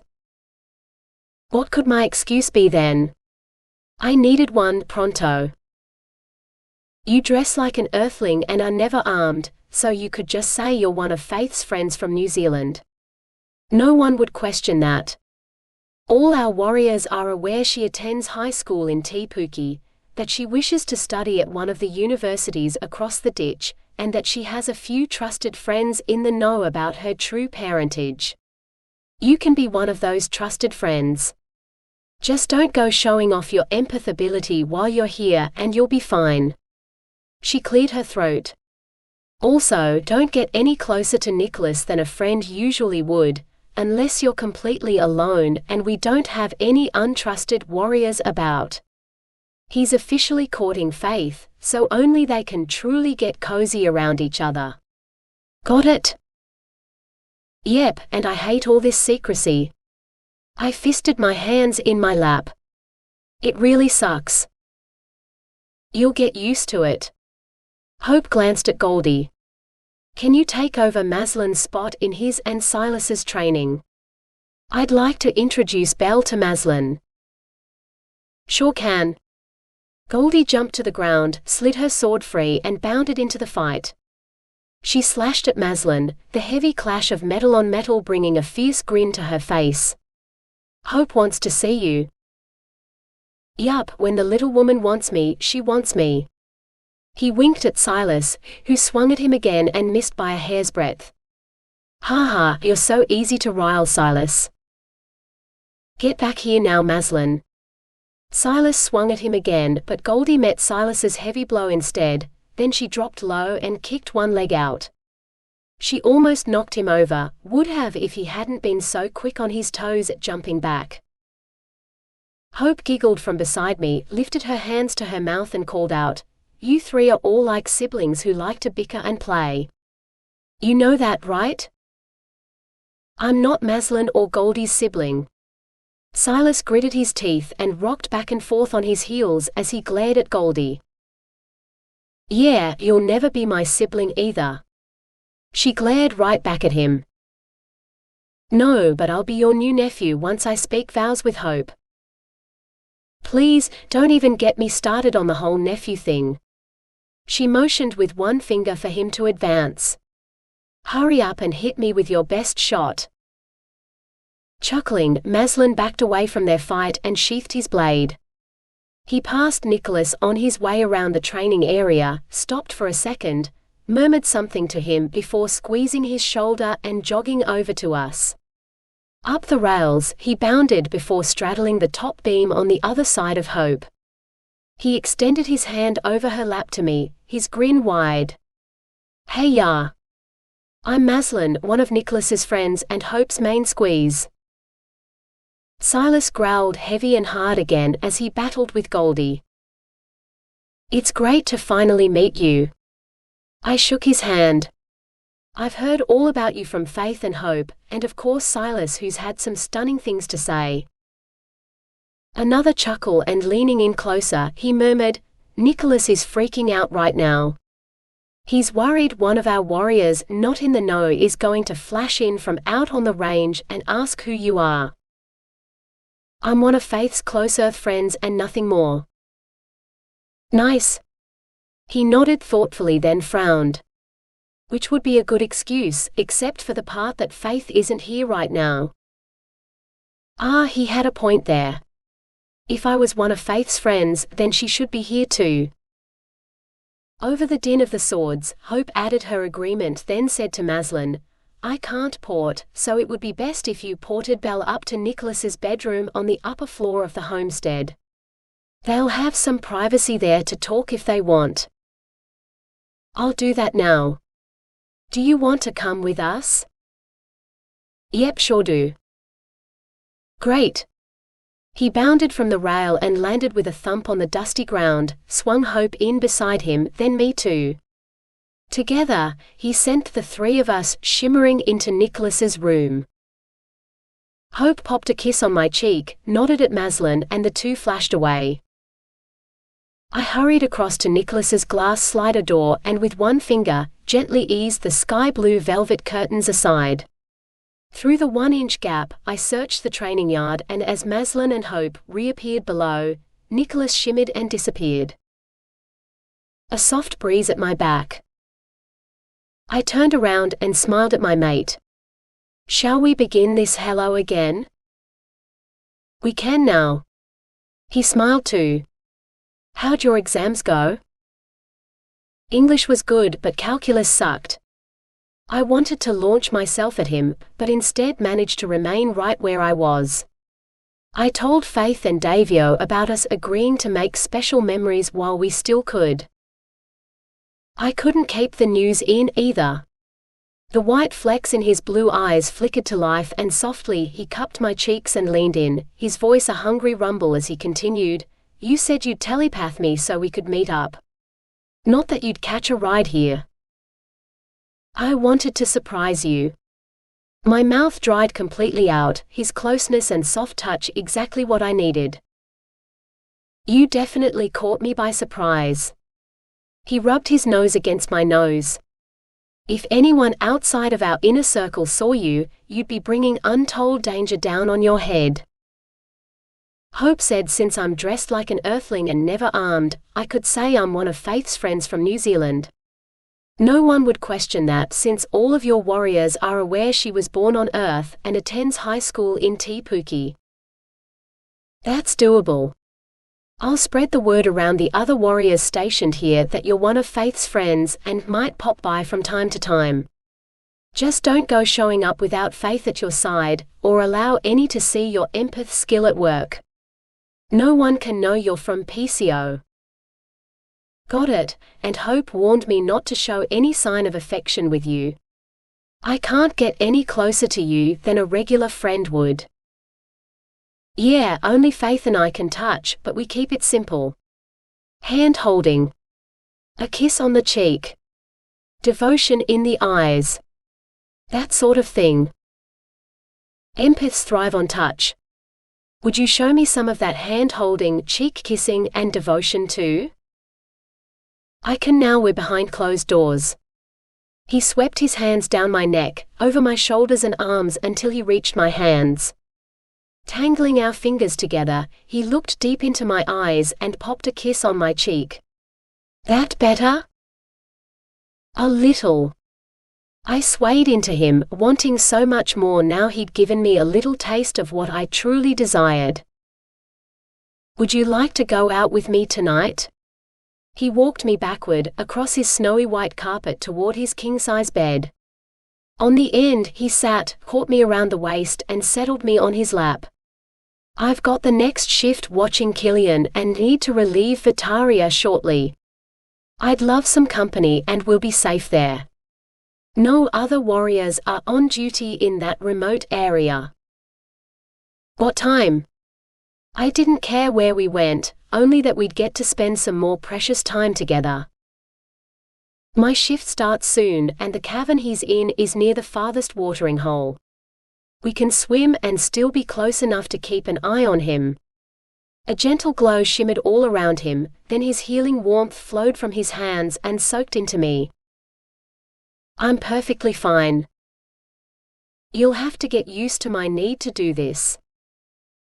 And you'll need to get used to my need for some more of your kisses first. This was exactly where I wanted to be, right here with his lips on mine and his kisses flowing free. 9.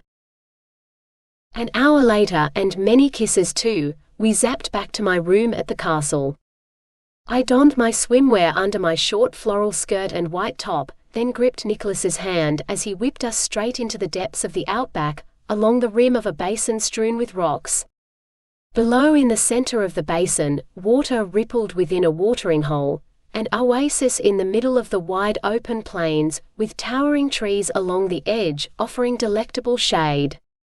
The water invited one to swim, and the soft patch of green grass alongside it, to sit and relax.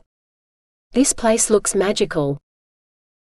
It's called Marinda Bamara, Beautiful Waterhole. That's its Aboriginal name.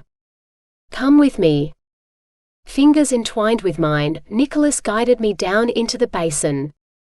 We scrambled over rocks until we reached the heart of the watering hole. On the patch of grass where the water lapped in, he laid out the blue blanket he'd brought from his room, right under the tree in the delectable shade. He gestured to a thin sliver in the rocky wall on the far side of the pool, murmured, "That's the actual entrance to the underground cavern below. It's a squeeze to get through, which is why those of us guarding Killian just port straight into the tunnel leading to his cell." "Where's Vitaria?" "She'll be waiting below for the switchover in shifts. Would you like to wait here or come with me?" "Where you go, I go." I slid my fingers back through his, and he sent us winging through the dark in a quick hop deep below the ground. Inside the depths of a winding tunnel, the first breath I drew in was filled with an earthy heat, which wafted from the darkened passageway behind us. "This way." He guided me around a corner and into an open area where a single lantern, mounted on the craggy rock wall, cast a glow over 2 fully lined cells. Dust and cobwebs coated the walls and stony ceiling. In front of the first solid steel cell, Nicholas rapped against the door. "How's it going in there, Killian? Has Vitaria fed you?" "I've been fed, but damn it, Nicholas. When are you going to let me out of here?" A heavy grunt and chains rattling. "When you no longer pose a threat to my released mate and princesses." "You're hiding the truth about our princesses from our king."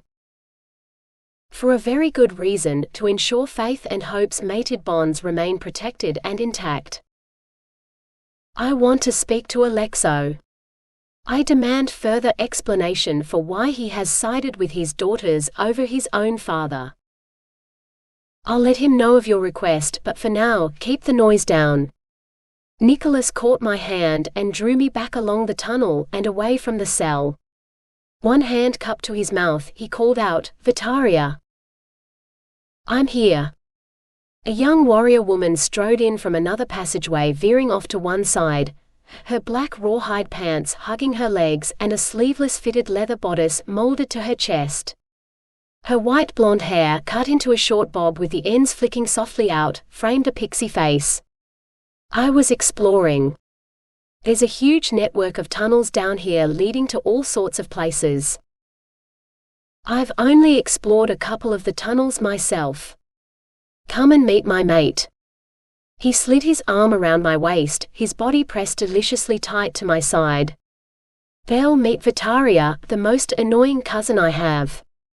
"Vitaria, this is Belle, my empath extraordinaire. It's about time I got to meet you."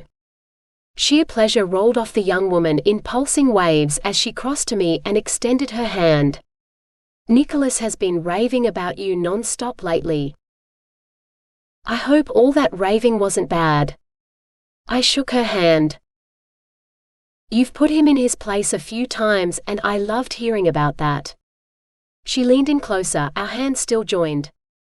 "I'd love to spend some time getting to know you, that's if you agree, and in return for the favor, I'll give you all the goss you want on your mate." "Deal." No hesitation. I wanted the goss. "Hey, no conspiring against me." Nicholas frowned at Vitaria, then squeezed my hip. "Whatever she tells you, please don't believe a word of it." Now I'm really intrigued to hear this goss. I nodded at Vitaria. "Give me something now to tide me over." "Sure." Eagerness flowed from her too. Nicholas can be so backward sometimes when it comes to being forward. The healer in him doesn't care to upset or to hurt anyone, so there are times when he won't tell you the truth for fear of hurting you. That usually always comes back to bite him in the butt though. Love it. What else have you got?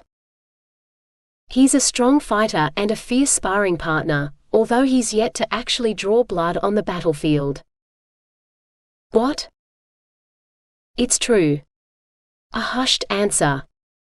He honestly hasn't spilt a drop of anyone else's blood. Unbelievable. I love this goss. Give me more. Belle? Zane's voice bounced around inside my head, his worry flaring strong. Sorry, Vitaria. I need to answer a friend. I tapped my head. Give me a second. Sure. You go for it. I'm here, Zane. What's up? I stepped back from them both and leaned against the craggy tunnel wall. I'm in the outback, not far from Windcrest Station.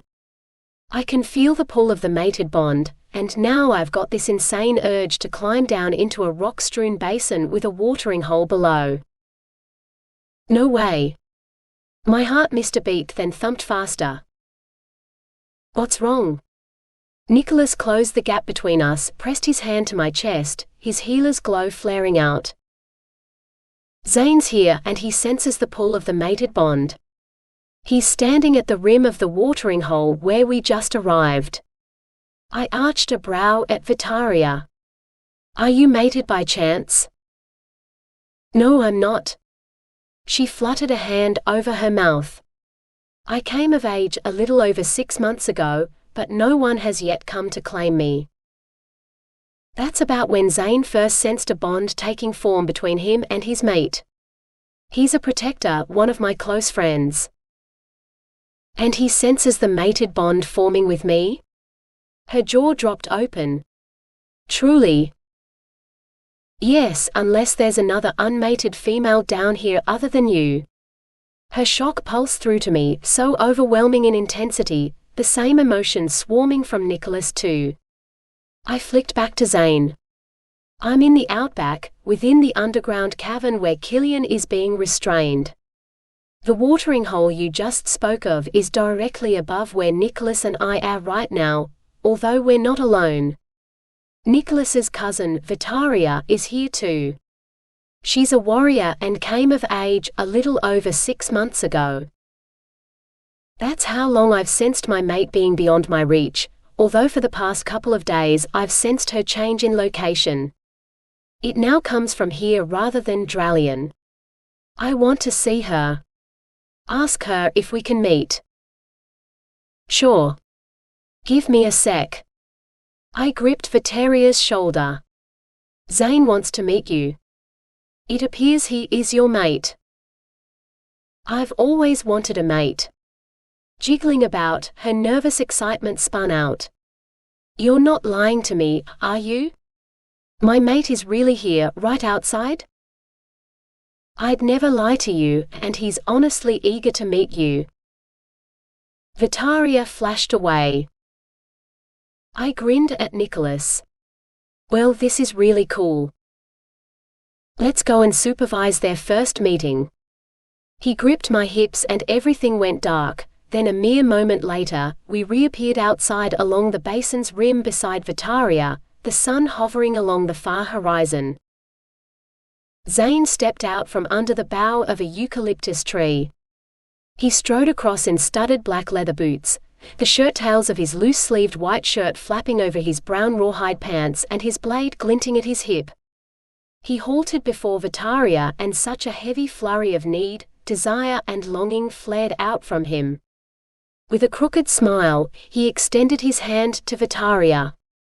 I'm Zane, and just so you know, I have every intention of claiming this bond, no matter you're a warrior from Dralion. I'm Vitaria, and I intend on claiming this bond too, no matter you're a protector from Peacio. She stared at Zane's hand, then ever so slowly lifted her own, and with her gaze returned to his, set her fingers in his grip. When no one from my country came for me, I'd never felt such devastation, yet I still held on to the hope that I might still be mated. My grandmother came from your country, and when her Dralion mate sought her out, she relocated to his home just before the dome came into existence. I've always longed to visit the country of my grandmother's ancestors. I'd love to show you around. He brought her fingers to his cheek and brushed her knuckles against his skin, his eyes half closed. It feels so good to have finally found you. Can we go somewhere private so we can talk some more? She spread her fingers over his cheek, her hope flowing free. You better believe we can, and I know the perfect spot. With a grin lifting his lips, Zane beamed at me. This is the best day ever. I'll catch up to you later. Yep, later. I blew him a kiss. Have fun. With a chuckle, he flashed away with Vitaria, the two gone in a heartbeat, an incredibly wonderful and heart-warming heartbeat. Wow. Stunned, I turned to Nicholas and patted my chest.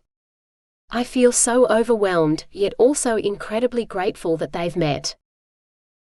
Me too, and Vitaria is extremely resourceful. If there's a way for her to ensure their mated bond works, I can guarantee she'll find it. I wish we could find a way to make ours work too. Maybe one day we will. He dipped me back and touched his lips to mine. You and I have to continue to hold on to the hope that we might. I will. So will I. Hold on tight. He sent us shimmering away in a quick hop to the basin below, and we re-emerged under the leafy bough of the tree. There's no one else here but us, which means this moment is ours to hold on to and treasure. Let's make another special memory. I curled my arms around his neck and let him take my weight, as he lowered me to the blanket and laid down beside me. Gently I stroked his nape. I love that I got to meet your cousin, and I can't wait to meet your brothers and parents one day too. My parents aren't warriors, so have no access to the dome room. You could still take me to meet them though, by zipping us straight through the dome room. I could, but I'm not going to, not when that would expose you to a great deal of unnecessary danger. We have thousands of warriors who use the dome room, and surely you haven't forgotten what happened following your last visit to Dralion? I can handle a little danger. No, I'm not compromising on that issue, no matter what you say. He kissed my chin, nibbled along my jaw and dipped down over the sensitive skin of my neck. He sucked on one spot, likely giving me a huge red mark. I'm falling for you, Belle. I want to spend every night with you, that's when I'm not on duty or in Dralion. My whole body shook with how much I was falling for him as well. I sank one hand into his silky black locks, palmed the back of his head, and kept his mouth on my neck as he continued to suck.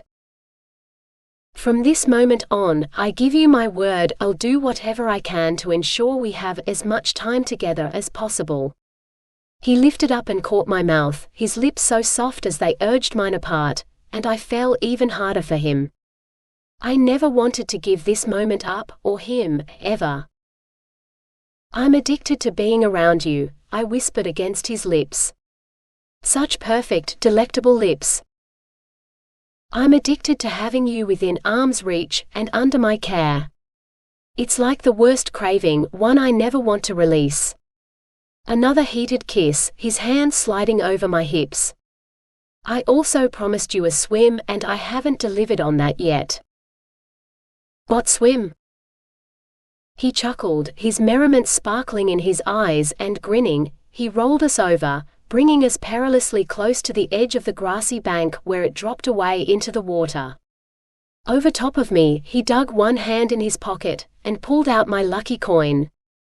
Heads up, we swim. Tails up, we keep kissing.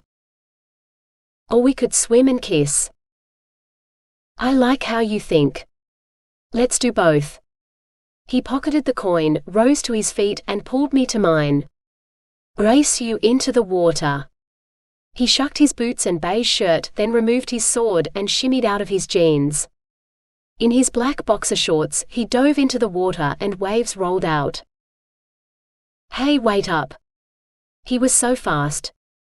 I kicked my leather flats off, ditched my short skirt and white tank top, then in my swimsuit, dove in and deep under the water, searched for him. He had to be here some. He swam in over top of me, clasped my waist, then with a tug around my middle, kicked us both upward. In a flurry of bubbles we broke the surface, the skies overhead blazing a brilliant sunset red. With my arms wrapped around his neck, I dipped my head to his neck and sucked his skin into my mouth, just as he'd done with me. "Are you giving me a hickey?" "Yep." I kept sucking, and only once assured I'd given him a big red mark, did I lift my head and grin. "You'll have trouble explaining that." "Nah, I'll just say Faith gave it to me. I'm gonna give you a second to match the first." He swept my wet hair over my shoulder, leaned in and sucked on the other side of my neck, then chuckling, he released my skin with a pop. "Now you've got a beautiful matching pair." "How am I going to explain these?" "With the truth that your mate gave them to you." The heated look he sent me had my toes curling. "I want to visit every amazing place like this on Earth with you, Belle, and only you." "Are you trying to seduce me, Nicholas Vergara?" "Maybe." He kicked us over toward the grassy bank, and released me once assured my feet had touched the sandy base. Edge gripped, he hauled himself out, then sat on the bank, his feet swinging through the water. "What place would you like to visit first?" "Anywhere with you would be perfect." Out I pushed and sat beside him on the grassy verge. Gently I traced one finger around the mark I'd made on his neck, his black hair dripping water, each drop gliding smoothly down his chest. I followed the path of one drop right to where it pooled over his heart, and with my palm pressed there, I closed my eyes and smiled at the steady beat pounding against my hand. This was sheer heaven, being alone with him and making special memories. I opened my eyes, looked deep into his eyes, the blue a vibrant and sparkling shade, the white flecks within shining bright. "I wish you were a memento I could keep." He covered my hand with his and pressed it firmer against his chest. "I pray one day that wish might come true." So did I. Oh boy, so did I. Chapter 10. Nicholas. A loud bellow echoed over the water from the tunnel entrance, followed by the heavy crash of steel and chains rattling. "I want to talk to you." Crash. "No. Stay right here. I won't be long." Nicholas jumped to his feet, pulled on his jeans, shirt and boots, then grabbed his sword and belted it, before popping a kiss on my forehead. "Killian makes a fuss every now and again. It won't take me long to calm him down. Wait for me. I want to come too." "There's no need." The wind swirled and he flashed away. I said wait for me. How annoying. I shimmied into my skirt and top, strapped my leather flats on, and raced around the watering hole to the rock wall on the other side. I sucked in a breath and squeezed through the tight entrance gap to the tunnel below. A touch of the day's fading light filtered through, just enough to light my way as I hurried along the passageway of musty dirt and stone-encrusted walls. The tunnel led in a circular pathway downward. Water dripped from the rocky ceiling overhead and splashed into puddles at my feet. Then there, just up ahead, the glow from the lantern shone. "Calm down, Killian." Nicholas's deep voice bounced off the walls. "I'll do anything to get out of here, as well as keep your damn secrets, or whatever else is needed. I can't do another day locked behind steel. It's hot as hell in here too, and I'm going crazy. You hurt my mate, should never have raised your weapon against her in the first place." Nicholas stood just inside the steel cell, a slim portion of his profile viewable in the 3-inch gap left by the open door, a gap that would still ensure Killian couldn't get a secure telepathic link out, not with all that steel fracturing any signal. I held back and waited. "I give you my word I'll never physically harm her again, and since I've never broken a promise to you ever, that should damn well mean something." Chains clanked and Killian grunted. "You've got me restrained like an animal. I'm your fellow warrior, not a Peacian. I also asked if I could speak to Alexo. I need answers for the million questions I have roaring around in my head." The air whipped all about, and Alexo appeared from within the churning wind at my side. He gripped my arm, leaned in and whispered, "Stay right here until I give you the signal to come in." I had a vision, and this seems to be the moment he's truly willing to hear the truth. "I'll wait." A swift nod, my hair still wet and dripping down my back. "Thank you." In a midnight black silk shirt and pressed pants, his black leather coat flapping heavily to his booted feet, Alexo slipped inside the cell and laid a reassuring hand on Nicholas's shoulder. I had forewarning and came. "Alexo." Nicholas dipped his head respectfully. "Killian demands his release." "I'm hardly a threat," Killian growled in a low rumble from just beyond my view.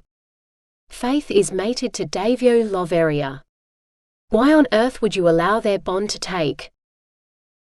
For 18 years I had to watch my wife from a distance, always wanting to go to her but fearing for her life if I did. I would never allow the same thing to happen to my daughters, to tear them from their mates as my father did with me. I've accepted Faith and Hope's decision to stand by their men, and intend for Donaldo to do so as well one day. It goes against our law to accept a mated bond with anyone outside of Dralion. Yet that's a law that needs to be overturned. The dome over Dralion was enchanted 40 years ago, and in the beginning it was needed, particularly when we warred so strongly with Peacio Loveria and his people, but of late, there's been a change. The dome is impacting negatively on those within our nation.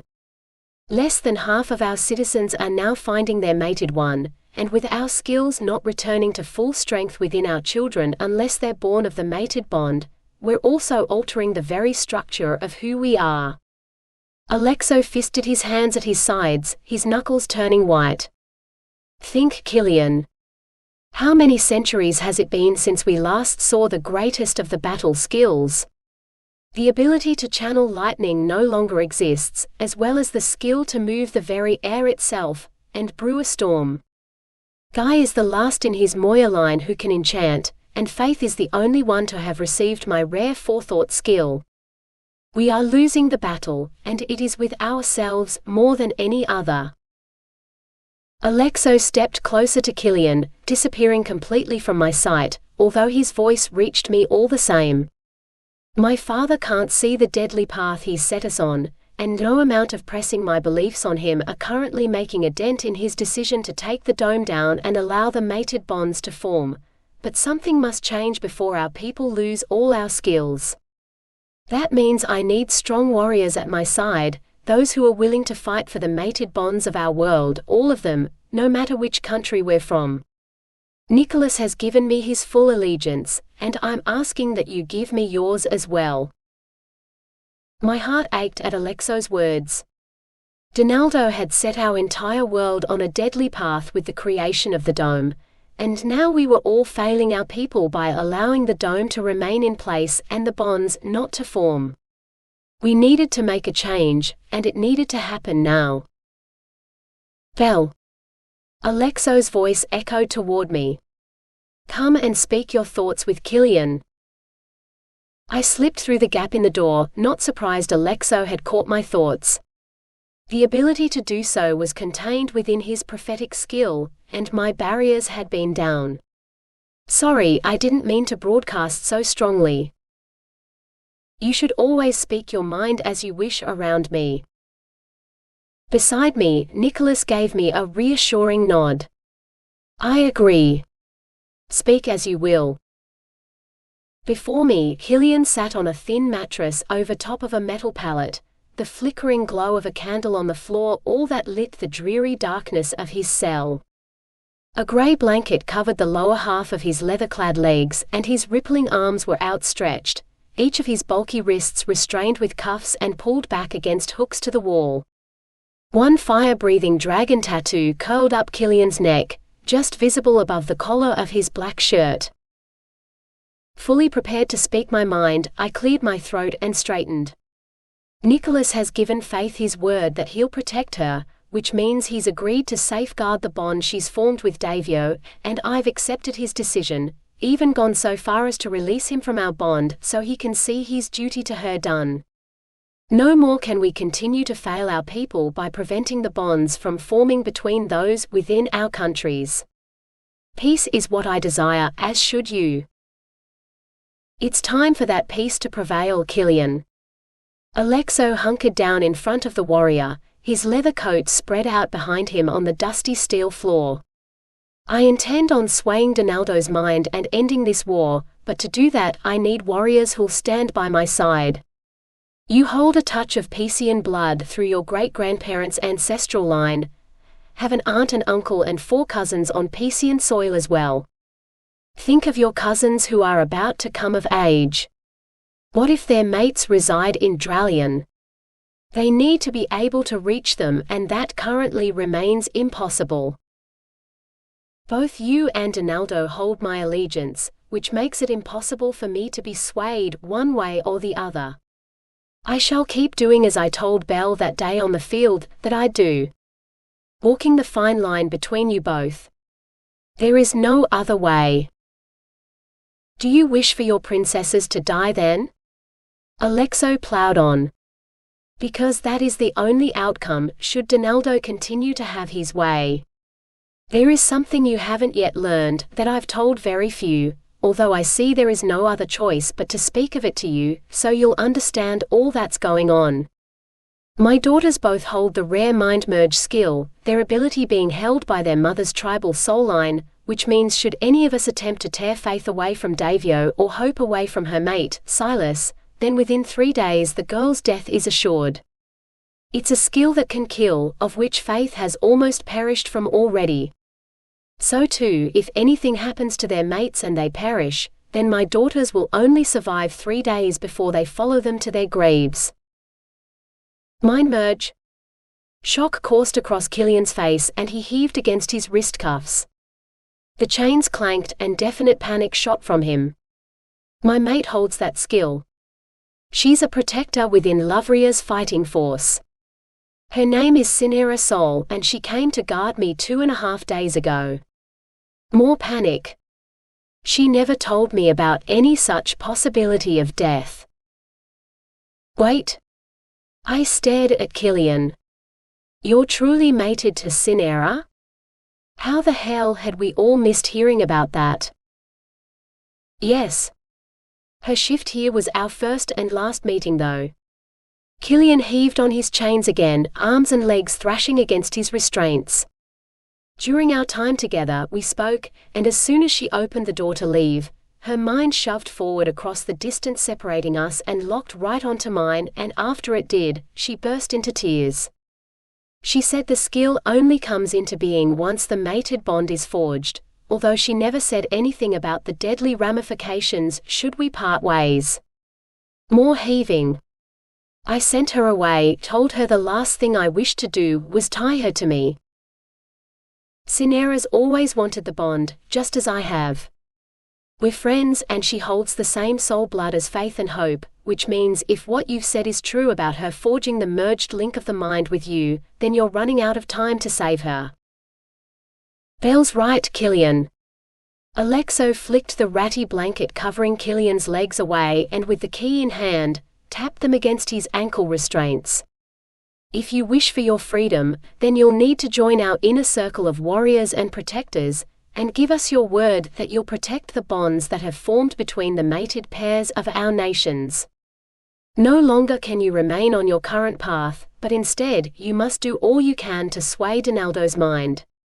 What do you say, Killian? Can you swear your allegiance to my cause alone? With Killian's bond forming with Cinera, we might now have exactly what we needed to tip him over to our side.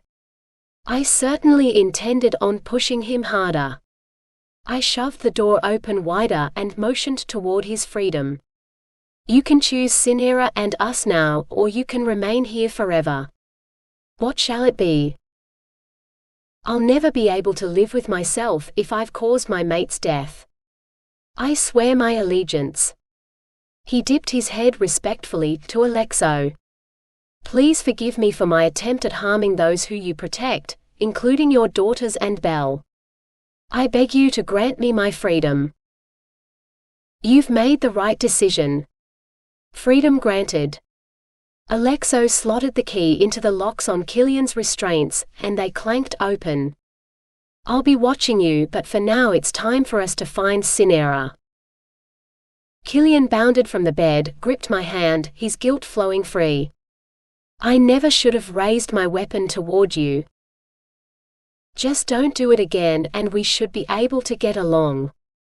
For Cinera's sake, I'll certainly try. Let me see if I can reach her telepathically. I ducked out of the cell and searched along my link for her. Cinera? Where are you? Belle? A croaky answer, her pain flaring into my mind and swamping me. You're sick? I found my mate, but he doesn't want me. My mind merge activated. I have the dreaded skill which can kill. I'm with Killian right now, and Alexo has released him. He's sworn his allegiance to our cause. I can bring him to you. Why didn't you tell me what happened? He hurt you, and I hated that he'd hurt you. Tell me where you are. I'm with my soul kin in no man's land. Elizara Soul's tent. More pain, a huge wave of it, and my knees buckled as I absorbed her agony. Break off the connection, Nicholas snapped as he scooped me up. No. I can't. She needs me. I focused on Cinera. I've never been to no man's land. Can you port to Killian's cell? Too sick. A ragged cough. Killian has no true desire to accept our bond. He told me so when we met. Has he truly changed his mind? More pain and far too much for Cinera to handle, let alone me. My mind fuzzed at the sheer agony throbbing through her, then our connection cut out. It was gone, and no matter how hard I tried to forge the link again, nothing happened. She's down, I gasped. The wind whipped about, and in black cargo pants and a cream tank top, Faith shimmered in. I saw what just unfolded. I know where Cinera is. Elizara is my aunt, and I've been to her tent often. I can take us directly there. Faith slapped a hand around Killian's forearm. I can't believe I'm about to say this, but welcome to our inner circle. Do you wish for this bond, for your mate to survive? Yes. I can't be the one who killed her. Good answer. She struck a look at Alexo. Are you coming, Dad? Of course. Nicholas, still cradling me in his arms, gripped Faith's arm, and so did I, while Killian and Alexo did the same. Together as one, we flashed away through the endless expanse of dark. Then we were there, standing on soft sand amongst hundreds of brightly colored tents, with striped awnings rippling in the moonlit wind. The night sky twinkled with a million diamond-like stars, and oil lamps swung high from metal rods pushed deep into the sand, their flickering glow beaming all about. Behind us, horses wickered in a four-post-high corral, and cattle bawled from a holding pen, while in front, a large group of people, both men, women and children, wearing white tunics covering them from their necks to their knees and loose white cotton pants underneath, stood around the open flap of a yellow tent. Let us through. Faith pushed and the crowd parted. Killian and Alexo strode after her while Nicholas jiggled me higher against his chest as he walked. Can I take you in there and be assured you won't try to take her pain on yourself again? He asked me. Yes. Good. He ducked under the raised flap of the tent, and set me on my feet. Cinera lay unmoving in the center of the room on a thick pile of pelts spread on the matted floor. Plump pillows surrounded her, several of her loved ones nestled close. Elizara. Faith aided one of the women in white robes next to Cinera's side to her feet, and motioned to Killian. This is Cinera's mate, Killian. The woman's golden hair, silky and long, was pinned back at the sides with a jeweled clip, which sparkled under the light of the lamp hanging from a metal hook to one side of the tent. Her chestnut-brown gaze, the edges rimmed with a lighter shade of brown, flicked to Killian. Cinera is no longer conscious, which means there is no way for her to forge the mind merge. She also bleeds internally, and even though a fast healer, that ability no longer aids her. What happened to the 3 days? It hasn't been that long. When she first forged the mind merge with you, she broke it off too quickly and didn't allow herself enough time to truly ensure her mind's needs. 5 minutes of merging is necessary for every 3 days that pass. Sorrow filled her eyes and flowed from her. I'm sorry. I won't let her die. Killian dropped to his knees and searched Cinera's face. He gently tucked a lock of her pale hair behind her ear and murmured, I didn't know. Her chest rose a touch, and when she breathed shakily out, she gurgled and blood trickled from her lips. Beside her, a tearful white-robed woman wiped the trickling blood away with a soft cloth, her sobs heart-wrenching. Keep trying to reach her, Killian. Elizara dropped down onto a cushion beside Killian, and clasped Cinera's arm. We all love her. Don't let her leave us. Nicholas. Pain laced Killian's voice as he cast his gaze at him. Can you do something? Anything. I'll do everything I can. Nicholas joined Killian at Cinera's side, raised his hands and placed them over her chest. A gentle glow shimmered all around him. If she gains even a little consciousness during this healing, forge the telepathic connection with her so she knows you're here, although you must understand that there's only so much I can do. It's you she needs, not me. I understand. I eased in behind Nicholas, gripped his shoulders and sent as much warmth and strength as I could flowing from me through to him, and into Cinera too.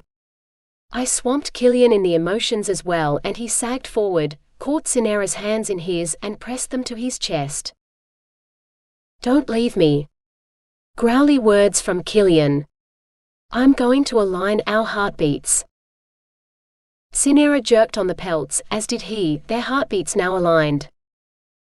My heart broke for them both. I've mended a tear in her lungs and pushed as much blood from them as I can. Nicholas moved his hands in a sweeping motion upward, right over Cinera's head. I'll clear the nosebleeds and attempt to urge her toward wakefulness, but then Killian, the rest will be up to you. I won't fail her. Killian leaned over Cinera, cupped her cheeks so tenderly in his calloused hands, and focused his gaze only on her. Moments later, he gritted out, I'm tapping at her mind and she's stirring, just the slightest, but it might be enough. Forge the telepathic link. A firm demand from Nicholas. I will. Killian lowered his forehead to Cinera's forehead, and her breath pulsed out with a staggered heave. Oh my! Tears flushed down Elizara's cheeks as she placed her hands over Killian's on Cinera's cheeks. Cinera, she pleaded in Cinera's ear, allow the telepathic link with Killian, then merge your mind with his. Focus only on him and seek the rejuvenation his mind offers. Do you hear me? Killian grunted, his forehead still pressed to Cinera's forehead. She hears you. I can sense her presence in my mind. It's a weak link, but it's there all the same. Please don't let her drop that mind merge. Lie beside her and hold onto her tight. The next few minutes will decide her fate. Elizara made way for him and he laid down on his side next to Cinera on the pelts, and held her fiercely tight against his chest. That's it, Elizara soothed as she rubbed both Cinera and Killian's backs. Let her feel your full presence, both mind, body and soul. Nicholas hovered his hands again over Cinera's head and upper body, the glow emanating from him growing stronger and brighter as he continued to work his healing magic on her. I sent more strength flowing through to Nicholas, giving him everything I had. Killian rocked Cinera in his arms, his cheek brushing against her cheek. I wish to accept the bond with you, Cinera. Whispered words in her ear. To never see you get this close to death again. Killian. Sluggishly she opened her eyes, his name a soft murmur on her dry lips. One would never think a big fierce warrior like you could actually hold tender feelings deep within you, but I can sense them through my mind merge. Don't you dare tell another soul about what you've seen inside my mind. I have a reputation to uphold, no matter I've now joined your secretive inner circle.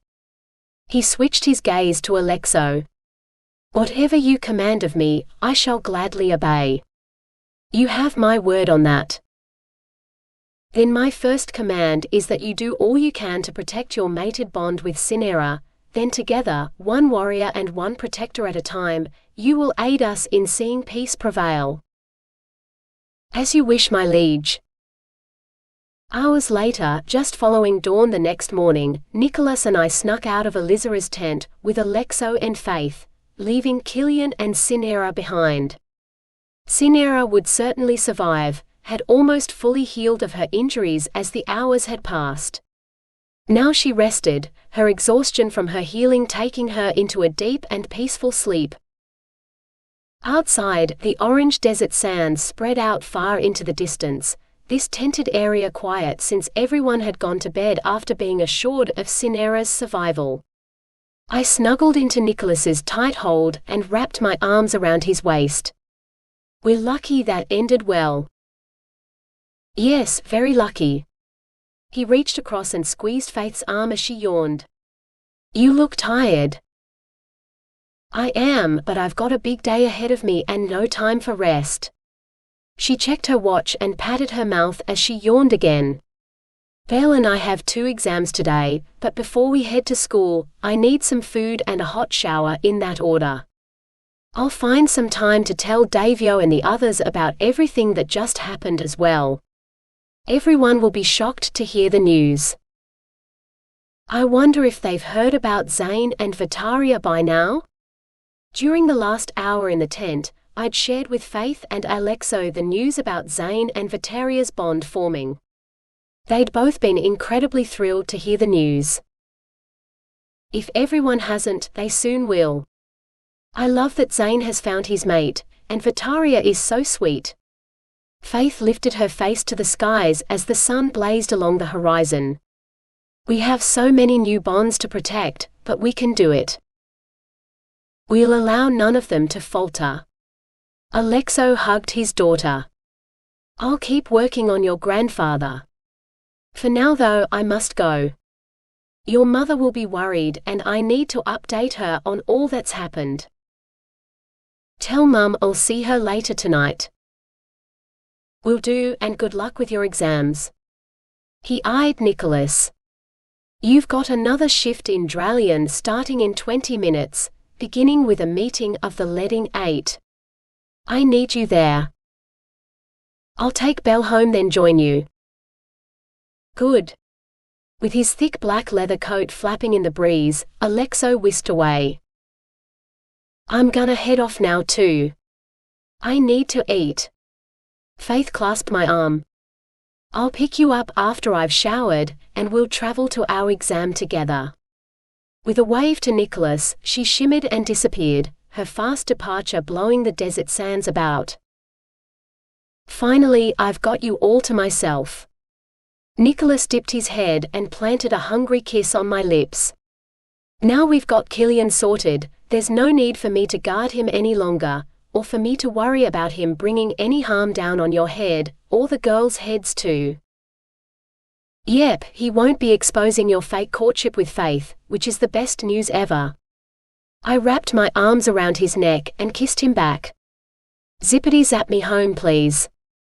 You're on a deadline and so am I. You've got it.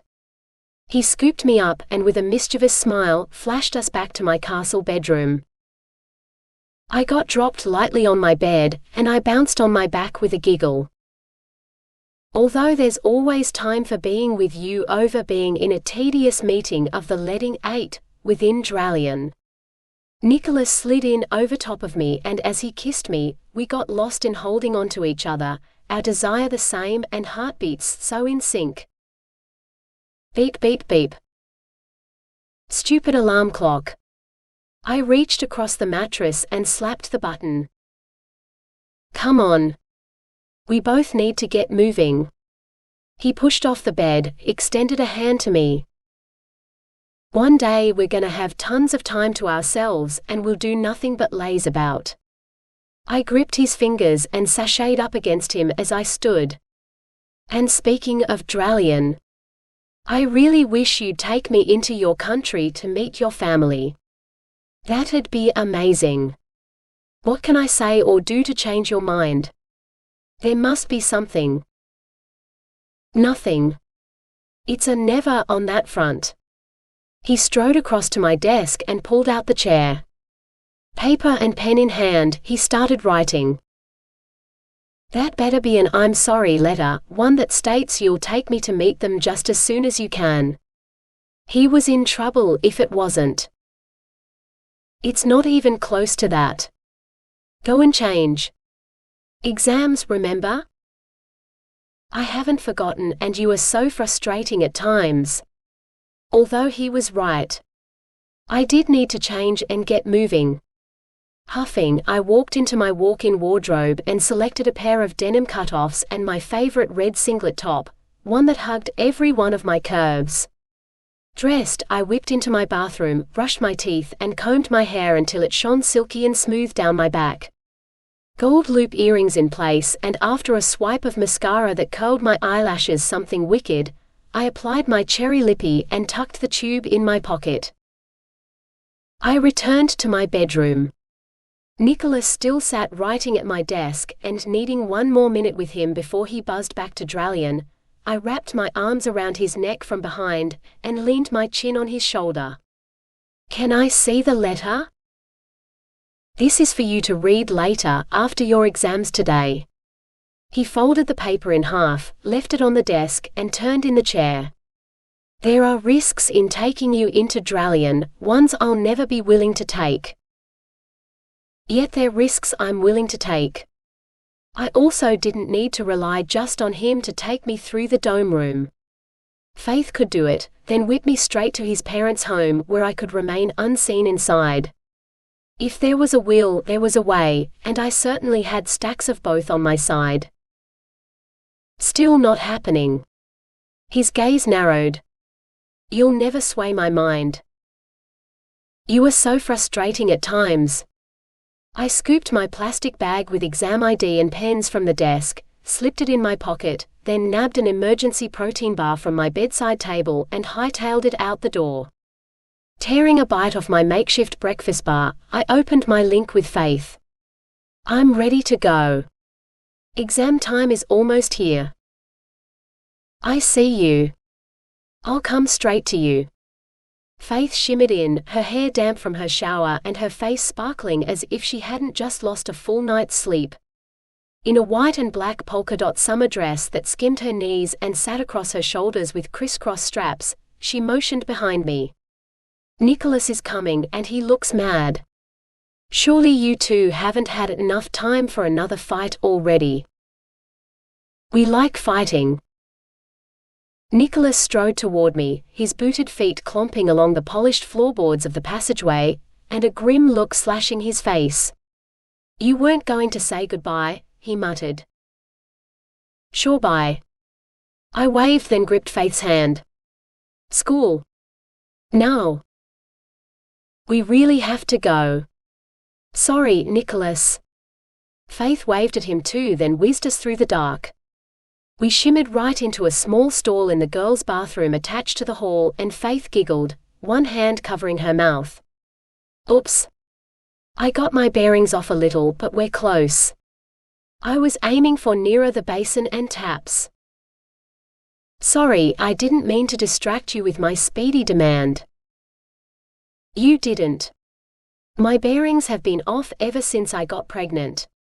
I'm sure that's why I toppled straight into you that day on the field, during the clash with Killian. I've never been such a klutz before. That makes sense. I pushed open the stall door and stepped in front of the wide mirror over top of the line of basins. I tucked a few errant strands of hair behind my ear, polished off the last bite of my bar and tossed the wrapper in the wastebasket under the sink. So, what was with that snappy goodbye? Faith perched on the edge of the stainless steel basin countertop and crossed her legs at the ankle. You wanna talk about you and Nicholas? No. I crossed my arms and thumped one foot. Yes. I'm listening. I wanna visit his family. And he won't let you. You got it in one. I can take you there if you'd like. I'd get forewarning for sure if something were about to go wrong, and I could whip us in and out of there really quick. I'd intended on asking you. Are you free today? The sooner I got to meet them, the better. Yep. We can go right after our exams this afternoon, once I've ensured the way is clear. She rubbed her hands together, her giddy smile lighting up her face. This will be so much fun. I rubbed my hands together too. I can't wait to meet them. I've visited his parents twice before and they're wonderful. His brothers are the best too. Piero and Andre are both healers, just as Nicholas is, and they reside in the warriors' barracks as well. They're amazing and so highly skilled. I'll telepath them later and get them all together for the meeting. Excitement burst from her and she pushed off the vanity and opened the door. Come on. Let's go find a seat and get this first exam of the day over and done with. I'll be glad when these exams are all done. I followed her through the foyer and into the hall where a good 100 students awaited the strike of 9 on the clock. 10 more minutes. I chose my seat and set my plastic bag with ID on the desk. I didn't care for that atrocious goodbye either, not one bit. Nicholas's deep voice echoed in my head, his tone one that stated he was ready for yet another fight. Is that right? I sat straighter in my chair, gritted my teeth. It's not good to make an empath angry, and you did. Go and have your meeting with the leading 8. I'll go, but you better believe I'll be watching you. A tap on the window at the side of the hall, and I jerked around. My mate smiled at me then flashed away. Mates? Released or not, they could be so annoying. Chapter 11. Shush, no talking, Belle. Faith stared back at me through the thick bushes we crawled through at the edge of the woods surrounding a cottage in the forested ranges of Selden, deep within Dralion land. I adored the countryside and being out in nature, but not the insects buzzing about, biting and sucking my blood like the little Dralion monsters they were. I slapped another pesky bug on my arm and in my denim cutoffs scrambled on after Faith, leaves and dirt caking my hands and knees. Why are we sneaking through the bushes like this? You telepathed ahead and spoke to Nicholas's parents. They're expecting us, his brothers included. Yes, they're all expecting us, but as I said when we arrived, there's been an unexpected hitch and we need to give them a few more minutes to get ready. She halted and poked her head through a gap in the brush, her summery white and black polka dot dress smeared with a touch of dirt along the short hem. Which is why we're crawling about. What kind of hitch?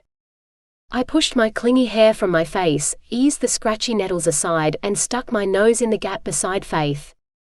In the center of a grassy clearing sprinkled with tiny yellow and white flowers, afternoon sunshine bathed a sprawling wooden shingled home surrounded by tall pines. Is that? Shush, keep your voice down. What is this hitch? Shush. She slapped a hand over my mouth and darted another look at the wraparound porch, with its tall posts rising high toward the overlapping eaves. Two young men in battle leathers, swords strapped at their sides, walked out the front door with its rustic wooden panels and strode along the porch. The tallest of the two men perched on the railing while the other rested his hands on the wooden guardrail and searched the woods, rising tall and strong. Both the men appeared so similar to Nicholas. They had to be his brothers, their inky black hair as dark as his and their eyes an intense blue with specks of white as well. Which one is which? I asked Faith. The one sitting on the rail is Andre, and the other is Piero. I'm glad you were able to organize for them to be here with his parents too. Yeah, so was I until I realized they'd been with Nicholas at the barracks when I telepathed them. Nicholas is the unexpected hitch. He got curious when his brothers decided to return home and he joined them. She let out a long sigh. So annoying, although I intend on getting him out of here as quick as I can. Just hold tight. I'll come up with a plan. Another man walked along the porch in black pants and a pressed white collared shirt. He leaned one hip against the corner post and chin raised, breathed deep of the fresh woodland air. Who's that? I knocked my arm against Faith's arm. Aurelio, Nicholas's father. Since our people didn't physically age after we came into our skills at adulthood, one sometimes couldn't always tell our elders from our youth, other than from the years of knowledge that seemed to shine in their eyes. He looks so similar to Nicholas too. Oh, and there's Aria, Nicholas's mother. Faith pointed at the woman who stepped out the front door, her hair a milky chocolate brown and her nose and cheeks holding a smattering of freckles. She wandered along the porch in a navy skirt and blouse with a yellow apron tied around her slim waist, then eased into one of the two rustic rocking chairs positioned along the walkway. Overhead, birds twittered from high in the large pines, while in the meadow, butterflies fluttered about from flower to flower. So tranquil yet not tranquil. Not when my heartbeat raced and sweat dampened my palms. I couldn't let Nicholas find me here, not ever. I leaned closer to Faith, whispered, I don't see Nicholas. Not anywhere. Are you sure he's? Nicholas walked out the doorway and strode toward his mother. He sat down in the chair next to hers and, elbows to his knees, stared out across the meadow, as the others in his family did too. Look, I really wish you could all meet her, but it's just impossible. Belle and I have agreed to never give up on the hope that one day we might be together, but for now we can't be anything more than friends. I'm about to marry Faith. Fake marry. Frowning, Aria gripped his arm and shook her head. You and your brothers have sensed your mates residing beyond the dome, and none of you will claim them. It's wrong. I agree it's wrong, but at least Belle and I are getting to forge some special memories. Yet you're denying us the chance to forge those same special memories with her too. Bring her here. We want to meet her. Andre thumped a hand on the rail where he sat, one booted leg swinging. This is all so difficult, the war, the dome, and Alexo being unable to budge Donaldo from his stance. I want to show myself to my mate, only I can't with all this uncertainty and the war that rages. So many of us are being forced to give up our mates when we shouldn't, Piero added, his brows a dark downward slash, just as Nicholas's were. The dome over our country is now causing more damage than benefit. Another mosquito landed on my arm and I swatted it, left a smear of blood behind. What was that? Nicholas stood and braced his hands on the guardrail. He searched the bushes where Faith and I hid, and I scrambled back a touch. I heard nothing. Aria rose from her chair and it rocked and creaked as she walked to the rail and joined Nicholas. All is still out there. No, I definitely heard something. Nicholas launched over the rail and landed with a thud on the ground. Piero and Andre bounded over and his two brothers stormed across the grass after him, while his father wrapped his arm around his wife's waist on the porch and watched his sons. Let Andre and I check out the noise. Piero seized Nicholas's arm and halted him. You're still on duty and shouldn't even be here. Holy moly. I couldn't let Nicholas find me here. I shoved open our link, called out, Nicholas? What's up? I'm in trouble. Can you come bail me out of it? Not a lie, thankfully, which he'd catch through our bond. Come where? He halted and grasped his chest. You're distressed.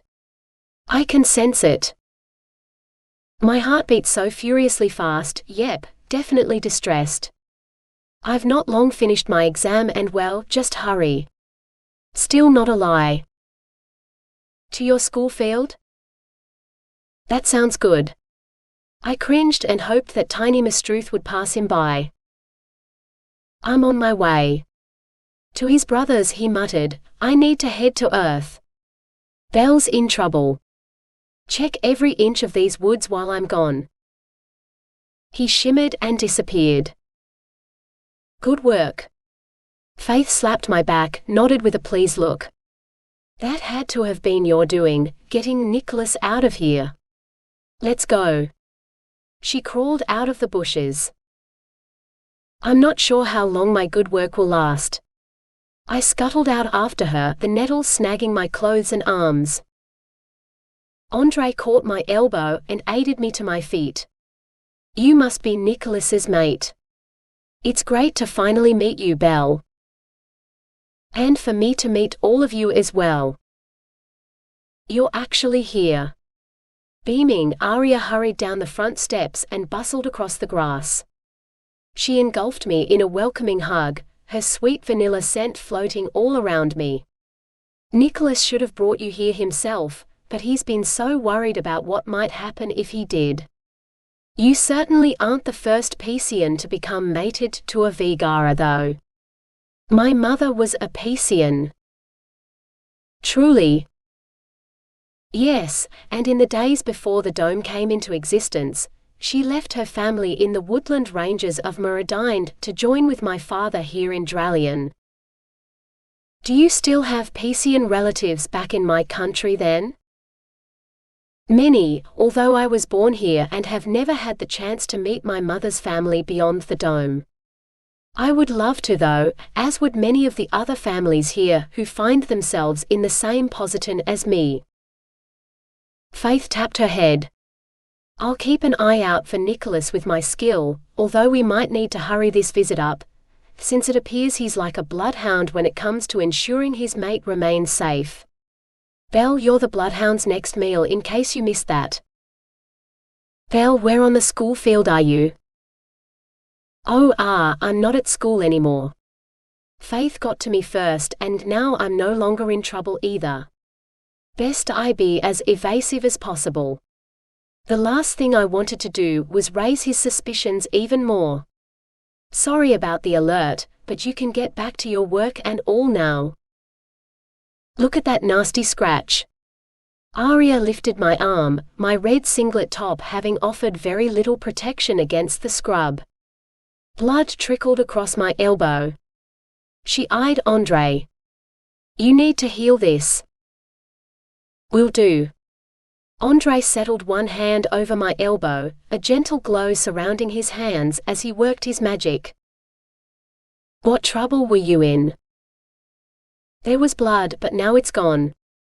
A healer just fixed me up. Keep to the basics. You've been to a healer who wasn't me? A fierce mutter in my head, his jealously spiking out. Wait, you can't get jealous over that. Which healer? It doesn't matter who, only that I'm all fixed now. I had to get him off my scent this second. You have work. Get back to it. I'll head to your bedroom. Tell Faith to bring you to Loveria Castle. I need to see you've been tended to properly by whoever this healer is. Our connection cut out, but likely not for long. I rolled my eyes. Nicholas is completely impossible at times. I'm so sorry everyone, but I've got to head back home to Peacio. Then we'll postpone this visit until tomorrow night. We can't make this your one and only trip to see us. A hopeful flicker in Arya's eyes, and wave after wave of intense and raw emotion flowed from her. She wanted to get to know me just as desperately as I wished to get to know her. I could sense it, to the bottom of my heart. I'd love to try this visit again. Nicholas has the late shift tomorrow night, and he'll be needed elsewhere. Midnight. Does that time suit? More hope in Arya's eyes. That sounds perfect. This wouldn't be my last trip here, not when I intended on visiting Nicholas's family often. That okay with you? I asked Faith. Absolutely. Great. I grasped Arya's hands and nodded. We're on for tomorrow night. I'm truly sorry about all this hassle I've caused. Think nothing of it. You go. Piero laid his hand on my shoulder. Andre and I have a shift which finishes just after midnight tomorrow, so we'll be a touch late, although we'll still be here all the same. I'm in your bedroom. Why aren't you here already? Nicholas's frustration swamped me. Impatient much? I huffed back. I'm coming.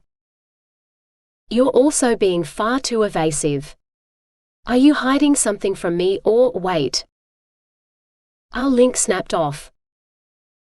Faith nabbed my arm. He's wondering if we're here and is now coming.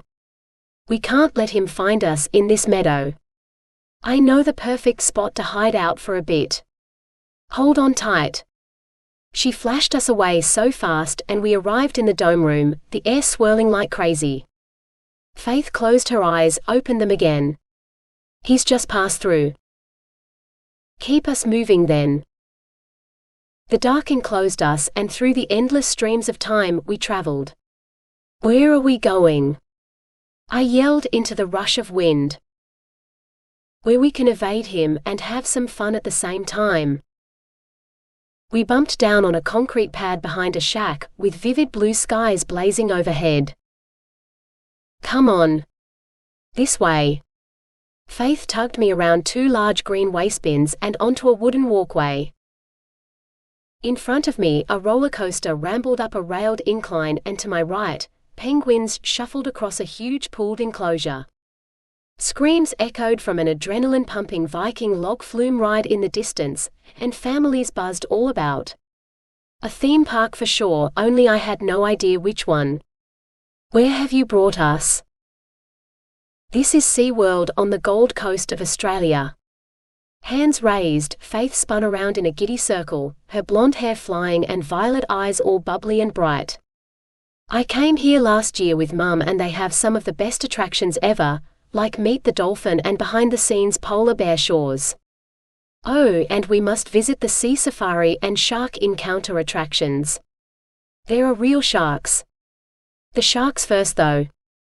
Towing me through the crowd, Faith dove straight toward the shark encounter admission gate, the swaying sign overhead painted with big jaws and blood dripping from them. Belle Benner, I'm sure my parents and brothers are covering for you. They say you weren't just here, but I smell a rat, or more like a whole family of them. Where the hell are you? Nowhere important. Why don't you just chill and get back to whatever it was you were doing before I interrupted you? I'm seriously fine. I dodged a mother pushing a pram and two squealing boys running toward the kids' Nickelodeon land ride, also the large boardwalk marker stated. I tugged on Faith's hand.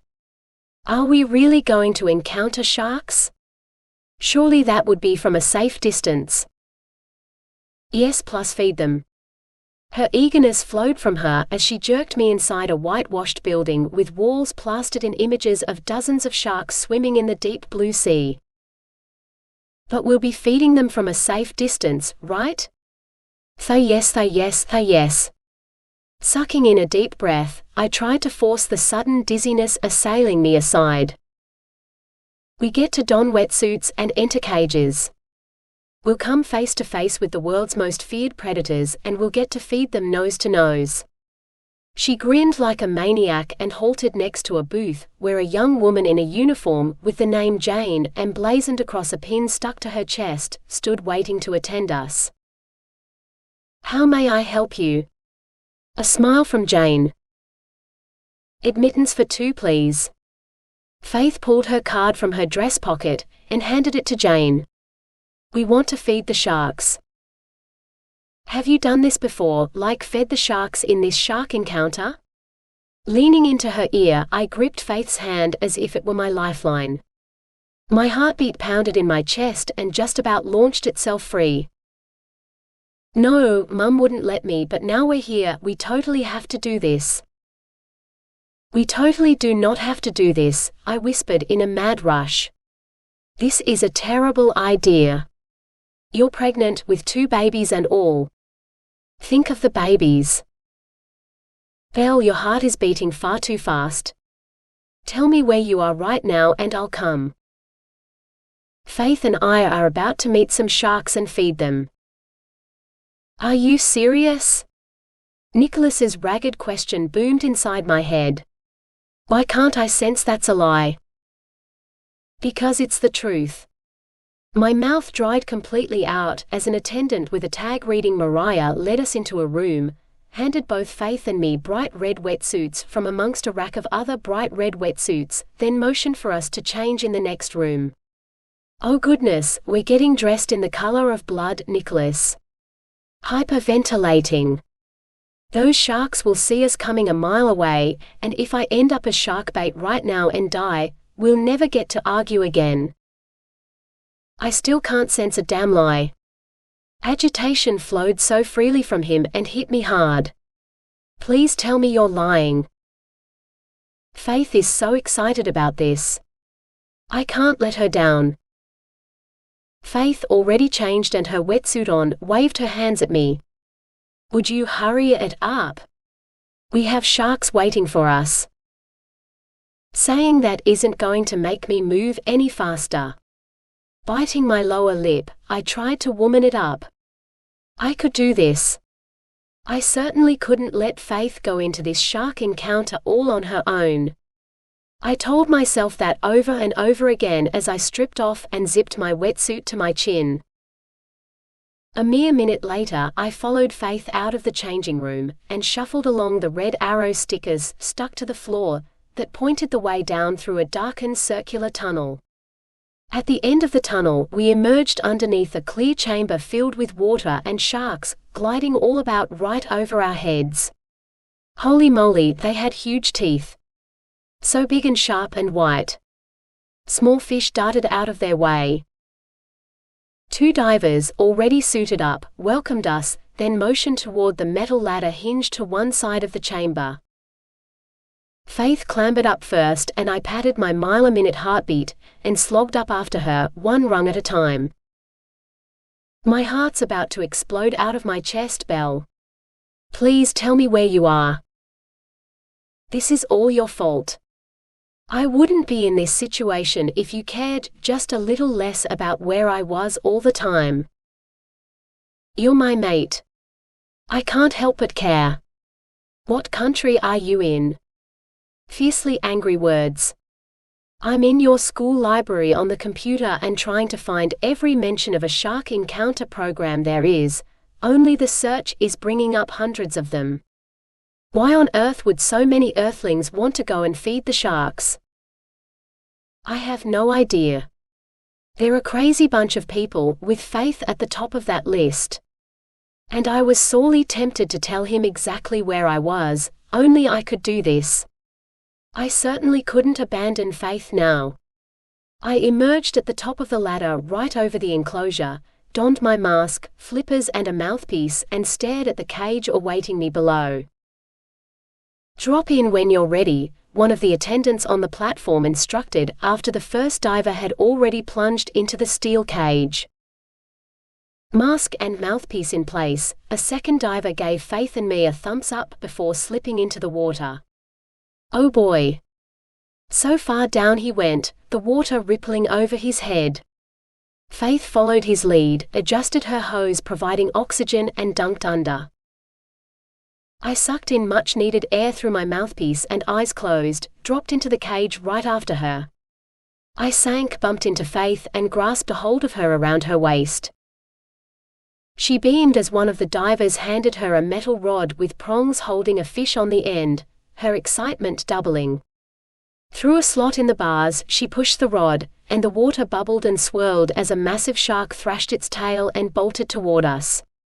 It swished around at the last second, chomped down on the rod and tore the fish from it. Blood swirled and another shark zoomed across. "Are you in the northern or southern hemisphere?" "Southern," I managed to squeak out. Faith handed the rod back to the diver and he lifted the pronged forks toward the attendant up top. The spear got handed back through the cage opening with fresh meat on the end. Shaking like crazy, I accepted the rod and pushed it through the bars, and both sharks, the newcomer and the one who'd already eaten, heaved against each other, their tails smacking into the side of the cage. I got jolted about. "Which continent?" "Antarctica, Australia, the lower part of South America, the southern third of Africa, or one of the several southern islands off the mainland of Asia." "Australia." I didn't care anymore. I wanted him here. "Gold Coast. SeaWorld theme park. Please hurry." I've got the image of the park on the computer's screen. I'm good to go for porting. I'm coming now, and when I catch up with you, expect it to be me who takes a bite out of you. "Yes, please."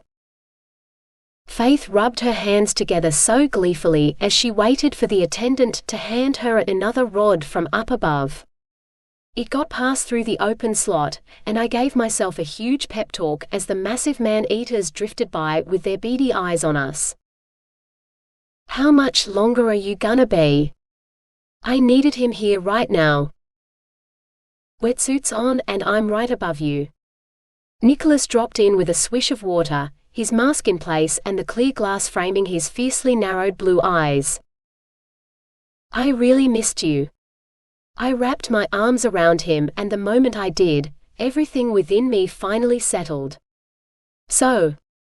I breathed slowly out through the mouthpiece. "Fancy seeing you here." "Yeah, fancy that." Chapter 12.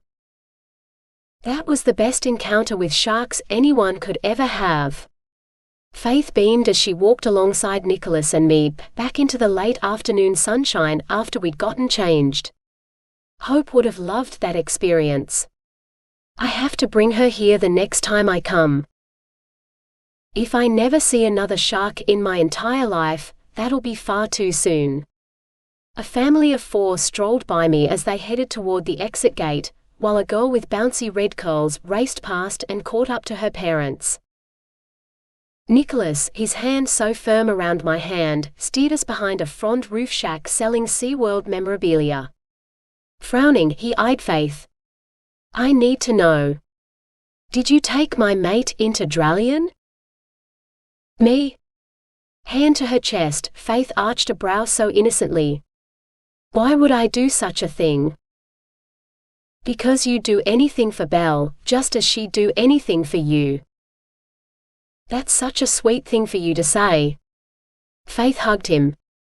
"Now don't forget that empaths have feelings and they run far deeper than anyone else's." "I'm aware of that, and you didn't answer my question." "She doesn't need to." I leaned into him. "We need to move on from this. Have you finished your shift for the day?" "I bailed on my shift and now have to go and make up some time." He stepped back, a warning look in his eyes. "Don't go finding any more trouble while I'm gone." "I'll try not to." "You better do far more than try." Firm words, then he cloaked and zipped away. "He'll never find out the truth provided you and I don't spill it." Faith hooked an arm through my arm. "I have another great idea." "Does it involve any more man-eating sea creatures?" No, it involves us picking up fish and fries at Papamoa, lighting a fire on the beach, and watching the sun go down with the rest of our friends. You up for that? Well, yeah, I'm definitely up for that. I could certainly use some time out to catch up with everyone. Great. I'll telepath the others. Let's go. Faith waggled her brows and I held on tight as she sent us winging away. My belly rolled at how quick she made the jump to the beach, then we were there on the soft white sand, the skies darkening to a deeper blue as night loomed. I squeezed her arm. I'll go and order the fish and fries. You stay here. Will do. I'll telepath everyone right now. She commandeered an outdoor chair, while I walked toward the queue of people waiting in line at the fish and fries shop. It sat right between the seaside restaurant with its outdoor patio area and the busy camping ground with long rows of colorful tents and caravans housing holidaymakers. This spot such a hive of activity, although a little farther along the beach, only a few people ambled along. I placed our order and took the padded chair next to Faith's. Legs kicked out, I settled back, while out at sea, the frothy-tipped waves glowed a sunset red and the curved length of the beautiful white sand beach glowed a golden scarlet. I can't wait to visit Nicholas's family again. I'll run double and triple checks before we leave tomorrow night, to make absolutely certain we won't have any issues whatsoever with Nicholas turning up. I'm gonna make certain we're sweet. Thank you. I reached across the small gap between us and caught her hand. No matter you made me swim with the sharks, I still love you. Oh, that's some love then, and us girls need to stick together. That's what friends do for each other. She tapped her head. Wait a sec. It's Hope getting back to me. She smiled and stood, her hand to her brow as she searched the beach. She and Silas are here, Sylvie and Guy too. I can't see them though. Can you? Yep, there they are. I pointed to the dunes farther along the beach where both couples wandered along collecting driftwood for the fire, all four dressed in casual summery clothing. There's my mate and my favorite empath. Behind us, Davio strode around the corner of the shop in his tan cargo shorts and V-necked blue tee, his brown hair streaked with gold brushing his shoulders. He caught Faith up and twirled her around, then set her back on her feet and fingered her damp hair. Have you been for a swim? Yep, a fun one with Belle. Such a sweetly innocent look crossed her face. She had those mastered. Nicholas joined us too. He gets a little overprotective where Belle's concerned, and didn't want us swimming alone. I've no doubt he gets overprotective, just as all the males in the mated bond do with their females. Davio switched his gaze to me, his coming question already evident in the flow of overprotective emotions he emitted. Did Faith behave during this swim? Of course. I would have telepathed you otherwise. I barely held a straight face as I answered him. Never would I dump Faith into any trouble. Good to hear. He glanced toward the sand dunes. I see the others but not Nicholas. He returned his gaze to me. Did he leave after your swim was done? He had a shift in Dralion and headed back there. Order 62. A middle-aged woman in a white apron stood at the counter with a large newspaper-wrapped package in hand. That's our order. I bounded to the counter and handed her my slip with 62 printed in red ink on it, asked and paid for paper plates and bottles of water too. The three of us carried the dinner bags down to the beach.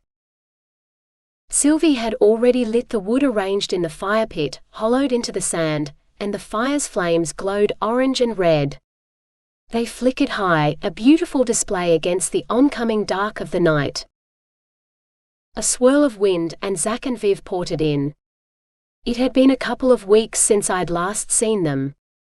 The young mated couple had been away on an elite protector training camp, but they were close friends within our inner circle and I'd missed them greatly. I handed Sylvie the meal and bounced in beside Viv dressed in faded jeans and a white, I Heart New Zealand t-shirt, the outfit so at odds with her usual warrior attire. "It's so good to see you. You look great. Totally like a local." "I do try when I'm here." She squeezed me in return, her effervescence settling so wonderfully around me. Beside us, Davio grasped Zach's tan leather-jacketed shoulder, a grin on his face. "I'm so glad you could make it." Faith telepathed us. Zach slapped Davio's back, merriment sparkling in his eyes. "Congrats on the engagement and all." He beamed at Silas and Hope. "You two as well. It's wicked news to hear you're both getting hitched. Double weddings. Fantastic." "Thanks, Zach, and yeah, we're getting married within the next week or so." Silas bear hugged him. "We'll nail down an exact date soon, then let you know when it'll be." On the sand before the fire, Sylvie plated the food and handed a dish to Guy lying on his side next to her. I eased down onto the sand beside Viv, who'd already sat, and patted her leg. "Tell me all about the training camp." "Not a chance. I want to hear all about you and Nicholas Vigara first. Sylvie's told me heaps, but I want to hear it all from your mouth too." Legs crossed, she leaned closer, her long dark hair curtaining her face and her need for all the news I could give her flowing free. "I've heard you two released each other, then agreed to creating some special memories before you no longer can." "You've heard right, and so far we've been out riding in the outback, spent a night out under the stars near the river, and I got to swim at the most magical watering hole yesterday. He's also promised to take me to whatever places on Earth I'd like to visit, to make more special memories together. We've also decided not to give up on the hope that maybe one day, we'll find a way to be together." A bloom of heat infused my chest. It feels so good to have that hope. "I bet. That's great news. Have you heard about Zane finding his mate?"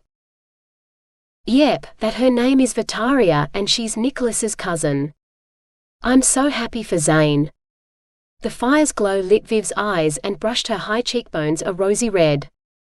"I also heard from Faith about Cinera and Killian, that she's got the dreaded mind merge skill.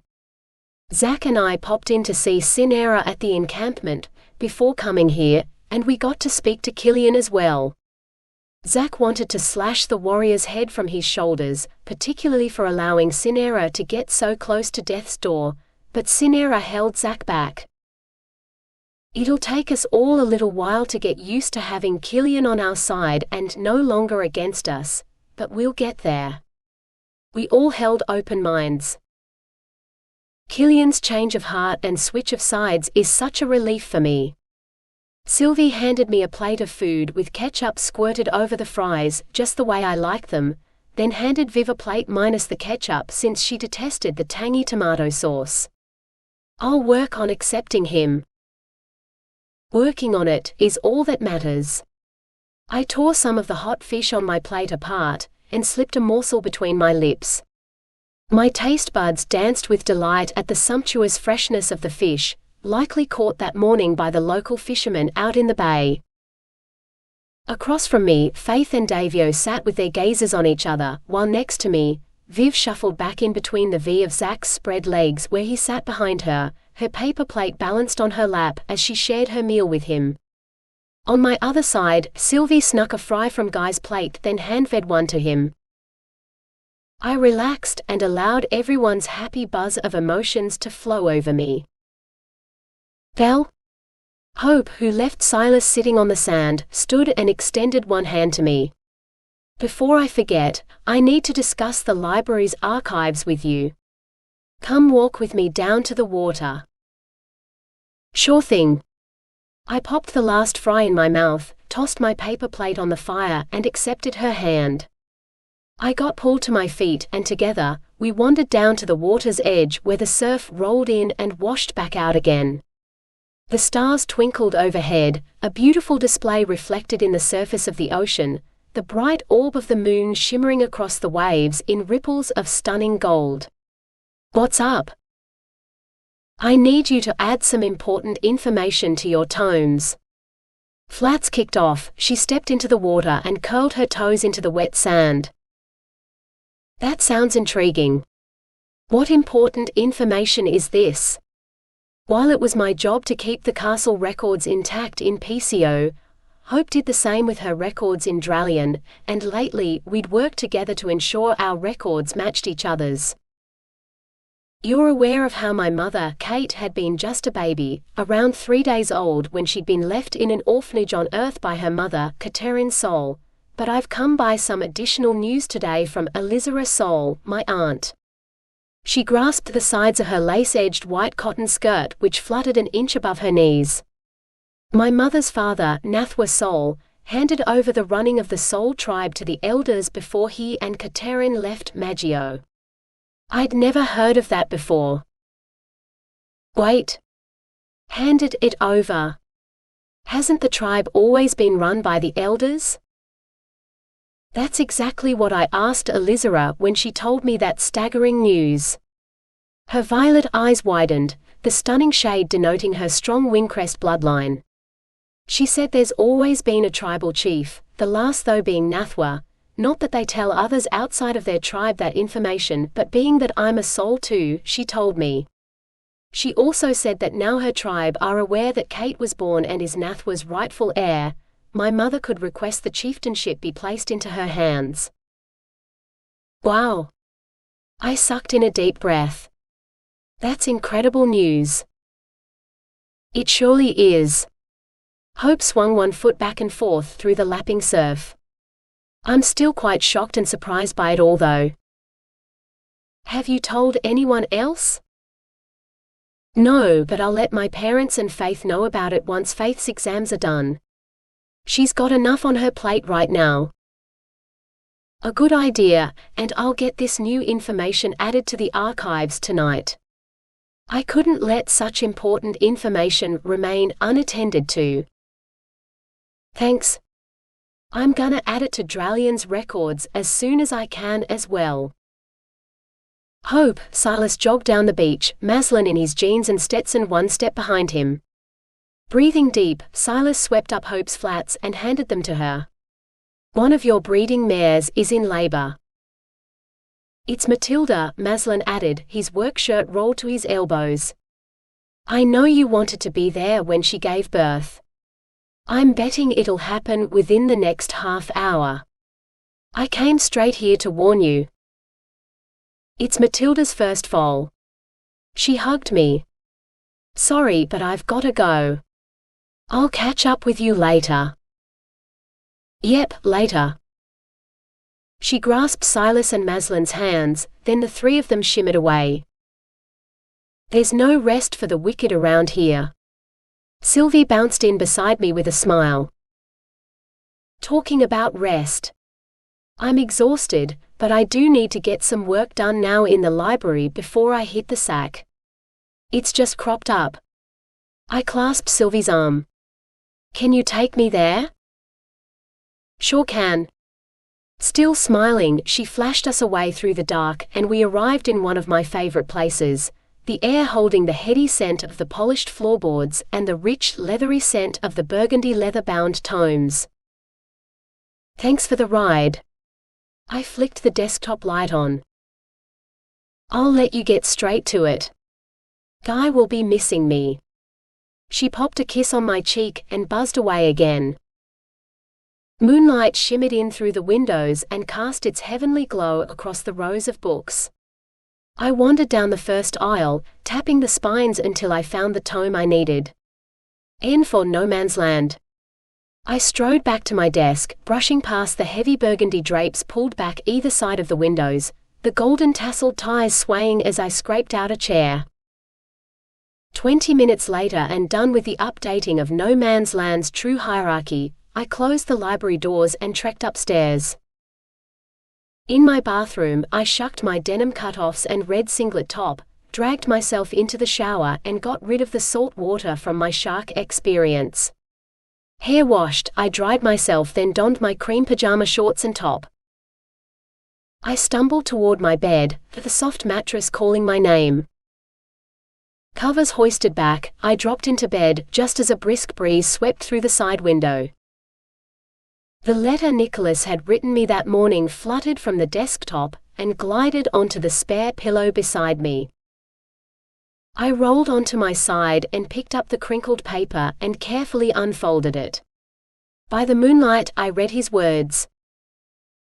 Dear Belle, I'm sorry I can't take you to meet my parents, but I won't willingly place either your life or Faith's in danger, and never will. One day you'll get to meet my brothers since they travel to the outback when needed, and I promise to make that soon, but for now, just hold tight. My heart will always be yours. Your mate, forever. Nicholas. My gaze misted and I tucked his letter against my chest. My heart would always be his too. Nicholas? I tapped at his mind. I'm here. His heavenly voice shimmered inside my head. I just read the letter you wrote me this morning.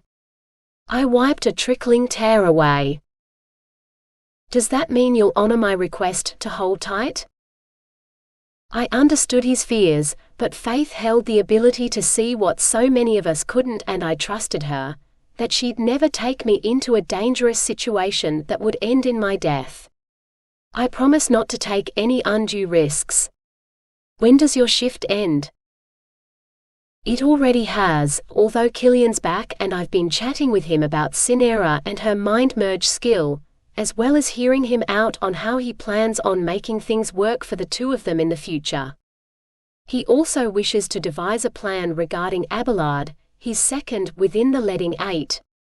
He believes we can sway him to our side, provided we raise a decent argument for the positives over the negatives. That's good news. I can meet up with him again in the morning to discuss the finer details. Are you in bed? Yep, I'm snuggled in under the covers and wouldn't mind if I had you to snuggle with as well. I can sneak over. Wait right there. Our link cut off. Like I was going anywhere if he was on his way to me. I slotted his letter inside the top drawer of my bedside table, plumped my pillow and resettled myself. The air stirred and he appeared before me in his black pants and an equally dark button-down shirt, the bits of steel studded in his black leather vest gleaming bright. He toed off his boots, planted his hands on the mattress and crawled up the bed, the white flecks in his blue eyes blazing and his chest glowing. I struggle to stay away from you. This bond certainly grows deeper and stronger between us, even though we've released each other. It'll only continue to grow deeper and stronger too, with each day that passes. I dipped one finger into the V of his shirt, and smoothed over his glowing skin. How come your chest is all alight and not your hands as well? They remained clear of the glow. It does that when my heart races too fast. Let me see. I flicked open the 3 remaining buttons of his shirt, and spread my hands right over his heart, the beat a pounding thump against my palm. I love it when you touch me. His gaze moved over my face, his eyes filled with such an intense need and the glow emanating from him spreading farther from his chest to his neck before touching on his lips. Am I about to get a healing kiss? You better believe you are. Then he kissed me, exactly as I'd longed for all day, his mouth seizing mine as he shared his breath and his deep desire as well. He was my healer, the only man I'd ever wish for, would always wish for. Yeah, I wanted him with all my heart, to know I'd always have him by my side, whether he had to keep up appearances with Faith in his own country or not. With his chest still glowing, I stroked across each defined dip of his abs. Lie down beside me. You've got to be as tired as I am. It feels like days since I last slept. I'm beyond tired and it has been days for both of us.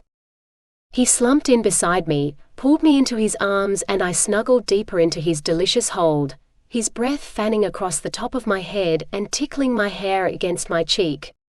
Sleep well, my mate. I will now I've got you here.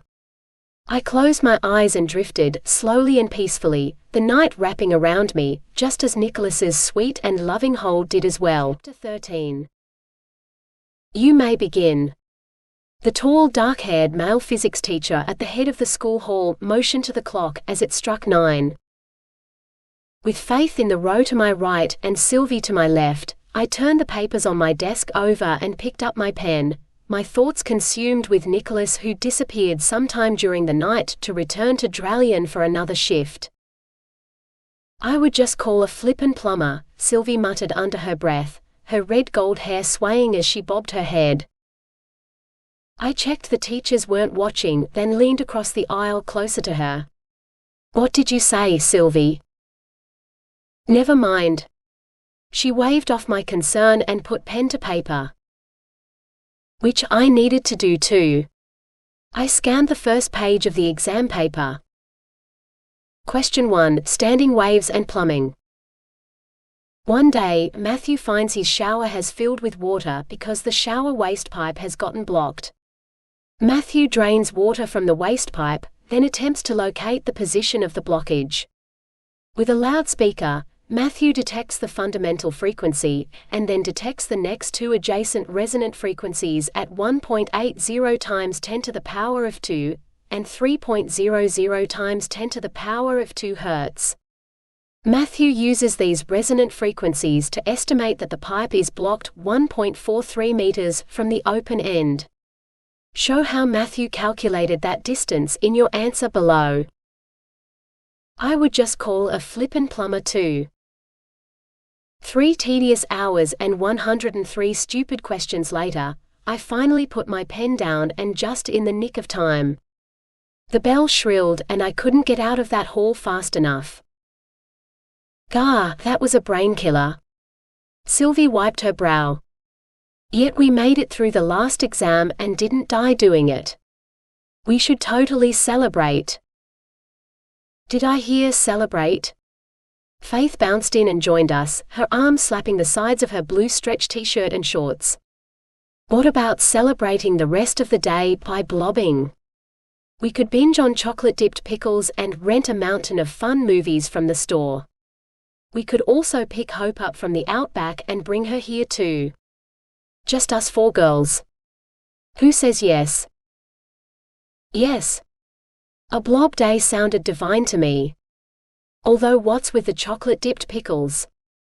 Have you got cravings?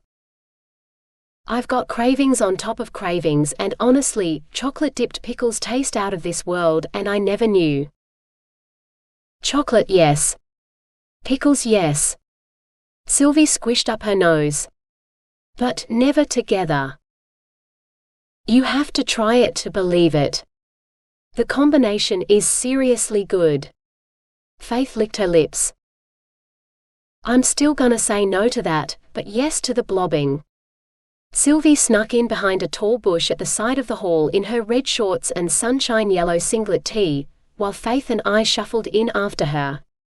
Sylvie poked her plastic bag with ID into her back pocket and with one brow raised at Faith, asked her, "How about you take Belle to her place and I'll pick up Hope, the food and the movies? Is that a deal?" Deal. Is there any particular brand of pickles you like? The green ones. They're all green, silly. Sylvie giggled, so amused. What type of chocolate do you like with your pickles? The brown one. Faith bopped her on the nose. And don't go telling me they're all brown. Just go for the most decadent and expensive chocolate. I've got strange and rich tastes at the moment. Gotcha, Miss Crazy. Still chuckling, Sylvie flashed away. I rubbed my hands together. Okay, it's time to blob. Yeah, like yesterday. Faith pulled me in for a hug and squished me tight, then sent us winging away through the dark. We arrived moments later at my place, right in the kitchen with its gleaming countertops and polished wooden cupboards. I tossed my plastic bag with ID and pens onto the kitchen counter, opened the fridge, and in my flowing dress of deep crimson, clutched the long skirts and hunkered down.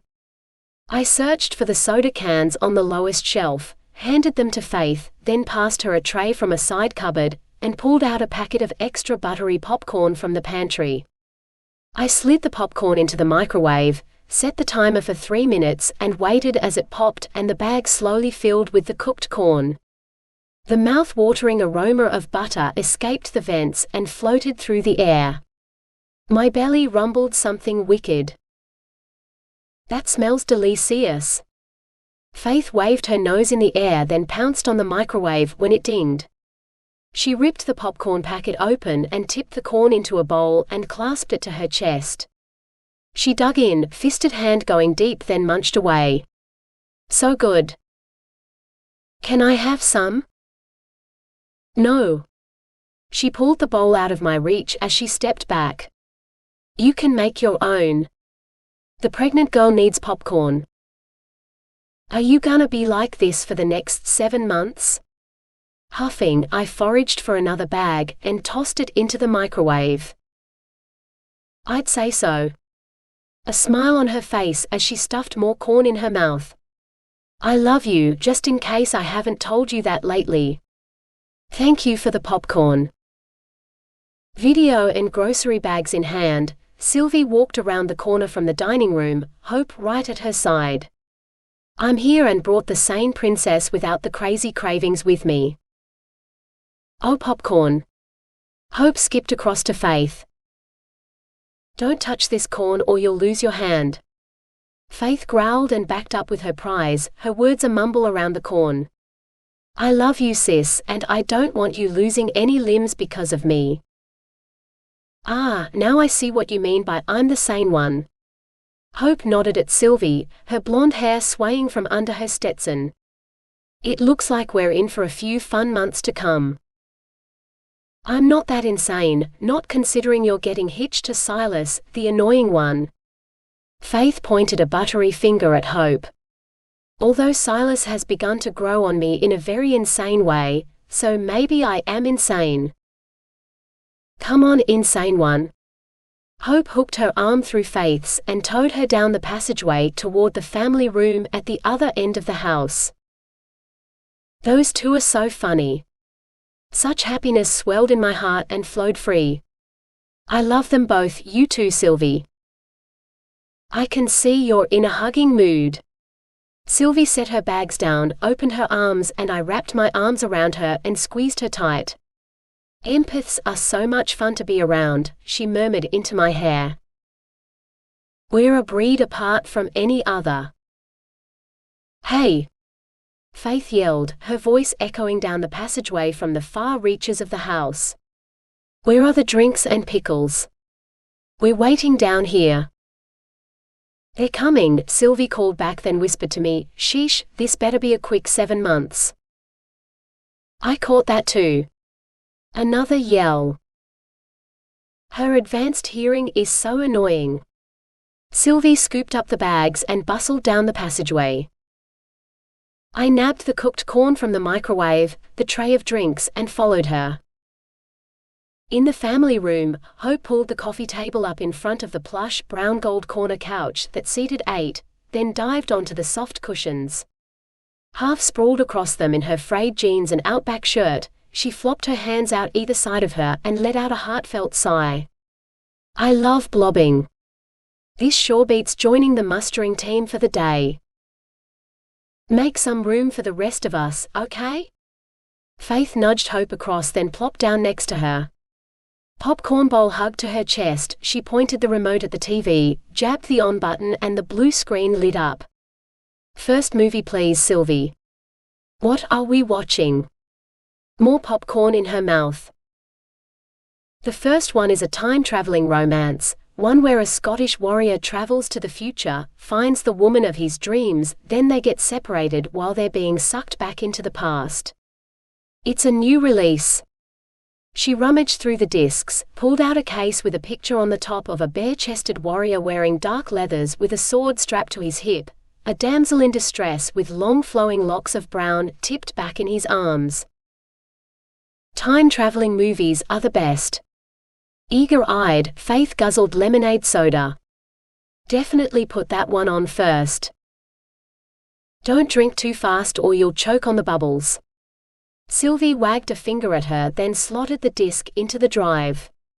From the bags she'd brought, Sylvie pulled out more snacks, plunked the bottle of pickles and chocolate dip on the coffee table in front of Faith and said, "I can guarantee those are all yours. No sharing required." "I love you." An air kiss for Sylvie as she popped the lid of the pickle jar and jabbed one long, green pickle into the chocolate dip. Her eyes rolled to the back of her head as she munched. Wowza. I'm in heaven. Yep, she's definitely crazy. Sylvie dropped onto the couch on the other side of Faith, and kicked her feet onto a cushioned footrest. At the other end of the couch, I toed off my sandals, tucked my legs underneath me and with one elbow resting on the armrest, soaked in the love and warmth floating through the room. Nothing could have made me happier than having all my girlfriends around me. We got immersed in the movie, one that had me on the edge of my seat, as the warrior and his girl fought to battle the odds in Scotland 1211. Then I sobbed as they spoke handfast vows and wed so they needn't be parted ever again. In the past, the girl remained, her future 21st century time no more. She'd given it all up to stay with her man. So sweet. Oh wow. Faith stared at the screen as the credits rolled by. I've never heard of handfast vows before. They're really cool. It's how couples could get hitched in Scotland's ancient times. Sylvie selected another movie from the pile and crouched before the player. We actually have something similar to Scotland's handfast vows on Magio, except they're called soulfast vows. Mated pairs can speak them, only that rarely happens these days. Most people prefer taking the regular route, marrying before a clergyman.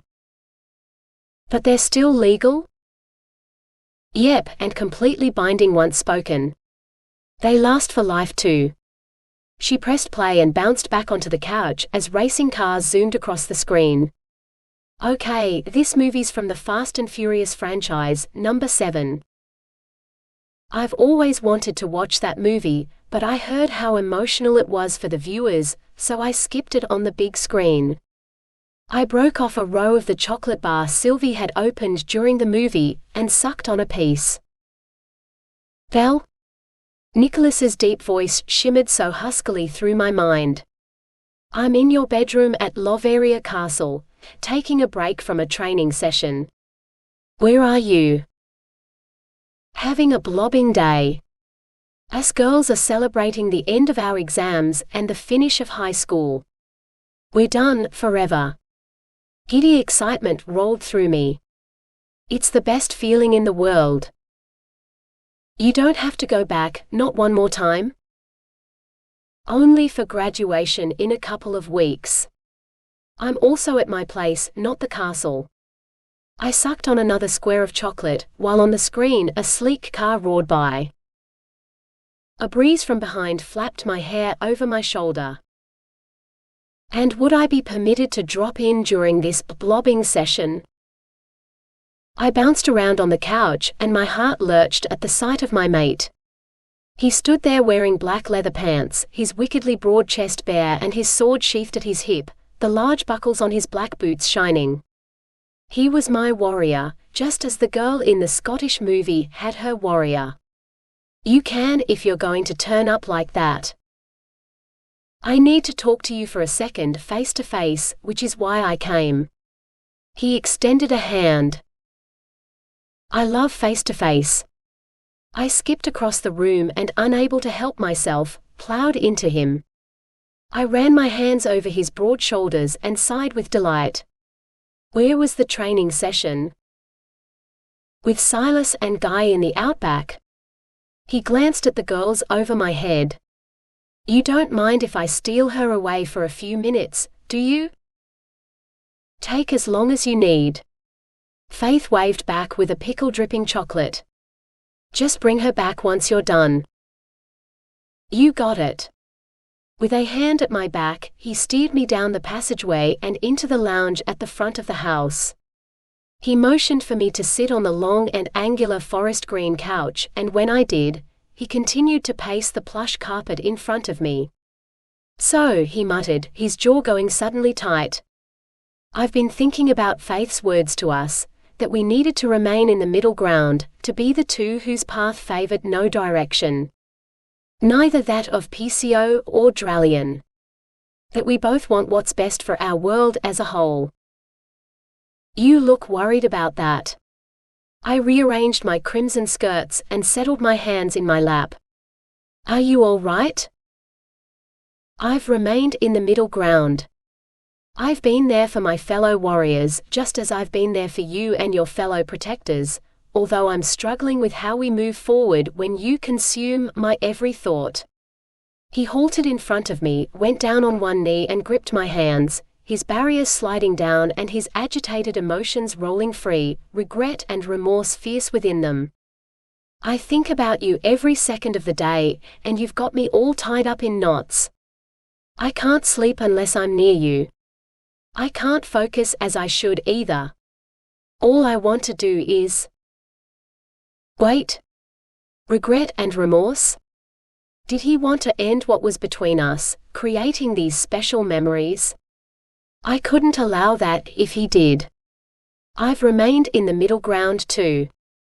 I've forgiven Killian for the position he took before, have even accepted him into our inner circle, but I'm not yet ready to give up on making special memories with you, so please don't ask that of me. I hadn't intended to. His intense blue gaze softened and he murmured, I want you, Belle. There isn't anyone else I ever want to be with, other than you. There's a war. I know. We can't be together the way we want while it rages, not in Dralion. Only here on Earth are we truly safe. I have to keep Faith safe too, which means juggling a lot of things. You're gonna be a fake daddy as well. More pain lanced my chest. Yet you're still my mate and it kills me that I've released you. He rose to his feet, tugged me to mine and searched my gaze. There's something I need you to do. Name it. I rubbed my thumb along his lower lip. If it begins with AK and ends with issing, then I totally need to do that too. It begins with your desk and ends with my gift still ferreted away within it. Everything darkened as he ported us.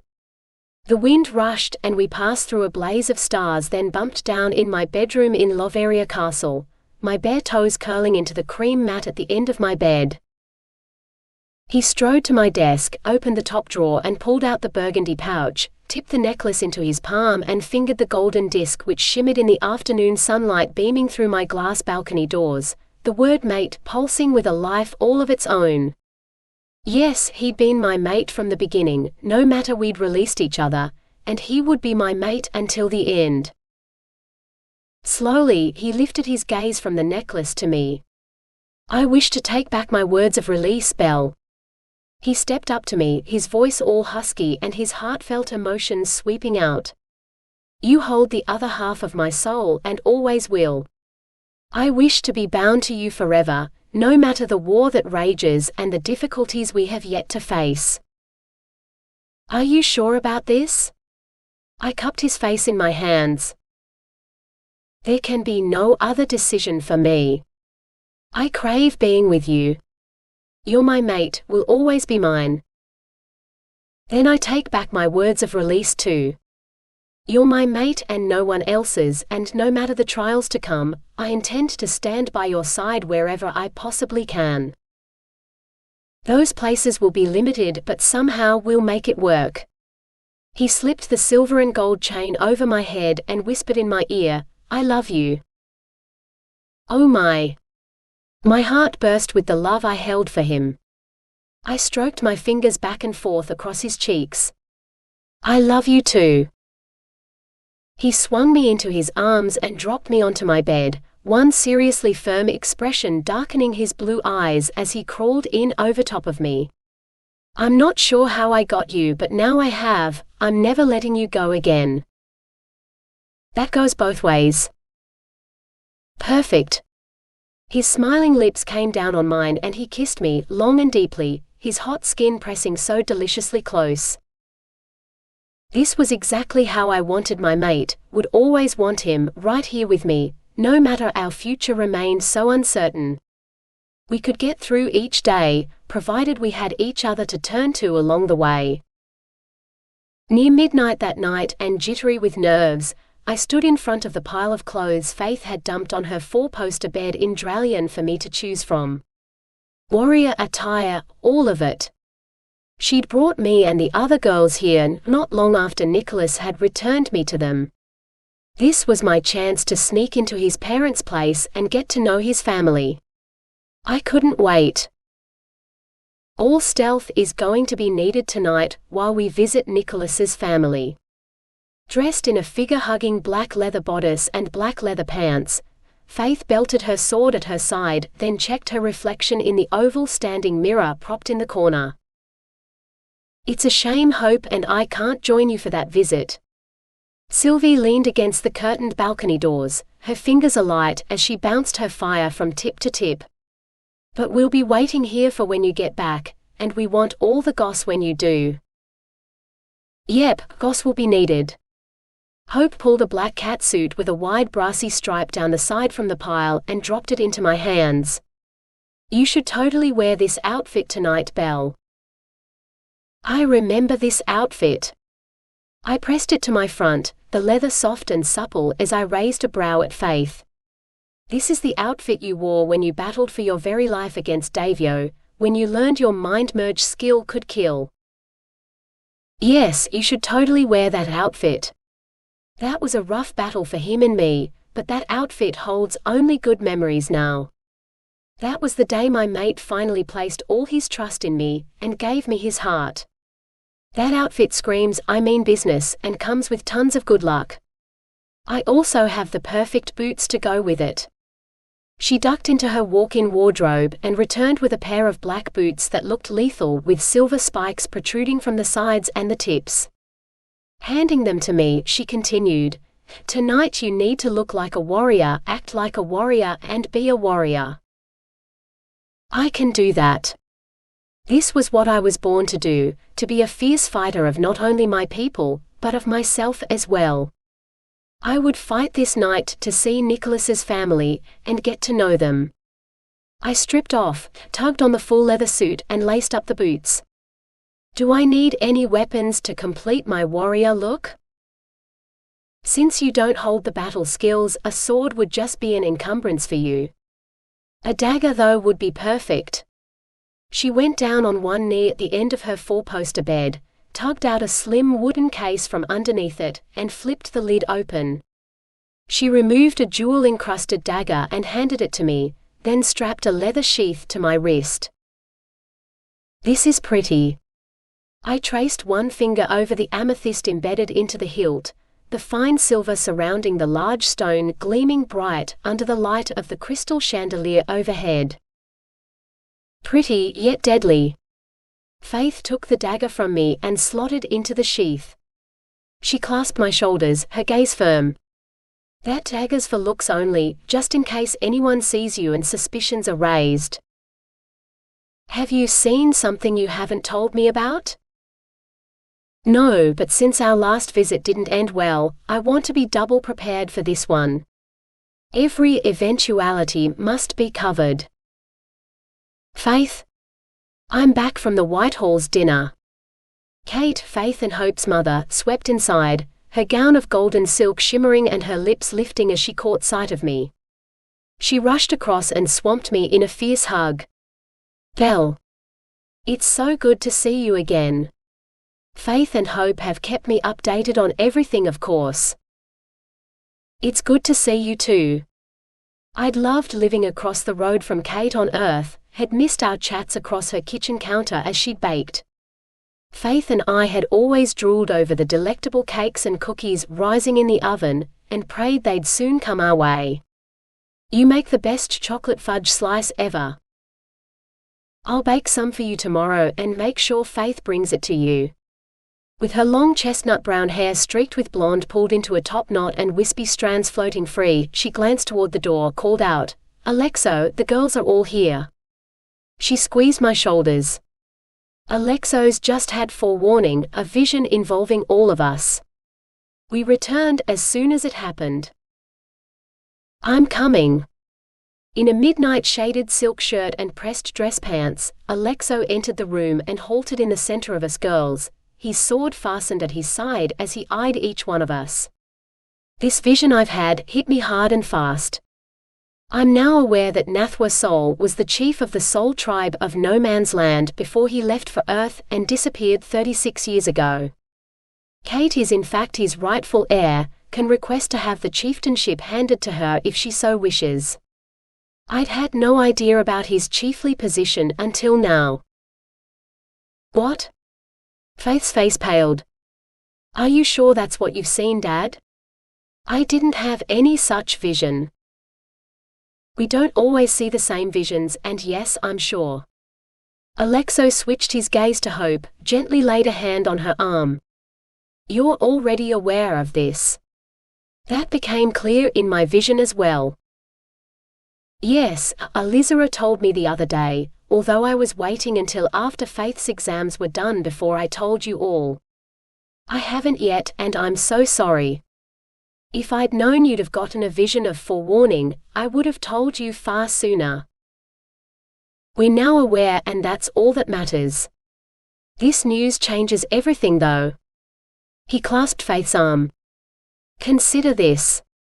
Your mother is from the leading line of No Man's Land, you from Dralion's, and your mate from Peacio's, which means you're now carrying the offspring of the 3 strongest bloodlines of Magio, something that's never happened in our world's history before.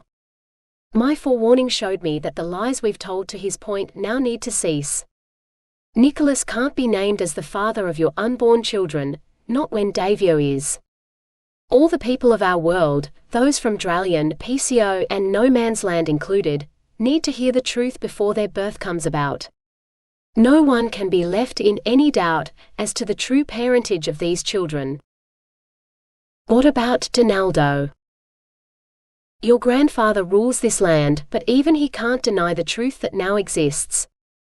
There are twins to be born soon to the houses of Wincrest and Loveria, and the chiefly line of Sol. For the first time in millennia, we've the chance to reunite our people across all 3 nations through the birth of these coming children. We also now have Killian on our side, and there hasn't been a better time for us to lay out a plan than confront Donaldo with the truth, although if there's to be a confrontation, I want it happening on Peacian soil with all 4 of you girls standing alongside your mates. Donaldo needs to see the bonds that have taken form with his own eyes, and that can only be done there." "We can do that." Firm words from Faith. "If this is the moment we've all been waiting for, then I want to grab a hold of it with both hands. This war must come to an end, for all our sakes." "My thoughts exactly." Alexo nodded. "Faith, I also need you and Hope to take your mother and Sylvie with you back to Peacio. Keep your mother safe. I've seen in my vision that she's needed during this confrontation as well, or I should say her blood is needed. I'm leaving it to you and Hope to explain everything to the Loverius. I'm also now aware as never before, of exactly how my father ensured the dome's creation. There was more than just a spell spoken and the fuel source within the well to bring it forth. It's a secret my father's kept for a very long time, but no more. This secret will come to light this night. I'll ensure it." He eyed me. "Belle, before we can confront Donaldo though, we need to confront your mate. I'll be the one taking you to Nicholas's parents' home, not Faith. We'll ask Nicholas to join us there. Are you ready to go?" "Yes, 1 second." I clutched a hold of Faith, Hope, and Sylvie, pulled them into a big hug. I'd do anything to keep you all safe. You're like sisters to me. Be careful tonight during this confrontation. We'll be sisters forever. A firm answer from them all, their voices joined as one. Then it's time to set the stage for this coming intervention. Alexo rested a hand on my back. Hold on tight to me. It's time for you to win your mate fully over to your side. No more shall he deny you your need to visit his family. I held on tight as he made the quick jump through time and space. Then we were there, in the forested meadow before Nicholas's parents' sprawling cottage, smoke curling from the chimney. I hurried up the steps and knocked on the front door where lanterns inside the house lit the square-cut front windows either side, and sent a sprinkling of golden light over the porch railing. The door whooshed open and Aria beamed, her smile so wonderfully warm. I'm so glad you're here. So am I. I've been longing to get to know you all, although this might be a flying visit, just as the last one was unfortunately. Something of great importance has come up in the last few minutes, which is why Alexo has brought me instead of Faith. Come inside then. Thanks. I walked in while she welcomed Alexo, and in the center of the foyer, I slowly turned around and took in the beauty of her home.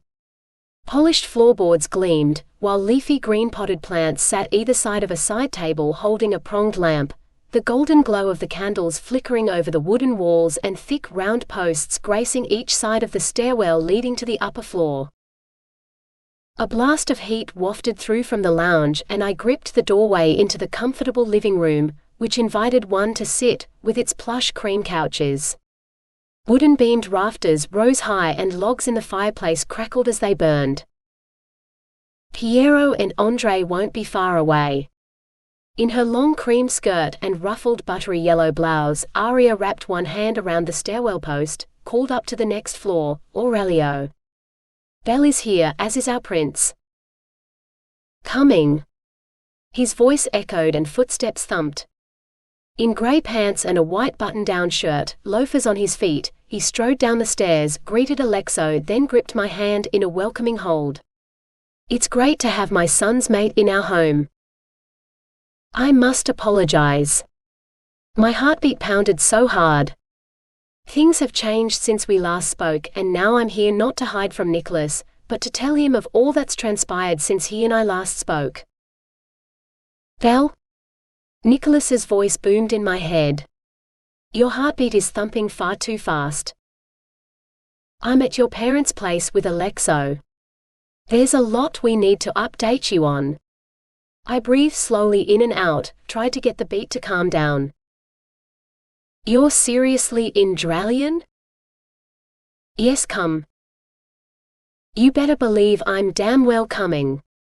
The air whooshed and Nicholas appeared seconds later in the wide foyer, his steel-studded black leather vest donned over a white shirt, the hem fluttering free over his rawhide pants.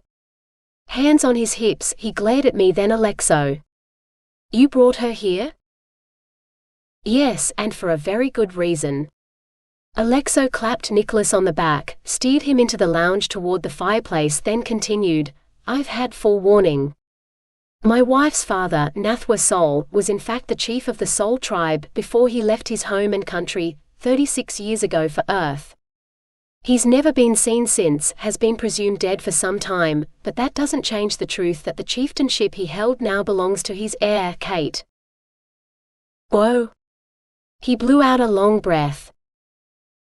It also means Faith now carries the offspring of the 3 strongest bloodlines of Magio, something which has never happened before on our world, and even my father won't be able to deny the truth about that. It's time for the lies we've all told to come to an end, which means I need you and Belle standing at my side. He must hear the truth from us all. I'll always stand at your side, my liege. A dip of his head. So will I joined them, slipped my hand into Nicholas's, our fingers linked tight. Good. Alexo straightened the collar of his silk shirt. Belle, you'll be the bait to lure Donaldo into Love area territory. Bait? I cleared my suddenly tight throat. Bait is good, right? Nicholas and I will keep you safe. Have no fear there. With a determined slash of his brows, he nodded at Nicholas's parents. I'll keep them both safe. We know you will. Aurelio wrapped an arm around Aria's shoulders. To Nicholas and me, Alexo said, give me a moment to check in with Killian. He tapped his head, went quiet, then once done with his silent communication continued to us, Killian's going to bring Donaldo to my receiving room. It's time for us to leave. No more delay. Alexo grasped both me and Nicholas and sent us soaring through the dark. Mere moments later we arrived in a massive room with shiny blue and white diagonal floor tiles, a central motif of a massive W for wing crest etched into the floor. Elegant sitting chairs covered in white gold detailed fabric were tucked against the walls in sets of 4, at least 20 separate sets in total around the perimeter of the room, and separating each set, a white marble arch framed double doors leading in varying directions. High above, the ceiling rose to maybe 20 feet with a dozen brilliantly lit crystal chandeliers running 6 each side in 2 parallel lines down the center. Light beamed over striking scenes of hand-painted artwork gracing the ceiling, the work displaying battles of fiercely fighting warriors. I tightened my grip on Nicholas's hand, this stunning room incredibly intimidating with its untold splendor. Donaldo comes. Alexo stepped forward. Alexo, you asked to see me. Donaldo Wingcrest walked into the room through one of the arched entrances, the silver chains looped from his shoulder to the top pocket of his impeccable red shirt, swaying across his wide chest. With his long legs encased in tough black leather pants and his hair thick and dark, he crossed the tiled floor and gripped Alexo's forearms in a firm warrior's hold, the gold insignia rings on his thumbs glinting under the overhead lights. Killian entered the room one step behind him in his combat gear and gave Alexo, Nicholas and me a quick look of comrade acknowledgement. What is it you wished to speak to me about? Donaldo's violet eyes narrowed, the striking shade the same as his son's. Killian simply said I was needed here, urgently as well. I've had a very intriguing vision. Speak of it then. A sword hilt bobbed from a leather harness strapped to Donaldo's back. Allow me to explain by first introducing you to Belle Benner. Alexo motioned to me with a one hand sweeping out. Belle is an empath and mated to Nicholas.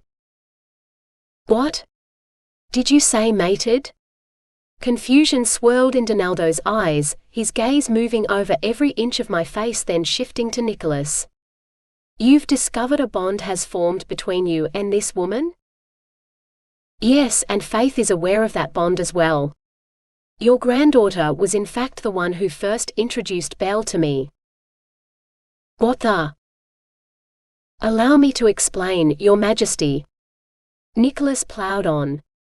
Unfortunately, many lies have been told these past few months to protect your granddaughters, to keep them alive. We had no choice. I leaned into Nicholas's side, drawing strength from him, as Donaldo struck another look at me. I hail from Peacio, not Dralion, and some time ago my king, Carlisio Loveria, sent me to guard Faith on earth, to be there for her when she first came into her skills, before she ever knew of her heritage and who her true father was, before so many of us ever did. This is an outrage. He snorted, his nostrils flaring. I'm a protector. No more lies. Not one. I continued on with the truth. I was there at Faith's side when a soul bond formed between her and Carlisio's grandson, Davio Loveria. Faith and Davio accepted their bond within days of meeting each other, as did Hope with Silas Carver, Davio's cousin. Might as well give it all to him.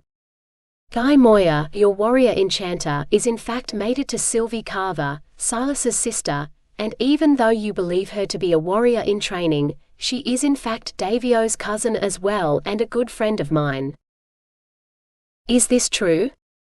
His fury heaved as he eyed Alexo. Yes, and the lies we've all told until now have been necessary. Both your granddaughters hold a skill called mind merge, an ability they received from their mother's soul line of no man's land. It's a skill which can kill if they don't merge their minds with their mates' minds, of which they must do once every 3 days. I've never heard of a skill called mind merge. More fury. Neither had we when we first discovered it, but it truly can kill the holder of it. Stern words from Alexo. Faith almost perished once, and I'll never allow her to get so close to death's door again, Hope either. I too am mated to a protector, Your Majesty. Killian settled one hand over the hilt of his sword strapped to his right hip, his other hand clasped over the metal mallet on his left. Her name is Cinera Sol, and she hails from the same soul tribe Alexo has spoken of. Cinera also holds this rare mind merge skill, and her death is assured if she doesn't merge her mind with mine. I accepted the bond with her only a few days ago, and most assuredly saw her almost at death's door before I did. I had to be middle ground. I took a step forward, my gaze on Donaldo. Faith and Hope must forge these mind mergers with Davio and Silas, because if they don't then they'll suffer a terrible and bloody death. Their lives are tied to their mates, which means if their mates perish, then so too will they within 3 short days. That is the way of their skill. Donaldo huffed at Alexo. How could you not speak to me about this until now? You've remained absolute in your decision to never allow any mated bonds to form between our people and those from Peacio, and since my visions up until now have only ever shown me death and destruction should I ever speak the truth with you, I've withheld a great deal of information to ensure Faith and Hope's survival. Alexo gripped Donaldo's forearms. Father, listen to me well. New information has come to light this very night, and I'm now aware as never before that Kate's father, Nathwa Sol, was the chief of the Soul tribe before he left our world for Earth. Since he is presumed dead and Kate is his eldest child and rightful heir, should she wish, she could demand the chieftainship be handed to her. It's been a long time since I last saw Nathwa. Donaldo's lips pinched into a tight line. He used to speak for the elders of his tribe during the discussions he and I had from time to time, although I was unaware he was their chief, only that he remained the head spokesman for his tribe. Are you certain there is a chiefly line? Beyond certain. Donaldo scrubbed a hand along his thick, brown-bearded jaw. Then that explains why Jules Moya insisted it would have to be Nathwa's blood needed for the dome's creation. I asked Jules to find a way to bring the dome forth over our land, and he told me what must be done. The blood of 3 was needed. Mine, Nathwa's, and Carlicio's. So too he needed an energy source for the dome to be centered from, along with one of his most powerful spells. Alexo nodded. In my vision I saw the blood of the 3 leading lines being used in the enchantment spell Jules spoke when he first brought the dome into existence 40 years ago. How did you get the others' blood though at that time? During a fierce battle I had with Carlicio and Nathwa, one I instigated, I managed to strike them both hard enough to coat my sword with their blood. As soon as I'd achieved that feat, I whipped away and handed my blade to Jules. He added a smear of my own blood to the steel, then together we stood over the well deep below the palace. Jules must have known about the chiefly line, although he took that secret to the grave with him. He certainly never spoke of it to me. Teeth gritted, he growled under his breath. It's also a damn inconvenience that I can't kill my own granddaughter's mates due to this mind merge skill Faith and Hope hold. You should also be made aware that Faith now carries Davio Lovria's offspring. She is pregnant with twins and those 2 babies hold both Wingcrest, Loveria and Soul blood, which means for the first time in our world's history, the strongest 3 bloodlines of Magio have now melded together and are being carried by my daughter and your granddaughter. These 2 children, the firstborn for all 3 lines, will hold the right as heirs to all 3 nations. That is why the lies must come to an end. Faith truly carries Davio Loveria's progeny? Donaldo clenched his jaw and paced the tiled floor before us. Yes, and now it's time for the war between the Wingcrests and Loverius to cease. No more can our people continue to live as we have. So few are now finding their mated ones, and even though our skills continue within our family lines, they don't return to full strength unless we're born of the mated bond. Less than half our people are now discovering the mated bond taking form, and if we continue to ignore this truth, then our skills might very well become extinct. We are losing the battle, and it is with ourselves more than any other. You must halt this deadly path you've set us on by taking the dome down, and you must permit the bonds that have formed between your granddaughters and their mates to remain. All our people must be given the chance to forge likewise bonds with those they've been kept from all these years. I implore you, Father. It's time for a change. I am the one who leads this nation, and while I still hold breath, Donaldo fisted his hands at his sides, his knuckles straining white. Damn it! I can't allow my granddaughters to die. Then do the right thing. Alexo tapped his head. Faith speaks to me now. She and Hope await you on Loveria land, along with Kate. I had the enchantment spell you had spoken over my wife reversed. Come and see for yourself the dedication your granddaughters have toward their mates, and the same dedication their mates have toward them. Alexo gripped Nicholas's arm and mine, shot Killian a look. Make sure he comes. He flashed us away. I sucked in one very foul breath as we zipped through the dome room, the taste of mold strong in the air. Then we arrived under the midnight moon in the field before Loveria Castle. It was time. The battle of our 2 leading nations had come to a head. Chapter 14. Stand strong and follow your instincts. Keep to the middle ground, Alexo issued to Nicholas and me, then nudged us to join Faith and Hope, who awaited us 10 feet away next to Davio and Silas, both men attired from head to foot in their battle leathers. Holding tight to Nicholas's hand, I joined the girls and their mates. Kate, come here, my love. Alexo held out his hand to his wife. Where is Donaldo? Kate left her daughters, stepped in beside him and slid her fingers through his. He's coming. Killian brings him. The wind rushed all about, and Donaldo and Killian zipped in, right beside Alexo. Another swirl of air and Sylvie and Guy arrived with Davio's parents, Everio and Genevieve. Carlisio shimmered in next to us, his chin lifted high as he eyed Donaldo standing a mere few feet away. Jaw clenched, he stepped toward his lifelong adversary. Wingcrest, I've been informed by your granddaughters about all that's transpired this night, that your son, Alexo, has seen this meeting taking place. Loveria. Donaldo's drilling stare cut straight into my kings. This is not a meeting I wished for, but I'm here all the same. Your granddaughter now carries my grandson's unborn children. Carlisio, in his black battle leathers, firmed his grip on the hilt of his belted sword. These past few months since Davio's bond took form with Faith, I've come to accept her and have learnt she'd never allow any of us to use her against either you or Alexo. I even attempted to have her contained in one of my cells once in order to draw her father out, but that attempt failed when she learnt the truth and chose to stand firm in her loyalty toward her blood kin. Never would I attempt such a containment again. He motioned toward Davio and Faith, then Hope and Silas, Sylvie and Guy, and lastly Nicholas and me.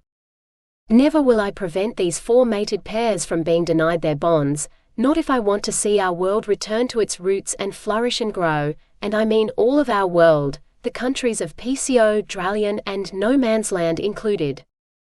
It's time for our war to end and the dome over Dralion to come down. Alexo stepped forward, the intensity of the moment expanding out and almost drowning me in it. With his gaze on Carlisio, he nodded. I've had a vision of forewarning and seen it will take the blood of all three leaders, and a reversal of the spell first spoken by Jules Moya, to ensure the dome is taken down.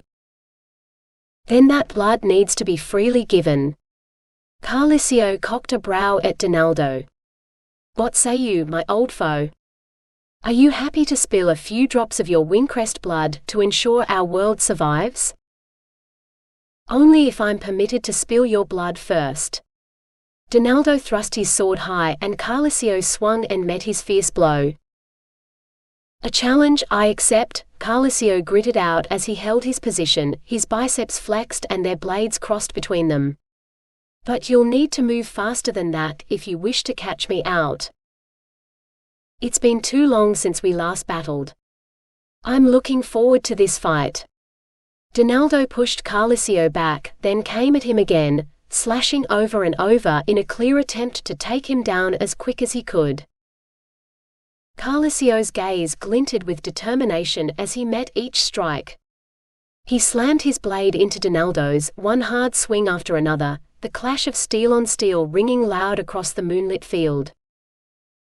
Middle ground.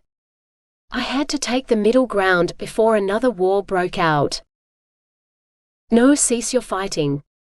I dived in between the two kings and, breathing hard, shoved one hand against each of their chests, just as Nicholas ploughed in on their other side and stayed them with his hands on their chests as well. Nicholas and I have remained in the middle ground, have ensured our path favored no direction when it came to our countries and this war, but right now there is only one direction which any of us can take. This war between our nations must come to an end. Step aside, Nicholas. Donaldo's face turned thunderously dark. I want to kill my enemy. You can't kill him when you're about to share the same great-grandchildren. Do you want the loveliest to be the only ones who have the ear of those children? Because I can guarantee if you kill Carlisio this day, Davio will ensure you never see the children Faith carries ever again. Donaldo, please, I pleaded.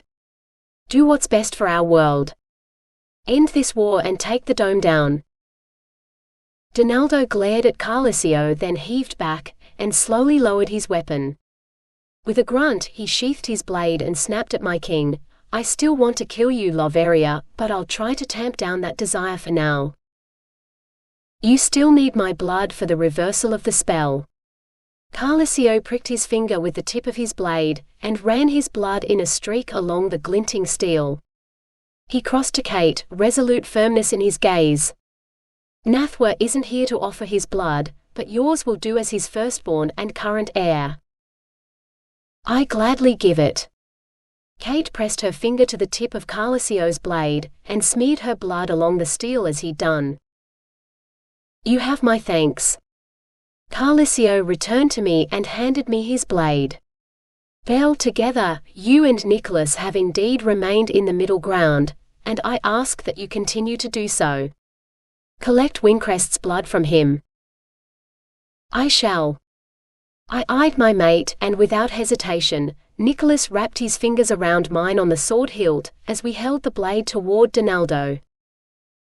I do this only for my son, my granddaughters and my future great-grandchildren's sakes.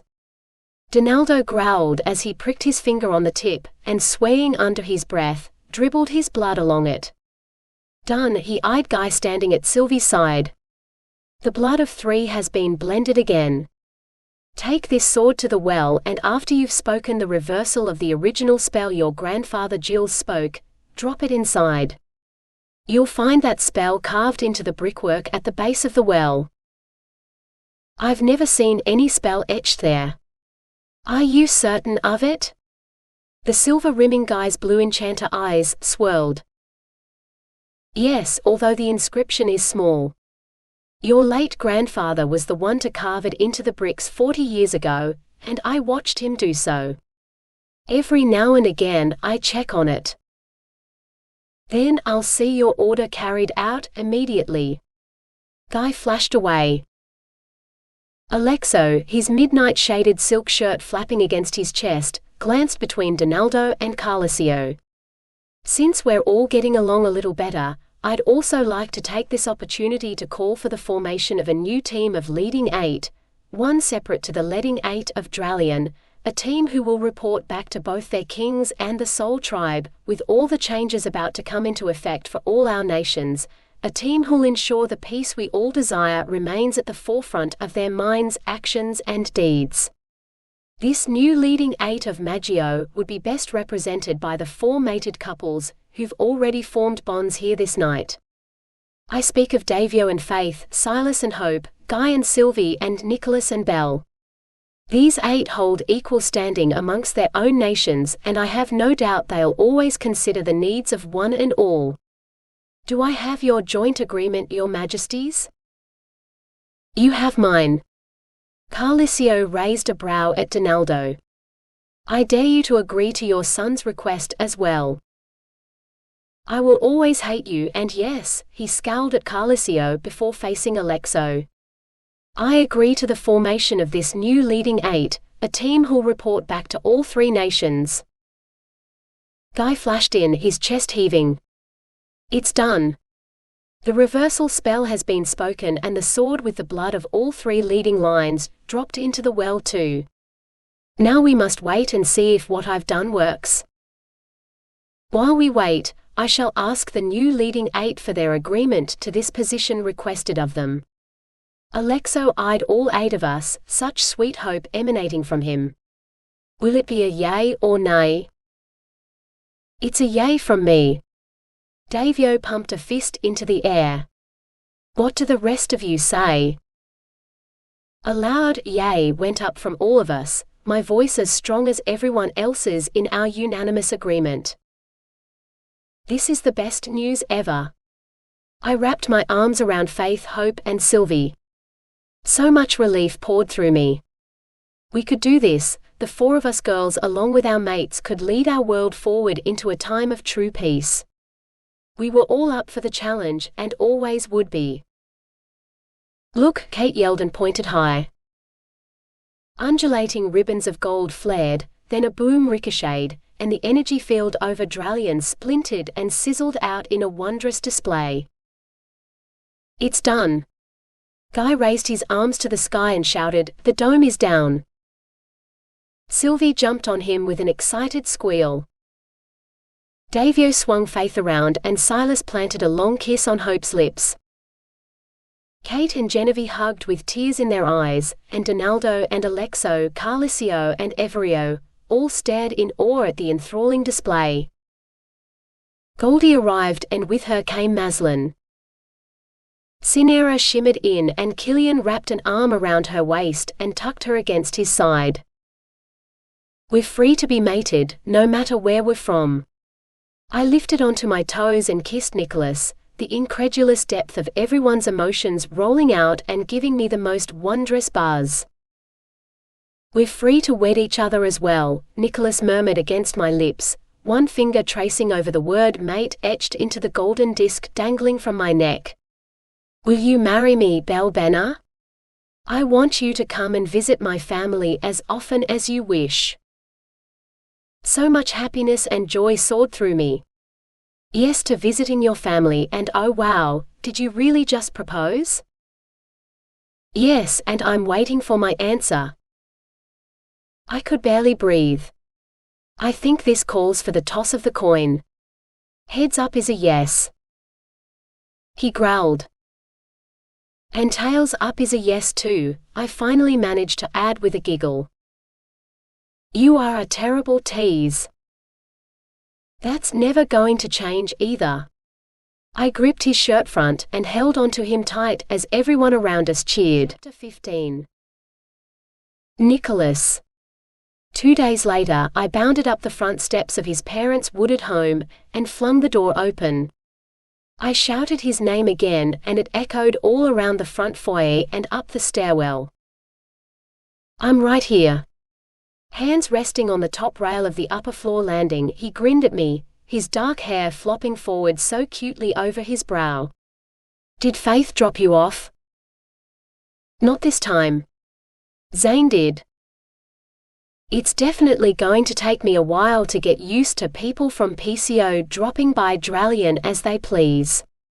He sauntered down the stairs in jeans that sat low on his hips and a red muscle t-shirt that left his rippling biceps exposed.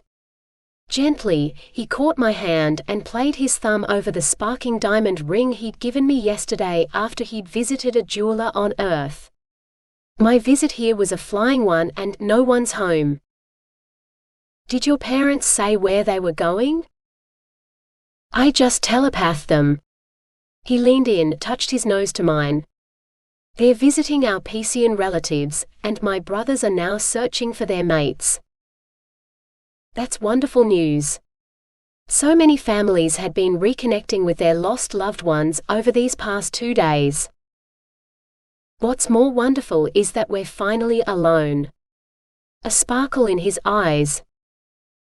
We hadn't been for more than a few minutes here and there since the dome had come down, not with all the flurry of work required in getting the word out about all that had happened. I could use a rest. I poked him in the chest. What about you? Absolutely. Grinning, he scooped me up and everything went dark as he made the swift jump through time and space. Moments later, we arrived in my bedroom at Loveria Castle and I grinned too, as he dropped me onto my white quilted bedcovers. I bounced in my denim shorts and white tee, while he stood over me with the late afternoon sunshine streaming in and highlighting his silhouette in beams of golden yellow. Before we rest though, I have something for you. He plucked a folded piece of paper from his back pocket, one tied with a ribbon of white satin. He tugged the satin free, set the paper on my pillow, then clasped his right hand with my right hand. What are you doing?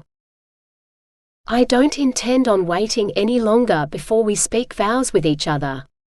This is a soul fast. He wound the silky ribbon around both our wrists, then slid in over top of me. A binding of souls through marriage that can never be undone, an ancient ritual, but still legal and binding all the same.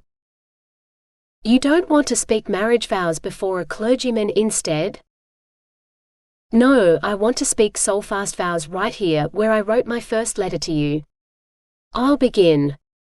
I, Nicholas Vergara of Dralion, pledge my troth to Belle Benner of Peacio. With this soulfast I take her as my wife, for now and for all time. He rolled us both toward the pillows until I came up on top of him, my dark hair draping forward and curtaining our faces. Your turn, my mate. It feels like I've been waiting a lifetime for this moment, to finally be with you. Giddily I sucked in a breath. I, Belle Benner of Peacio, pledge my troth to Nicholas Vergara of Dralion. With this soulfast I take him as my husband, for now and for all time. A warmth blossomed in my chest and flowed out, my soul lifting and connecting fully with his. Now what do we do? I want you to read my letter. He unraveled the length of satin from our wrists, and motioned toward the paper. I love your letters. I shuffled in beside him, unfolded the paper and read out loud. Dear Belle. From this day forth I get to call you my wife, and each day that now passes will be a day I get to make more special memories with you. No more stolen moments in time for us. We get to embrace every day to come and always at each other's sides. You hold my heart and I love you. Your mate, forever. Nicholas. I looked into his eyes, tears misting my gaze. You hold my heart too, and I never want it back. I can't wait for the rest of our lives to begin. He swept his fingers over my lips. From now on, you'll never leave my side again. You're my mate, and wherever I go, you go too. He covered my mouth with his and we kissed, my heartbeat racing to a feverish beat, and Nicholas's healing hand moving over my chest. Heady warmth surged from his skilled touch, but there was no slowing or calming my heartbeat down this day, not with my heart overflowing with so much love for him. This mated bond was all-consuming and everything I'd ever dreamed of. It had brought together two soul-bound mates from opposing nations, had allowed a love to grow and bloom through difficult times, and for that same love to remain forever strong in both our hearts. Love and peace, it would now forever belong to us. This has been Healer by Joanne Wadsworth. This audiobook has been auto-narrated. Copyright 2017. Audiobook production copyright 2022. Coming next in the Princesses of Myth series is Chaser, Book 5. You can find more information about all Joanne's books by visiting her website at joannewadsworth.com.